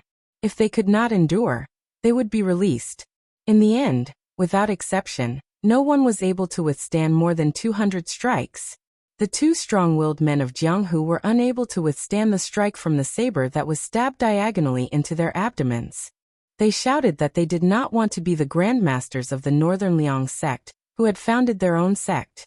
This saber strike was an imitation of Bo Er's lightning spear that was stabbed into the abdomen. Among the 7 or 8 people, the scholars all left crying for their parents after the stab. Surprisingly, this villager was the one who could grit his teeth and endure. It was a pity that he could not endure it. This was because the whisking room did not tell him how many stab wounds were needed. Not to mention them. Even the whisking room did not know. Only Chu Lushan knew. These people did not die in the whisking room. After they returned home safely, those who had mothers lost their mothers, those who did not have mothers lost their fathers, those who had elder sisters lost their elder sisters, and those who did not have elder sisters lost their younger sisters. Not only that, some of their good brothers lost their arms and legs. Afterwards, they were all blamed for being implicated by them. Some scholars who valued their reputation became disreputable hypocrites. In short, what they cared about the most, Chu Lushan made them lose it. Chu Lushan's ruthlessness was that when these people were on the verge of going crazy, he asked the whisking room spies to appear in front of them, and said that he would give them another chance. In the end, no one was willing to agree. After that, there was no after, because Chu Lushan killed them. Chu Lushan, who was sitting on the ground, had a calm expression. He laughed softly and said, "Before they died, I told them that in the past, they complained that they did not have a good family background. In fact, they were not afraid of suffering at all. Therefore, I gave them a chance. His Royal Highness's injuries in the past few years, excluding the different states of His Royal Highness's physique, and based on the physical strength of the person who received the stab, the amount of pain they suffered was actually very little. According to the order, it was only 314 stab wounds." Su Xiao threw a piece of orange into his mouth and laughed it off. Su Fengnian frowned and said the same words as Su Weisheng. "Aren't you bored?" Chu Lushan raised his head and smiled brightly. He shook his head. Su Fengnian said calmly, "In the future, don't do such things that harm one's virtue." Chu Lushan, who was obedient to His Royal Highness, said for the first time, "It's fine if I don't see or hear them. If I, Chu Lushan, see them, I will take care of them. The whisking room does not lack torture tools and people. Some newbies need some practice anyway." Su Fengnian turned his head and stared at Chu Lushan. He said slowly, "They are all Bailiang people." Chu Lushan restrained his smile and raised his head to meet His Royal Highness's eyes. "Although I, Chu Lushan, do not have the surname Su, I am still a member of the Su family. In this lifetime, I will be the general's adopted son. I have never heard of Li Yang, and I don't even recognize Bailiang or Bailiang." Su Fengnian said angrily, "Chu Lushan, I told you to stop." Chu Lushan clenched his fists and placed them on his knees. He gritted his teeth and said in a low voice, "Your Highness." Chu Lushan had to support himself with one hand to get up. When he bent over, he laughed and said self-deprecatingly, "I, Chu Lushan, am obsessed with cleanliness. Every day, I have to change into a set of luxurious clothes. I like luxury. Every day, I have to change horses. I am addicted to good food. Every day, I have to have the chef make new dishes." He would change everything except for his master. Chu Lushan wished that he could let all the Bailiang ingrates who were indebted to the Su family know a simple truth. There are two kinds of bitterness in life. You can't get what you want, and you can lose what you have. As long as Your Highness allows Chu Lushan to be in power, Chu Lushan will not be able to bear the sight of anyone talking without feeling any pain. After he got up, this talented and shrewd Chu Basha lowered his head. His eyes were red as he said slowly, Chu Lushan's master is only foster father. Ever since he took the infant boy from foster mother's hands, ever since he smiled at Chu Lushan, he has treated him as his own younger brother. Su Xiao chuckled and said, all right. Lushan, sit down for foster father. Why are you quarreling with your family? But then again, it's good to quarrel. If you speak your mind, there's no threshold that you can't cross. Chu Lushan sat down obediently. Su Fengnian walked out of the house silently and stood alone in the courtyard. Su Xiao said softly, Lushan, Fengnian is doing this for your own good. He believes in fate and cherishes fortune and fate the most. He's afraid that you will suffer from retribution. My foster father has already lost 3 foster sons. When you die or Yuan Zuozong dies on the battlefield, he will feel guilty towards me. But who can he find to complain to? All these years, he cherishes the maids in Wutongan very much, but he doesn't dare to care too much about them. He's just worried that one day something will happen to them because of him. Hearing this, Chu Lushan wanted to say something but stopped. Su Xiao waved his hand and said, it might not have been so in the past, but now he can handle it. There's no other way. He's my Su Xiao's son. Chu Lushan punched his knee hard. Su Xiao said with a smile, Chongqing, that little girl is blessed. Foster father likes her when he sees her. Now while foster father is still clear-headed and can still manage things, let's settle this child marriage first. Chu Lushan was stunned. Then he saw his foster father take out a badly wet jade bracelet from his sleeve. A layman could tell at a glance that it was not worth much. But Chu Lushan, such a wicked man who could make children stop crying, suddenly sobbed. Su Xiao stood up from the chair and squatted in front of Chu Lushan. He said with emotion, it's reasonable to say that this bracelet is the heirloom of our Su family. Foster father wants to help your foster mother to give it to the future wife of the king of Bailiang. But it's not something that can be done. Foster father thought about it and decided not to give it to his daughter-in-law, but to give it to his granddaughter-in-law is the same. You also know that among the 6 foster sons, your foster mother loves you the most. She said that you are talented, honest, and know how to repay kindness. She also advised you to read more. You also know that your foster mother rarely cries. That time when you helped your foster father carry so many swords, your foster mother saw you being carried back on a horse and cried in front of everyone. She even scolded me, Su Xiao, for being a good-for-nothing and scolded me for not treating you as a son. And that time when you rode thousands of cavalry to Shu, your foster mother calculated the time, and then waited for you on the mountain for a few days. She was always afraid that you wouldn't come back.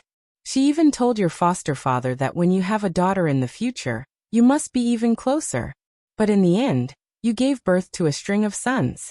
Before your foster mother passed away, she was still worried about this matter, and said that she would most likely become his granddaughter-in-law. Chu Lushan held the bracelet that his foster father gave to his foster mother as a token of love. He cried like a child. Chapter 929. On the first day of the new year, regardless of whether it was the emperor, officials, or commoners, every household had to have some free time. Even the New Year greetings had to start tomorrow. However, 2 carriages had already quietly left Liangzhou and were heading towards Lingzhou. On one carriage, other than Huyan Guanin, who was nominally serving Su Fengnian, there was also a woman who said she wanted to leave the palace for a breather. The 2 women had similar looks. Scholars despised each other, and it was natural for women to be jealous. However, Su Fengnian ran to discuss Lingzhou matters with Su Beiji, and did not pay attention to them. Thus, it did not matter if they were harmonious or at odds with each other. According to the agreement, Northern Liangdao's official documents would be sent to Huangnan County on the 6th day of the first month. Other than Governor Song Yan, who was promoted to the title of Little Governor, in Lingzhou, Zijin Wang family's Wang Luding would also go to Jinlu County. The two family disciples of Ling Suwang family would also go to Yuliang Prefecture to be the county magistrate and deputy county magistrate respectively. In addition, Commandant Jiao Wui would enter the Lingzhou general's manor and be promoted to the third in command of Lingzhou's military, Yanxiao Commandant. At that time, even an idiot would be able to see that the new Lingzhou general was determined to make the administrator, who was also the Lingzhou governor, into a slow stew. On the second day of the first month, Lingzhou was very lively. Logically speaking, some of the officials and dignitaries who were far away and could visit Sir Li in a few days all rushed over on the same day. The administrator's manor was filled with people and carriages. The housekeeper and gatekeeper of the Li manor could be considered particularly slick and clever, but they still couldn't handle the social interactions. They all wished they had 3 heads and 6 arms. Li Gongda did not rest for a moment in the morning, and was busy until dusk. Many of his old friends and confidants could only deal with it by drinking a few mouthfuls of wine. Otherwise, even if Li Gongda had a large amount of energy, he would not be able to handle the waves of guests. Li Hanlin did not return home for the new year this year. He wrote a letter back home that was clearly written by someone else. He said that he was going to Beimeng to play around. Seeing this, Li Fujian's heart jumped. She wanted nothing more than to grab her brother's ear and drag him home. She put down the letter, picked it up, and put it down again.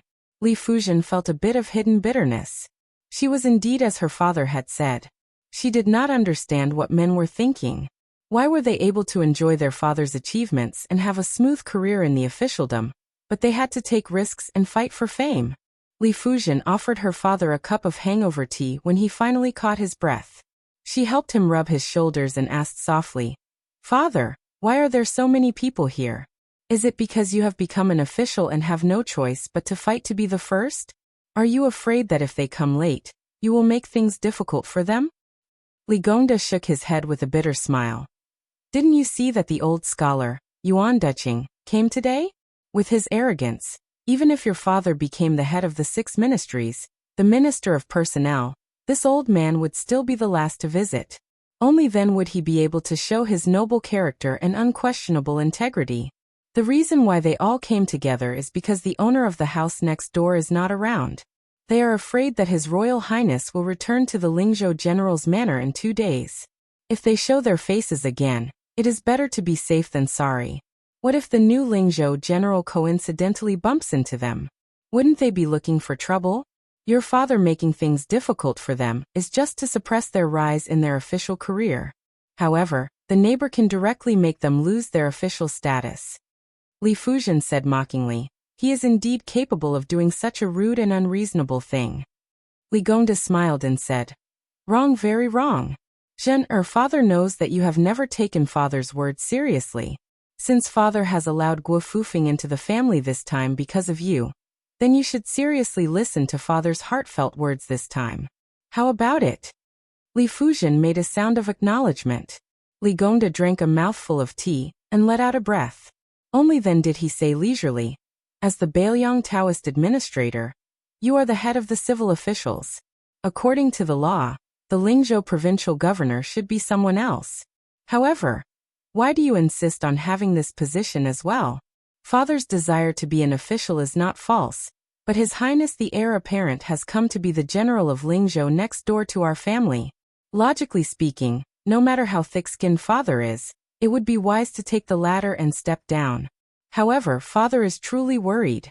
Nearly 1,000 scholars have entered Northern Liang, and most of them are from Lingzhou. In the future, Northern Liang's civil and military officials will be separated, and the 2 sides will be clearly separated. This is the general trend. If father doesn't have the position of Lingzhou's provincial governor, then his words will still be effective, but it will definitely be greatly reduced. Father's talent and learning are shallow, and he doesn't have an advantage like Wang Xihua's. If we miss this great opportunity to cultivate trusted aides, when Su Beiji or someone else replaces father's position as the administrator in the future, the Li family might very quickly be ridden on top of our heads. We don't need to be afraid of a falling tree, but we need to be afraid of a falling wall being pushed by everyone. Your younger brother is ruthless. Father does not doubt that he can become a colonel, or even a general. However, he is my only son. He cannot lick the blood of blades on the border for the rest of his life. When he returns to the local areas, when the time comes, it will be an unfamiliar official field where civil officials are in charge. The Hanlon Academy is a martial man who is used to killing and might not be able to make a detour. Thus, I want to quickly pave the way and build a bridge for the Hanlon Academy, while my words still carry weight. In the future, no matter if it is mountains or rivers, the Hanlon Academy will be able to walk smoothly. However, at this time, without the Lingzhou provincial governor, do you think those unscrupulous and snobbish people will not be worried? Thus, even if the great general personally came to the manor and personally supported His Royal Highness, he still forced himself to eat the bear's heart and leopard's guts. He wanted to be the provincial governor for 1 or 2 more years. In any case, he had to get familiar with those scholars before he was able to vacate this position. As for His Highness, unexpectedly, he was able to endure it. Actually, if he really wanted to shed all pretense of cordiality and directly ask your father for the Lingzhou provincial governor position, your father would not dare to not hand it over. Either he purposely smiled mischievously and told your father that he was not satisfied with being the Lingzhou general and wanted to be the provincial governor, and your father would have to hand it over with both hands. However, he did not do anything. In the beginning, your father thought that he had finally passed this hurdle, but your father thought too simply.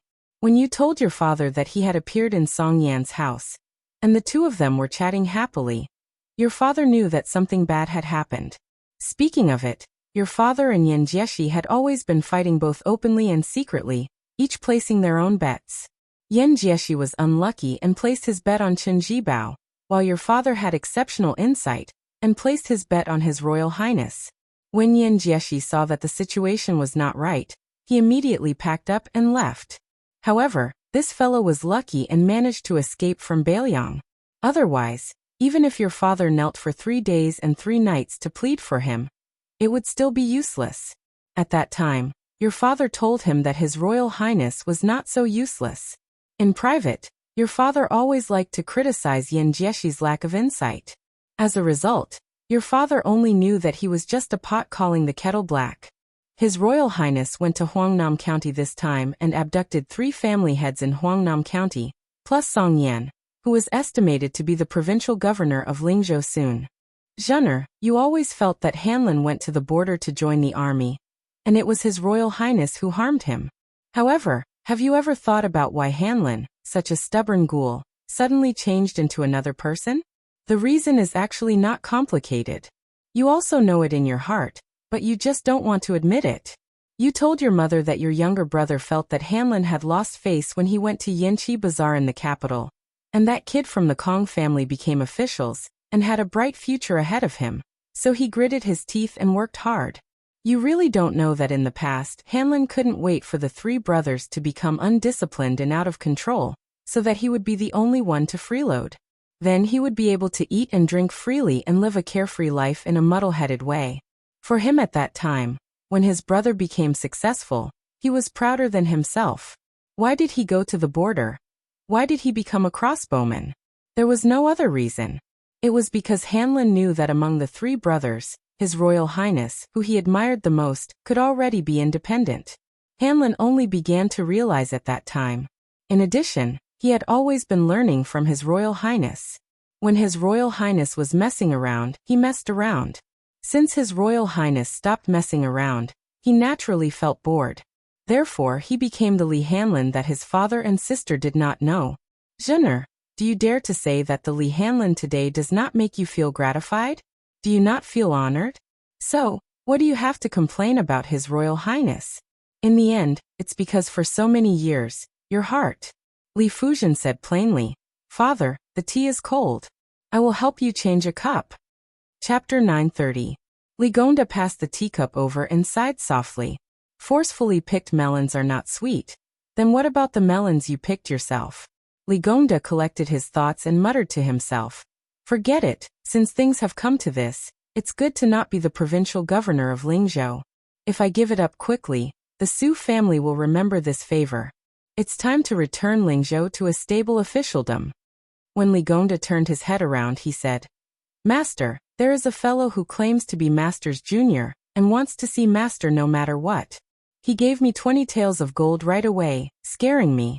If it was a normal day, this gold would have been earned by master. But today it is not his turn to bother master.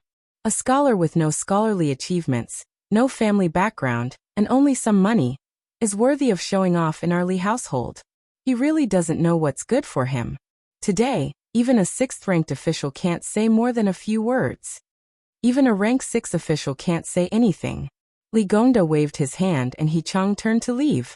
He then exclaimed and said, "That's right, master. That 30-something-year-old junior said his name is Su Hun, and he is from Lingzhou's Danyang County. He even said shamelessly that as long as he said this, master will definitely meet him." Li Gongda was absent-mindedly drinking tea with his head lowered. His fingers trembled. Just as the old steward He Chang was about to drive the young man who did not know the immensity of heaven and earth out of the mansion, the administrator raised his head and calmly said, "Bring him here." The old manager acknowledged and did not dare to say anything. He turned around and heard Li Gongda ask softly, "Is the Lingzhou general's residence still empty?" He Chang nodded. "It's empty. The Lingzhou general has not returned yet." Li Gongda nodded and waited for the loyal old manager to leave before placing the teacup on the table. He stood up and joked with Li Fuzhen, "Father still needs to entertain guests. Didn't you always complain that I looked down on that poor scholar Guo Fufeng? Bring him to see your mother. A grown girl cannot be kept at home. Father will turn a blind eye and treat it as me forcing you out of the house." In the past, Li Fuzhen would have been overjoyed. However, at this moment, based on his intuition, he asked softly, "Father, is this Danyang County guest called Su Hun?" Li Gongda smiled indifferently and said, "An old friend's disciple. I have to meet him." Li Fuzhen was skeptical and left the house with a worried heart. The old steward quickly brought in Su Hun, who did not look like a noble at all. The administrator, who had already sat back in his chair, squinted his eyes and looked at him carefully. He hesitated for a moment, held the cup lid with 2 fingers, and shook the slightly cold tea. The old steward left tactfully. Su Hun, who looked ordinary, stepped into the house and closed the door without asking for permission. He smiled and said, "Su Hun thanks the late uncle." Li Gongda did not speak from the beginning to the end. He lowered his head and drank his tea. This Su Hun was very unfamiliar to the entire Lingzhou. Probably not many people could recognize him. Even if they had met him once, they would not remember him. However, Li Gongda was different from ordinary people. When the Golden Weaving Bureau was established in Bailiang, it was located in Danyang County. According to the original intention of the imperial court, the Golden Weaving Bureau should have reported to the imperial study in the capital. He should have reported everything to the military officials in Bailiang, as well as the scholars' recommendations and customs. However, Li Shifeng was probably living under someone else's roof, and knew that Su Xiao was not to be trifled with. He had been doing nothing and turned the Weaving Bureau, which had a gloomy authority, into a government office with few visitors. He only symbolically paid a visit to Li Gongda and Yin Jieshi during festivals. Li Shifeng often traveled around Bailiang, and did not deliberately hide anything. There was once when he met Li Gongda, who was the governor of Feng province at that time. At that time, Li Shifeng let a coachman appear for no reason, and introduced him as a distant relative of his called Su Hun. Li Gongda was silent for a long time. He finally raised his head and looked at Su Hun. Su Hun handed something to the administrator. "This is the handwriting of the Grand Secretary Zhang Jiulu. Huan Wen of the province also wrote a note." Su Hun saw that Li Gongda had no intention of taking it. He smiled and carefully placed it on the table. He said calmly, "If you don't trust the secret letter, don't worry. You can find a way to verify the handwriting and seal in private. If you don't trust Li Shifeng, you can take Su Hun and send him to the Lingzhou general's mansion next door. If you don't trust Su Hun, you can send him to the Golden Weaving Bureau, and then send him to Chulushan. If you don't trust the imperial court, you can take a look at the secret letter before making a decision." Li Gongda responded with a cold smile. Su Hun took it calmly. After a while, Li Gongda glanced at the table and asked calmly, "Why are there 2 secret letters? What's written in them?" Su Hun smiled. "Su Hun is just a messenger. Even if I die, I won't know what's written in the letter. Li Shifeng didn't touch the secret letter from the beginning to the end. As for why there are 2 secret letters, since you asked about it, it means that they are sincere. Then Su Han has to die. Li Gongda frowned. What do you mean? Su Han said calmly. Su Han has avoided all the spies in Lingzhou. Please don't worry about this. I might as well tell you the truth. The Lu family in Qingzhou was attacked.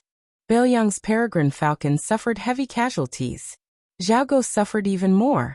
The main reason was not to stop the Lu family from dying. It was to attract Lingzhou's attention so that Su Han's trip would be foolproof. But this is not enough. The imperial court wants me to tell you why there are 2 secret letters after you have the intention to accept the secret letter.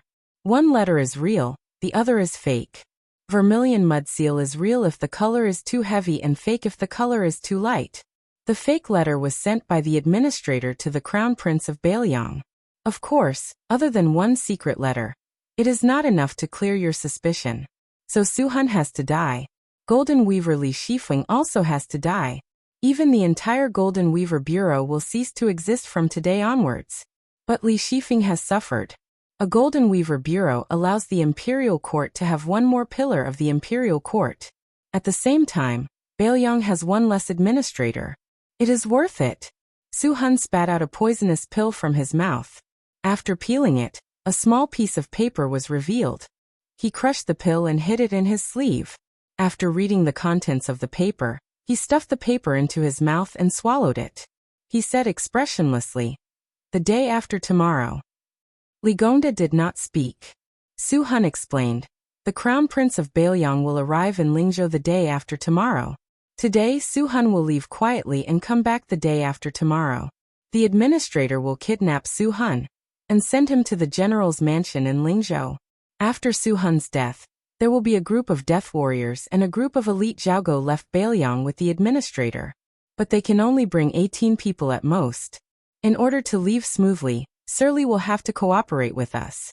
He will first give up his position as the provincial governor of Lingzhou and stay in Lingzhou for at least half a year. During this time, he will go out to relax the surveillance of the Bailiang spies. As for when the Xiaogo will make a move, someone will inform Surly." Li Gongda sneered. "The imperial court seems to have forgotten about my son Li Hanlin." Su Han smiled. "Young Master Li has received a military order to go to the south to carry out a secret mission. He will first stay in Gusai Prefecture. Then he will go east along the northern border of Yuliang and enter Ji Prefecture. Finally, he will meet Sir Li in the capital." Li Gongda closed his eyes and tapped the teacup lid lightly. He said with slight self-mockery, "Last time, Yin Jieshi only brought 16 people out. The imperial court is really concerned about me." Su Han was silent. Li Gongda smiled and said, "Let me do the math. I, Li Gongda, am now a rank 2 border official. If I want to advance any further, I can forget about Northern Liang. However, there aren't many positions in the capital. Among the 6 ministers, other than the Minister of Personnel, who was recently promoted, the rest are nothing. The fake secret letter must have said that the Minister of Personnel is too full. Who knows, it might be even more petty, like the Minister of Revenue or the Minister of Justice. However, I am very curious as to what kind of reward was written in the letter before I opened it. Zhang Jiulu is in charge of the minister's department and cannot be changed. Quan Wenkai is promoted to the minister's department and cannot be changed either. That leaves only the Hall of Secretaries. Other than becoming the lord of this place, it seems that I will also be given the title of Grand Secretary of the Imperial Cabinet.